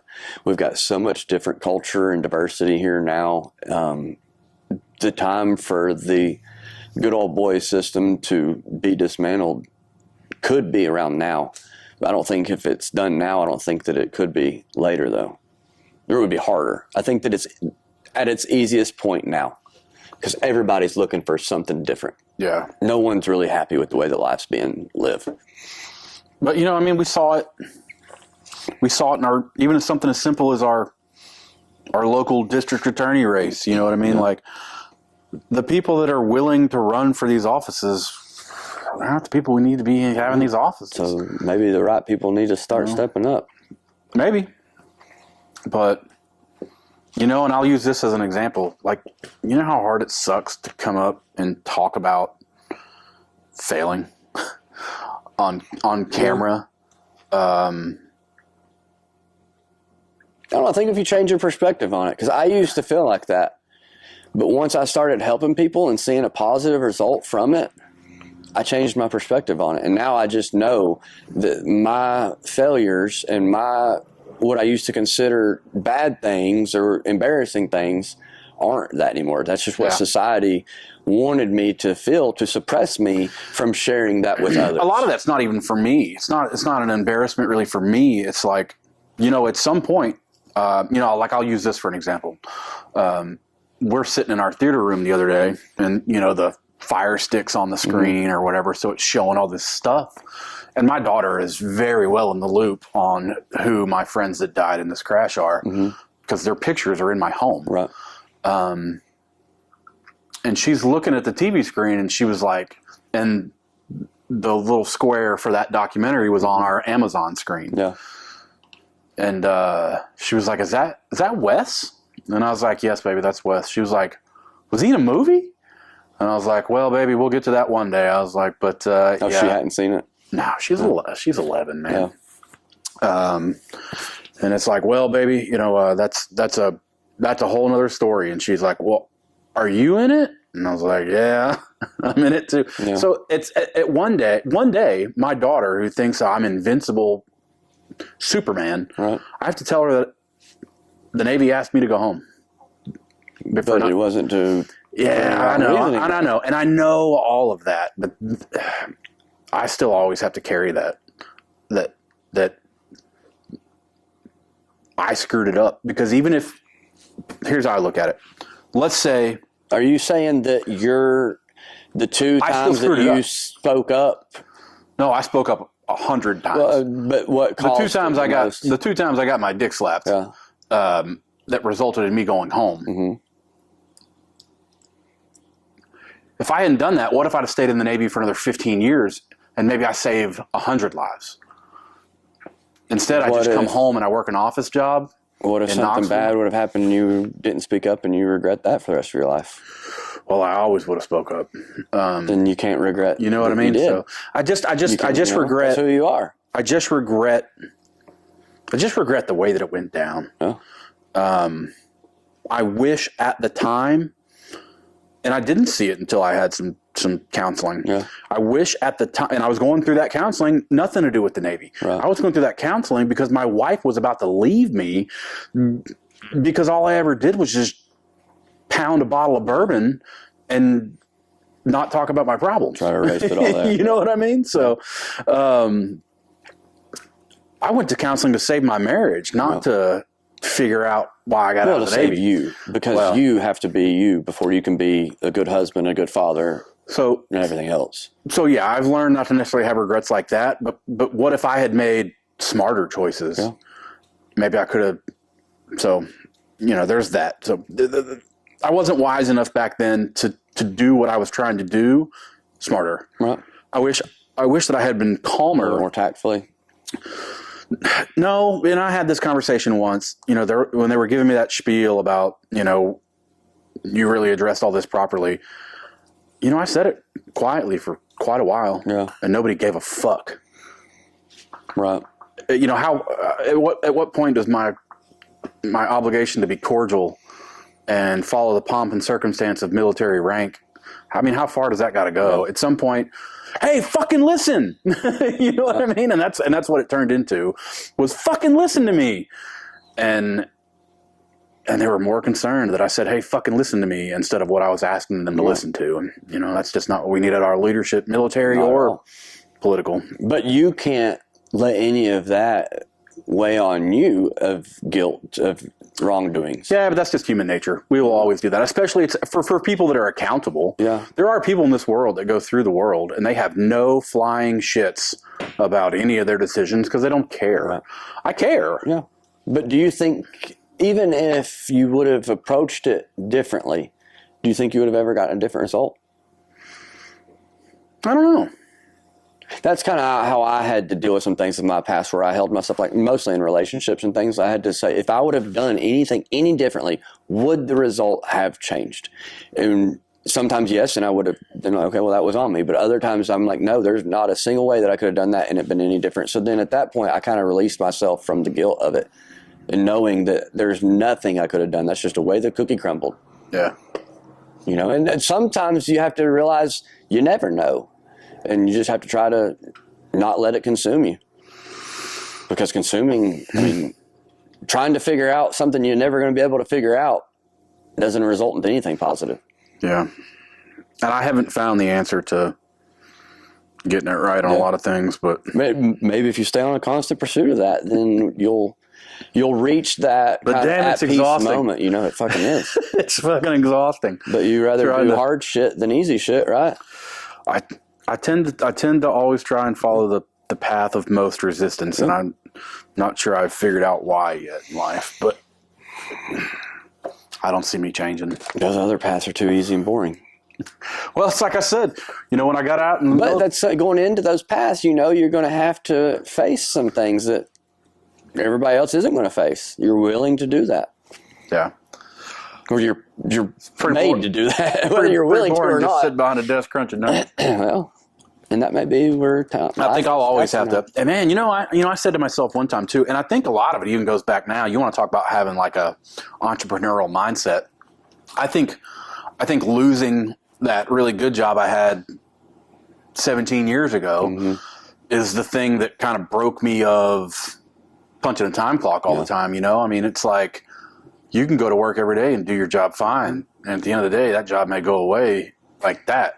That old putting all your eggs in one basket kind of thing. And so like even now, like I don't need one business to make me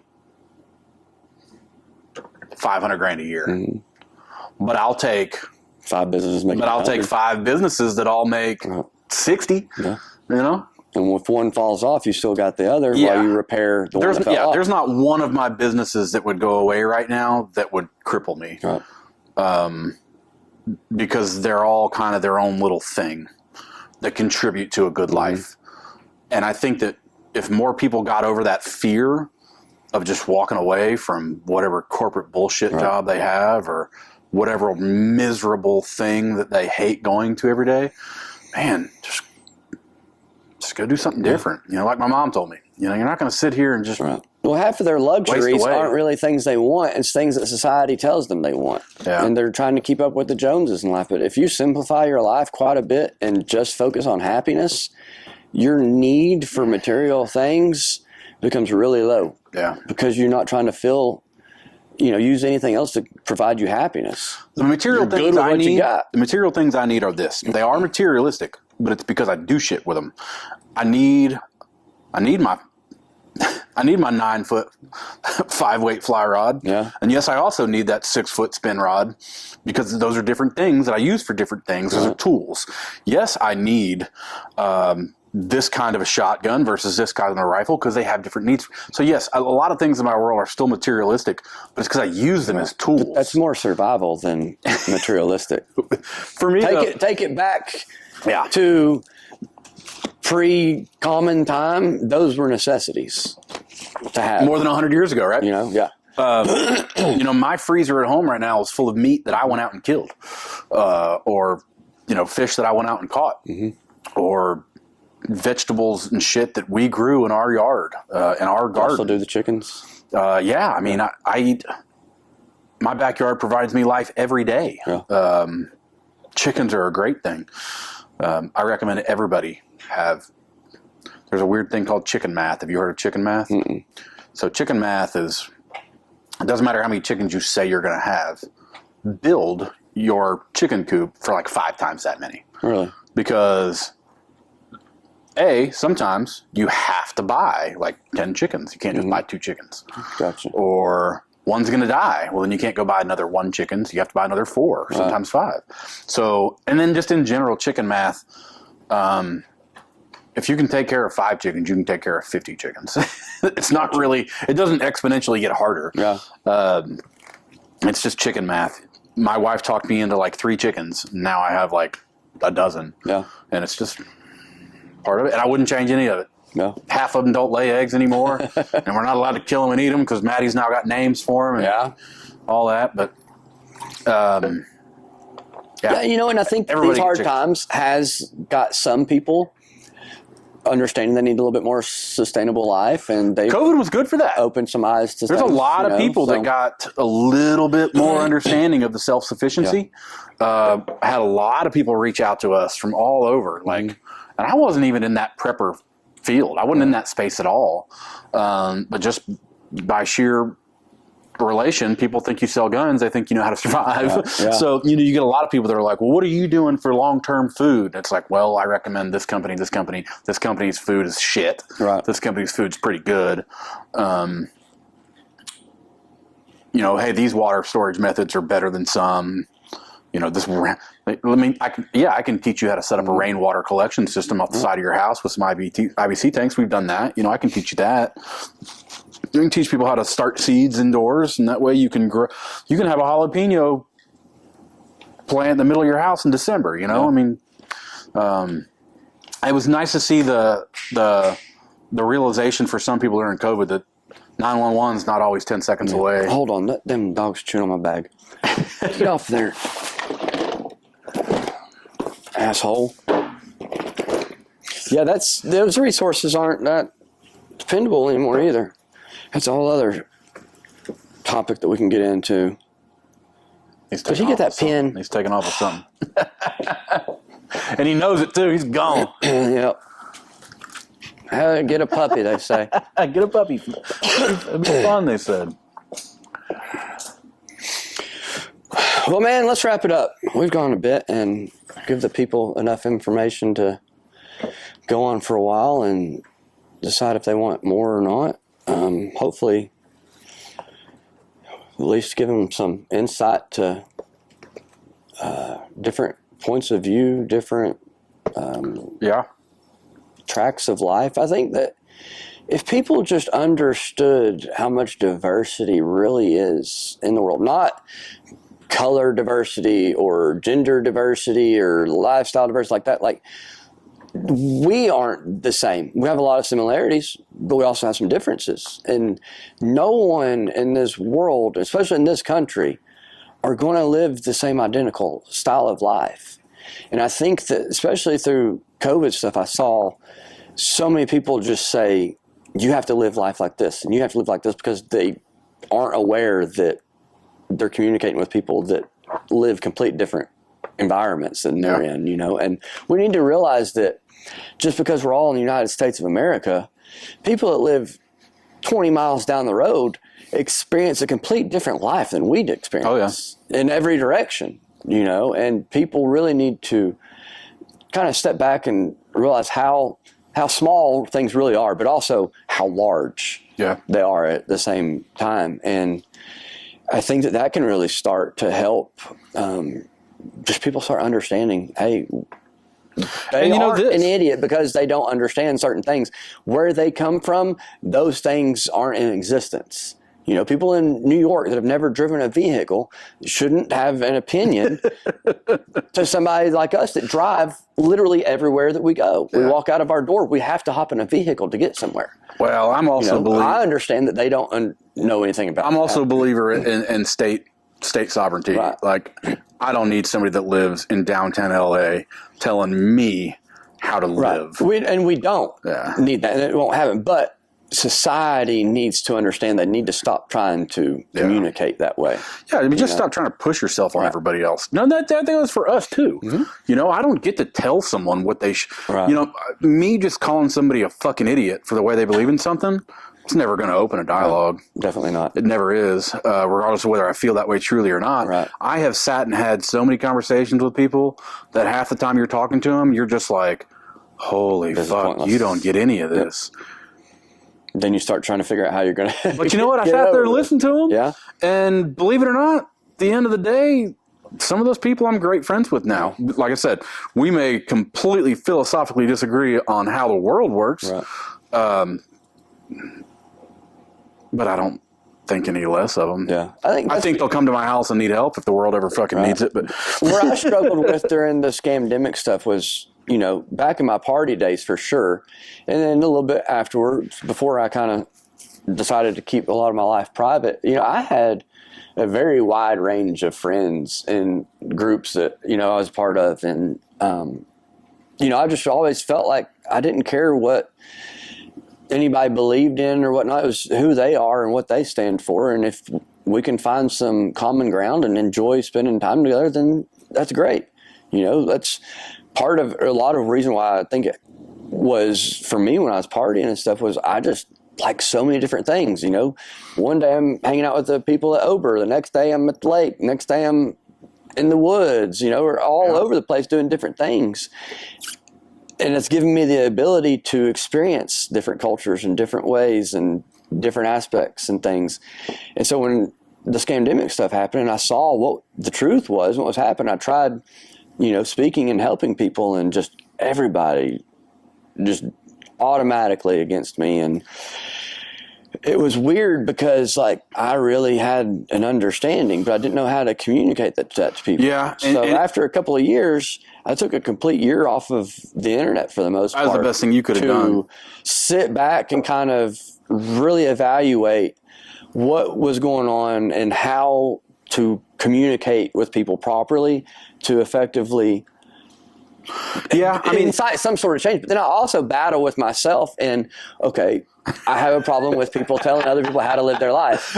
Okay, I have a problem not telling that guy he's a fucking idiot. Right, but also, how do I sit here and tell people how to live their lives when I don't like people telling me how to live my life? Right. You know, and I understand I'm qualified through the experiences that I have and the things that I've done and the struggles that I've overcome, but that doesn't mean that I'm qualified to tell everybody everything, but I'm qualified to tell some people some things, and I can help others in other ways.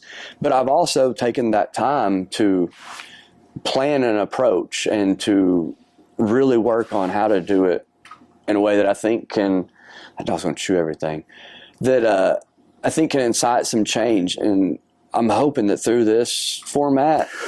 Now, what is your goal with this? Is it just to get people talking? Yeah. Is your just goal open eyes and ears, and I really don't have a goal. It's just to try, really. Yeah. You know? Learn something new. Yeah. There's a whole world of knowledge that comes along with all this. For one thing, in that last year off that I took, I got really bored because no one else at our age has the time and flexibility to sit around and not do a whole lot for time period of stuff. So I got bored.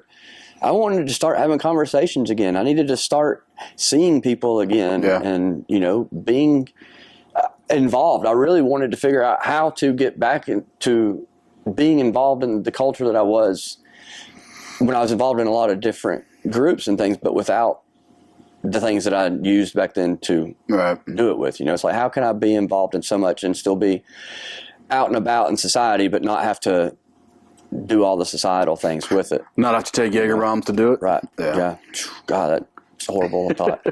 But with this, you know, I'm just doing it. It's not perfect. It's not too overly planned. I don't edit them a whole lot.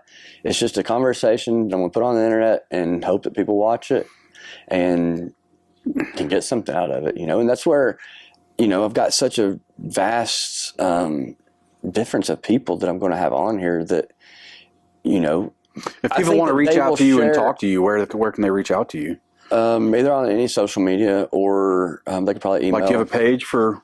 I have Mindset Savage podcast page, yeah, and just my own personal pages as well. I'll probably end up doing some merch for this and stuff like that to, bring some funds in to kind of help support it and things, monetize it on YouTube, and the goal is that I can have some guests on here that other people like, and then they'll at least come back and maybe be open to listening to maybe our conversation that they normally wouldn't, had you been on somebody's podcast that they just completely disagree with. Yeah. I'm trying to keep a neutral ground, kind of like what Joe Rogan does. He has all kinds of people from all walks of life, and it's usually non-biased. It's just, let's have a conversation and let the world take it as it is. He gets a lot of grief for a lot of his guests and at the end of the day, I think his platform, much into it, you're expected to. I think his platform is awesome because more than anything, his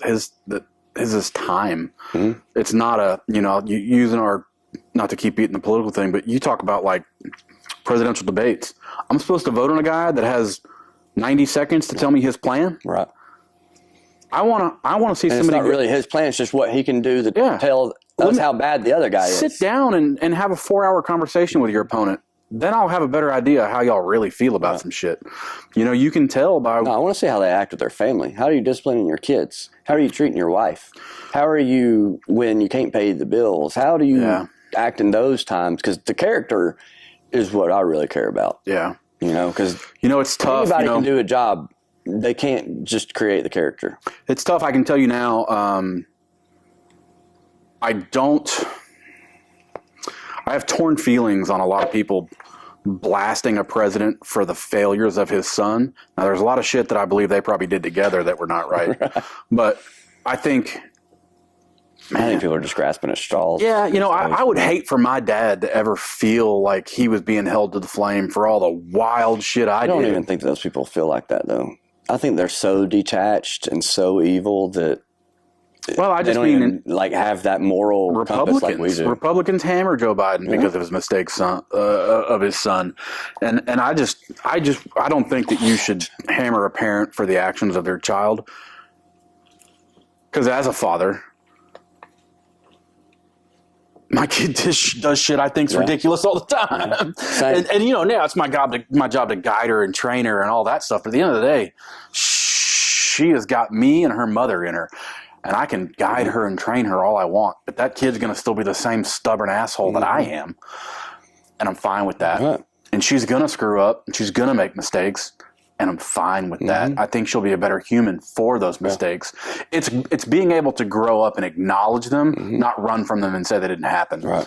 I think that's the difference between some of that. But I fucked up a lot. Yeah. A lot. Same.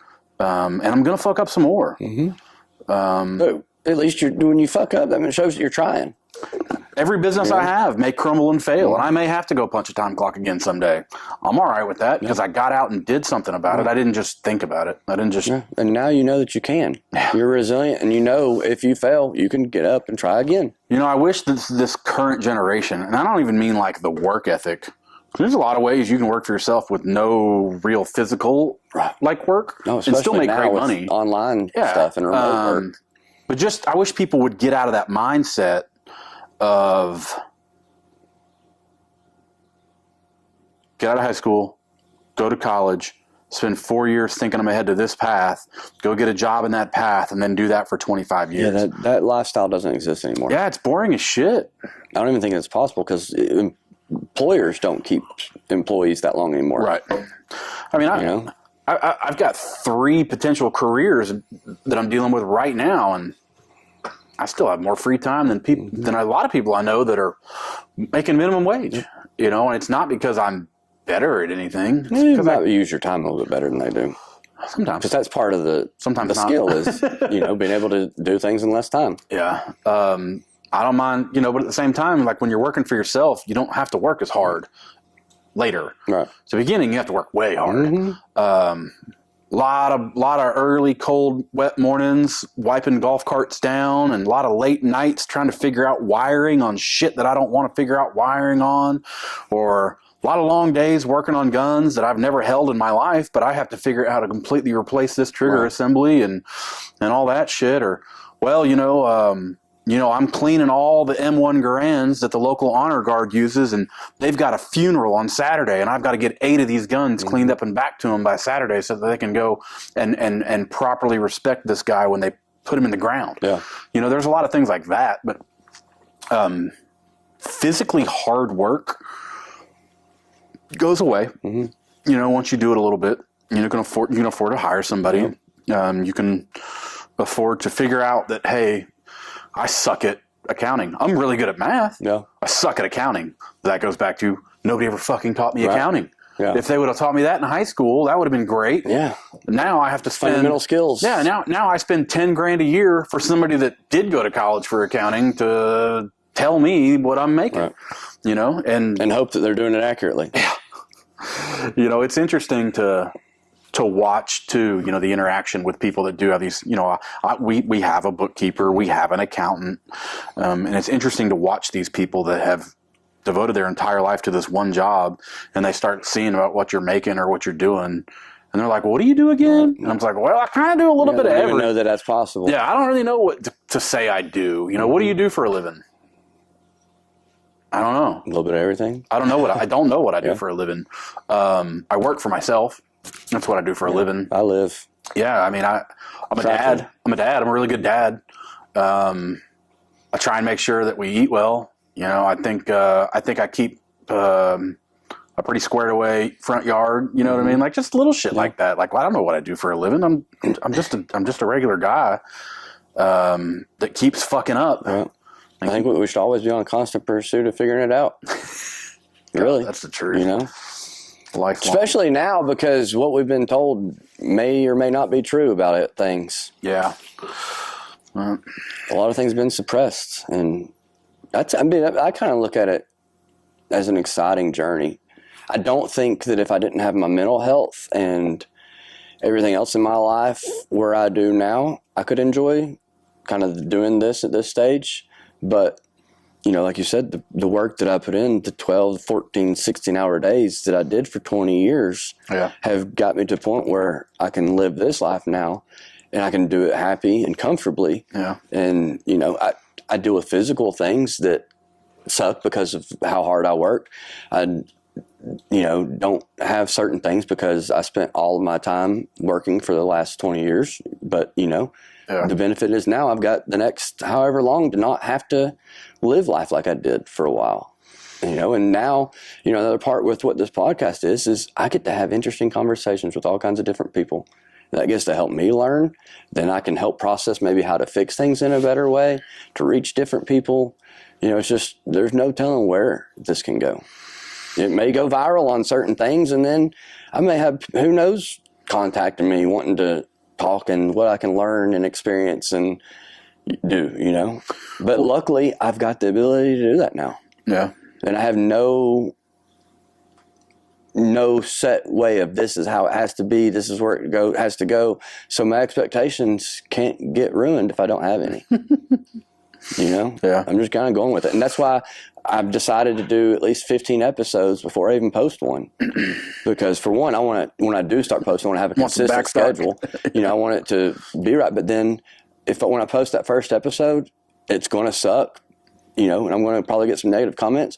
I've already got 15 under my belt, and I'm confident, and I know that I've gotten better, and I know that it's going to continue to do so. So any negative comments aren't going to affect anymore. Yeah, I'm terrible at that too. There's probably a extremely organized, much more detailed, and probably more because, again, a lot of my story stuff, especially some of that Navy stuff, I'm 10 years out from some of that. Some of that stuff, the dates don't even make sense to me anymore. Some of the names I don't even remember anymore of some of the assholes that It's probably we're fine with climbing a ladder in exchange for not giving a fuck. Yeah, there's probably a way more organized way to probably get my message of, if you're in corrupt leadership situations, fuck them. Yeah. Do what you're going to do. Be as loud as you need to be allowed. Because at the end of the day, you're the only one that's got to wake up with yourself. So yeah, I'm the same way. There's probably a way more organized way I could relay some of my stories and my messages, but if you aren't, it's a good example of my life, man. It's practicing it. You don't figure it out. The last thing I do is sit around and think about the proper way to explain me getting kicked out of the fucking Navy. Well, let me tell you, if you do sit around and think about the proper way to tell a story, it's weird because I've thought about how to tell my sobriety story 1,000 times, and at the end of the day, I just had made a decision and I did it. Yeah. But I understand that there is a lot more to it than that. It's just I don't properly know how to convey that. Yeah. Maybe I'll get better at it through having conversations, and the more I talk a little at a time, I'll find it easier to put all those pieces of the puzzle together, or maybe I'll be talking with somebody that can pull it out of me in the right way. I don't know. Yeah. I know that it's a story I need to tell, but I'm going to have to do it the same kind of format, because if I try to make it right and I try to tell it in a way that I think would be the way, it's not going to work out. Because I'll forget certain points. It's uncomfortable to talk about yourself, especially your failures. Yeah. Well, and for me, my biggest struggle, especially with the alcohol thing, it was a personal choice for me. It was just my decision. I didn't hate anybody else that drank. I didn't think everybody that drank was wrong or assholes or bad people. It was just not for me anymore. Yeah. I came to a fork in the road, and I had to make a decision: either, continue living that life and stay where I was, or make some sacrifices and do better. That's the decision I made. I don't think I'm better than anybody else. Now I see that those had positive results, but that doesn't mean that I think somebody that didn't do it was bad. Yeah. Do I wish that some people that I used to party with that are still doing the same things and got nowhere had made those decisions? Yeah. Are the ones that are dead? I mean, yeah. I mean, in the past few years, I've lost 5 friends. No. Most of them. And at this point, like this last one, I'm almost at the point now where I'm like, I've got to probably start doing something. I'm tired of losing people to something, because to me, I've been afraid to speak up because I don't want people to think that I'm talking bad about them, or that I dislike them because of what they do. And I get some people, you used to drink, you used to party. I grew up. Used to. I matured. I didn't, but people take that as me telling them they're not mature, they didn't grow up. And that's not it. It's just a decision that I made. So I'm trying to figure out how to tell that story without telling everybody that drinks that they're bad, which I'm not, but for it to be receptive that way. Just keep talking. That's what I'm trying to do. Now I do. Now that I understand alcohol and there's nothing positive about it at all. It's poison that you pour in your body. It doesn't do any good. The government and the media has all, manipulated it to weaken society, to control people. And now that I know that, I have a different relationship with my thoughts of it. I still don't hate the people or think badly of them, but the alcohol in itself, 100%, it should not be an existence. Well, we talked about that off screen, was, God, I have put it down. There's not a lot of things I haven't put into my body that probably could have killed me, should have killed me, have definitely killed others. Right. But I think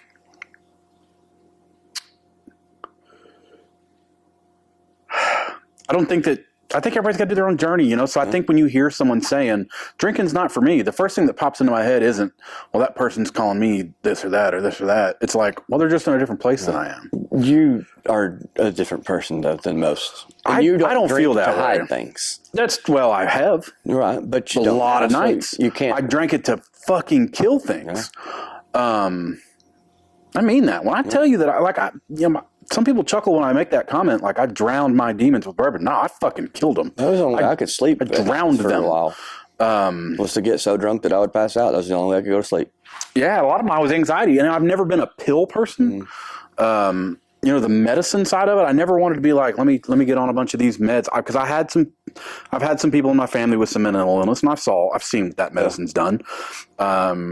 It's horrible. It's horrible. There's on it people for in my 20 family years. that had other drug issues that didn't start on those drugs. They started on some other drugs. And, so just drugs for me were never the answer. So for me, it was always like, well, bourbon tastes really good. Yeah. But it ain't good for you. And it works, so it was always my, thing. And, in a different world, like right now, am I drinking right now? No.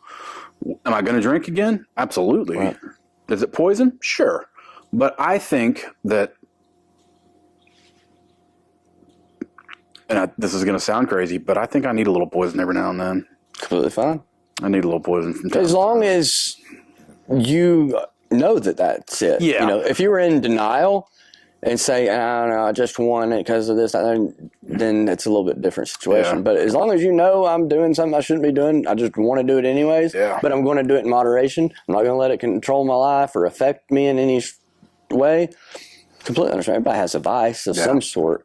And, it's the most people that can't control things are the ones that need to be aware of how bad things are. And maybe just people need to know how things That's are been a to weak point for me, manipulate them. too, over the years. I have not historically appreciated or understood people that had struggles with, I don't even want to really use the word addiction. I never understood people that couldn't quit something, whether it was a bad relationship, a bad job, a bad drug, bad habit.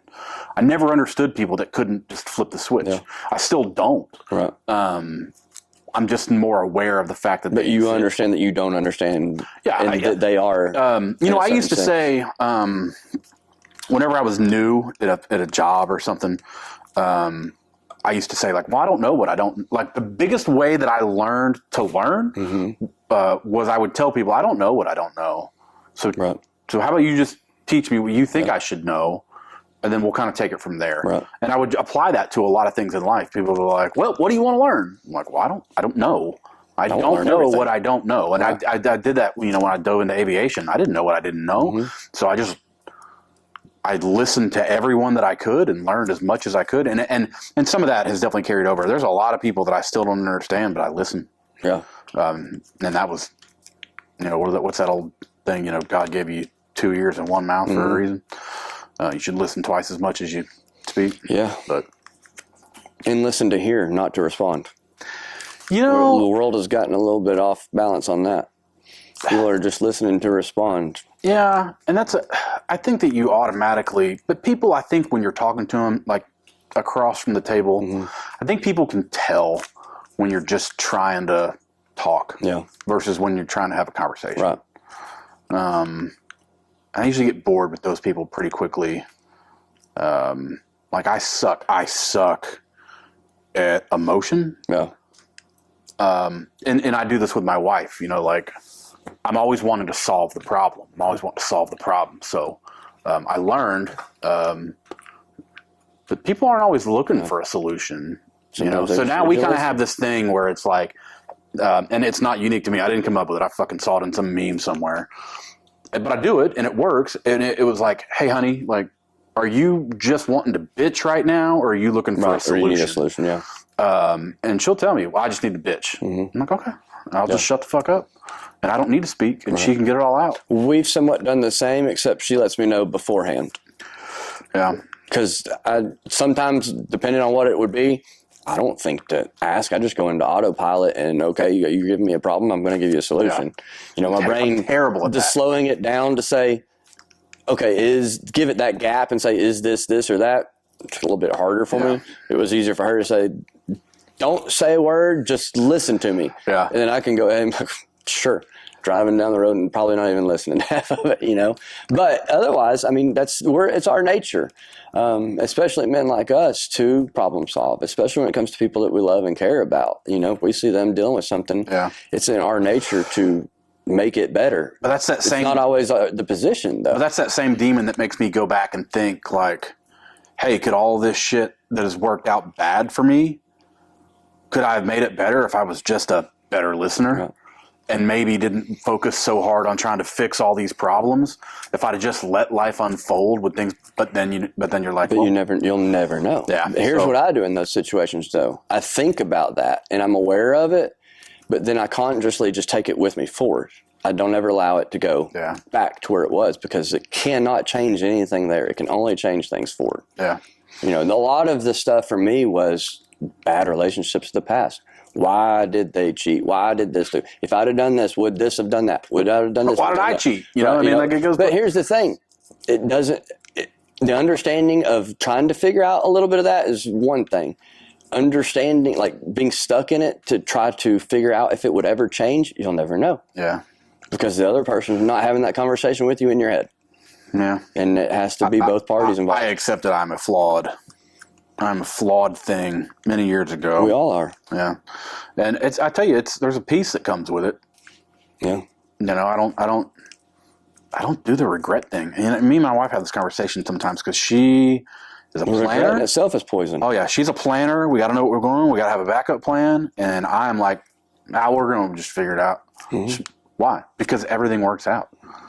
Like, everything will work out at some point. Right. It may not work out the way that I would have desired for it to work out, but everything will be resolved at some point. And if you trust yourself and you're confident in your abilities, you don't stress or have anxiety about the what ifs and, well, let's figure out 10 scenarios. You trust and you're confident in yourself. You just go, and you know if something happens, you can react accordingly. I'm not real good at having a plan B. I don't have a plan B at all. I just go with plan A. I got plan A, and when plan A doesn't work, we come up with a new plan A. Plan A reroutes course. Yeah, plan A mod 2, you know? Yeah. I think that, I don't think that there is a proper way to do any of this thing we call life. I think that honesty and transparency and just being good people is really what we need now. I don't know, that's not to say that's the solve for the rest of our lives, because that's not how we evolve. But we got to take a few steps and say we need to course correct. We don't know anything about anything in some regards, but we do know these things. So let's start here. Let's collectively work together, and let's just figure it out from there. It could be a cool journey if everybody looked at it that way. Yeah. And didn't have the expectation of, well, I want this, or what if it's going to be that, or this and that, and what if all this happens? What if we die today? The only guaranteed thing in this world is that we are going to die. Yeah. And we don't know when. So between now and then, I'm doing whatever the fuck I want to. Yeah. That's it. I've done all the shit for everybody else before. Over it. I've lived the lives that the world wanted me to live. I've lived the lives my parents wanted me to live. I've lived the lives that society wanted me to live. And it got me fucking miserable. So now I'm living the life that I want to live. And so far, it's pretty fucking cool. And my hopes are that if I can encourage other people to not live my life the way that I think it should be, but just the life that they want to live and not the life that somebody else tells them to live, surely we can all at least everybody will start being happier. Yeah. And then maybe then we can start getting along. But people depressed and in fear and lack of confidence in their abilities to do things, we aren't headed in the right direction.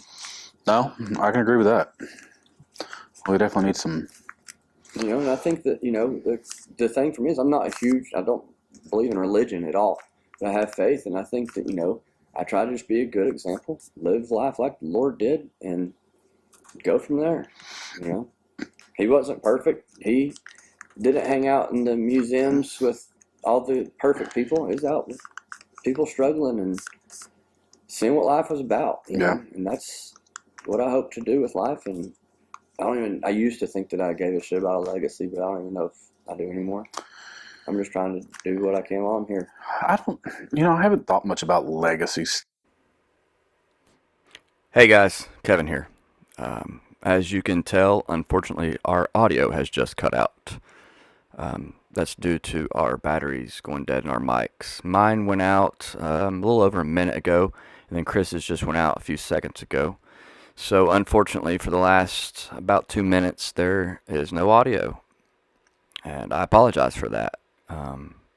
I've gone into this podcasting blind, and as you all know, if you've made it this far, I just am doing it basically willy-nilly.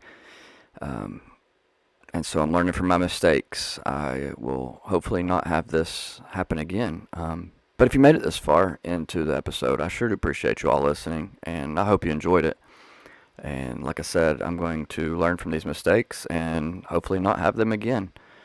I appreciate you all listening. I apologize, and stay tuned. We should have another episode coming soon.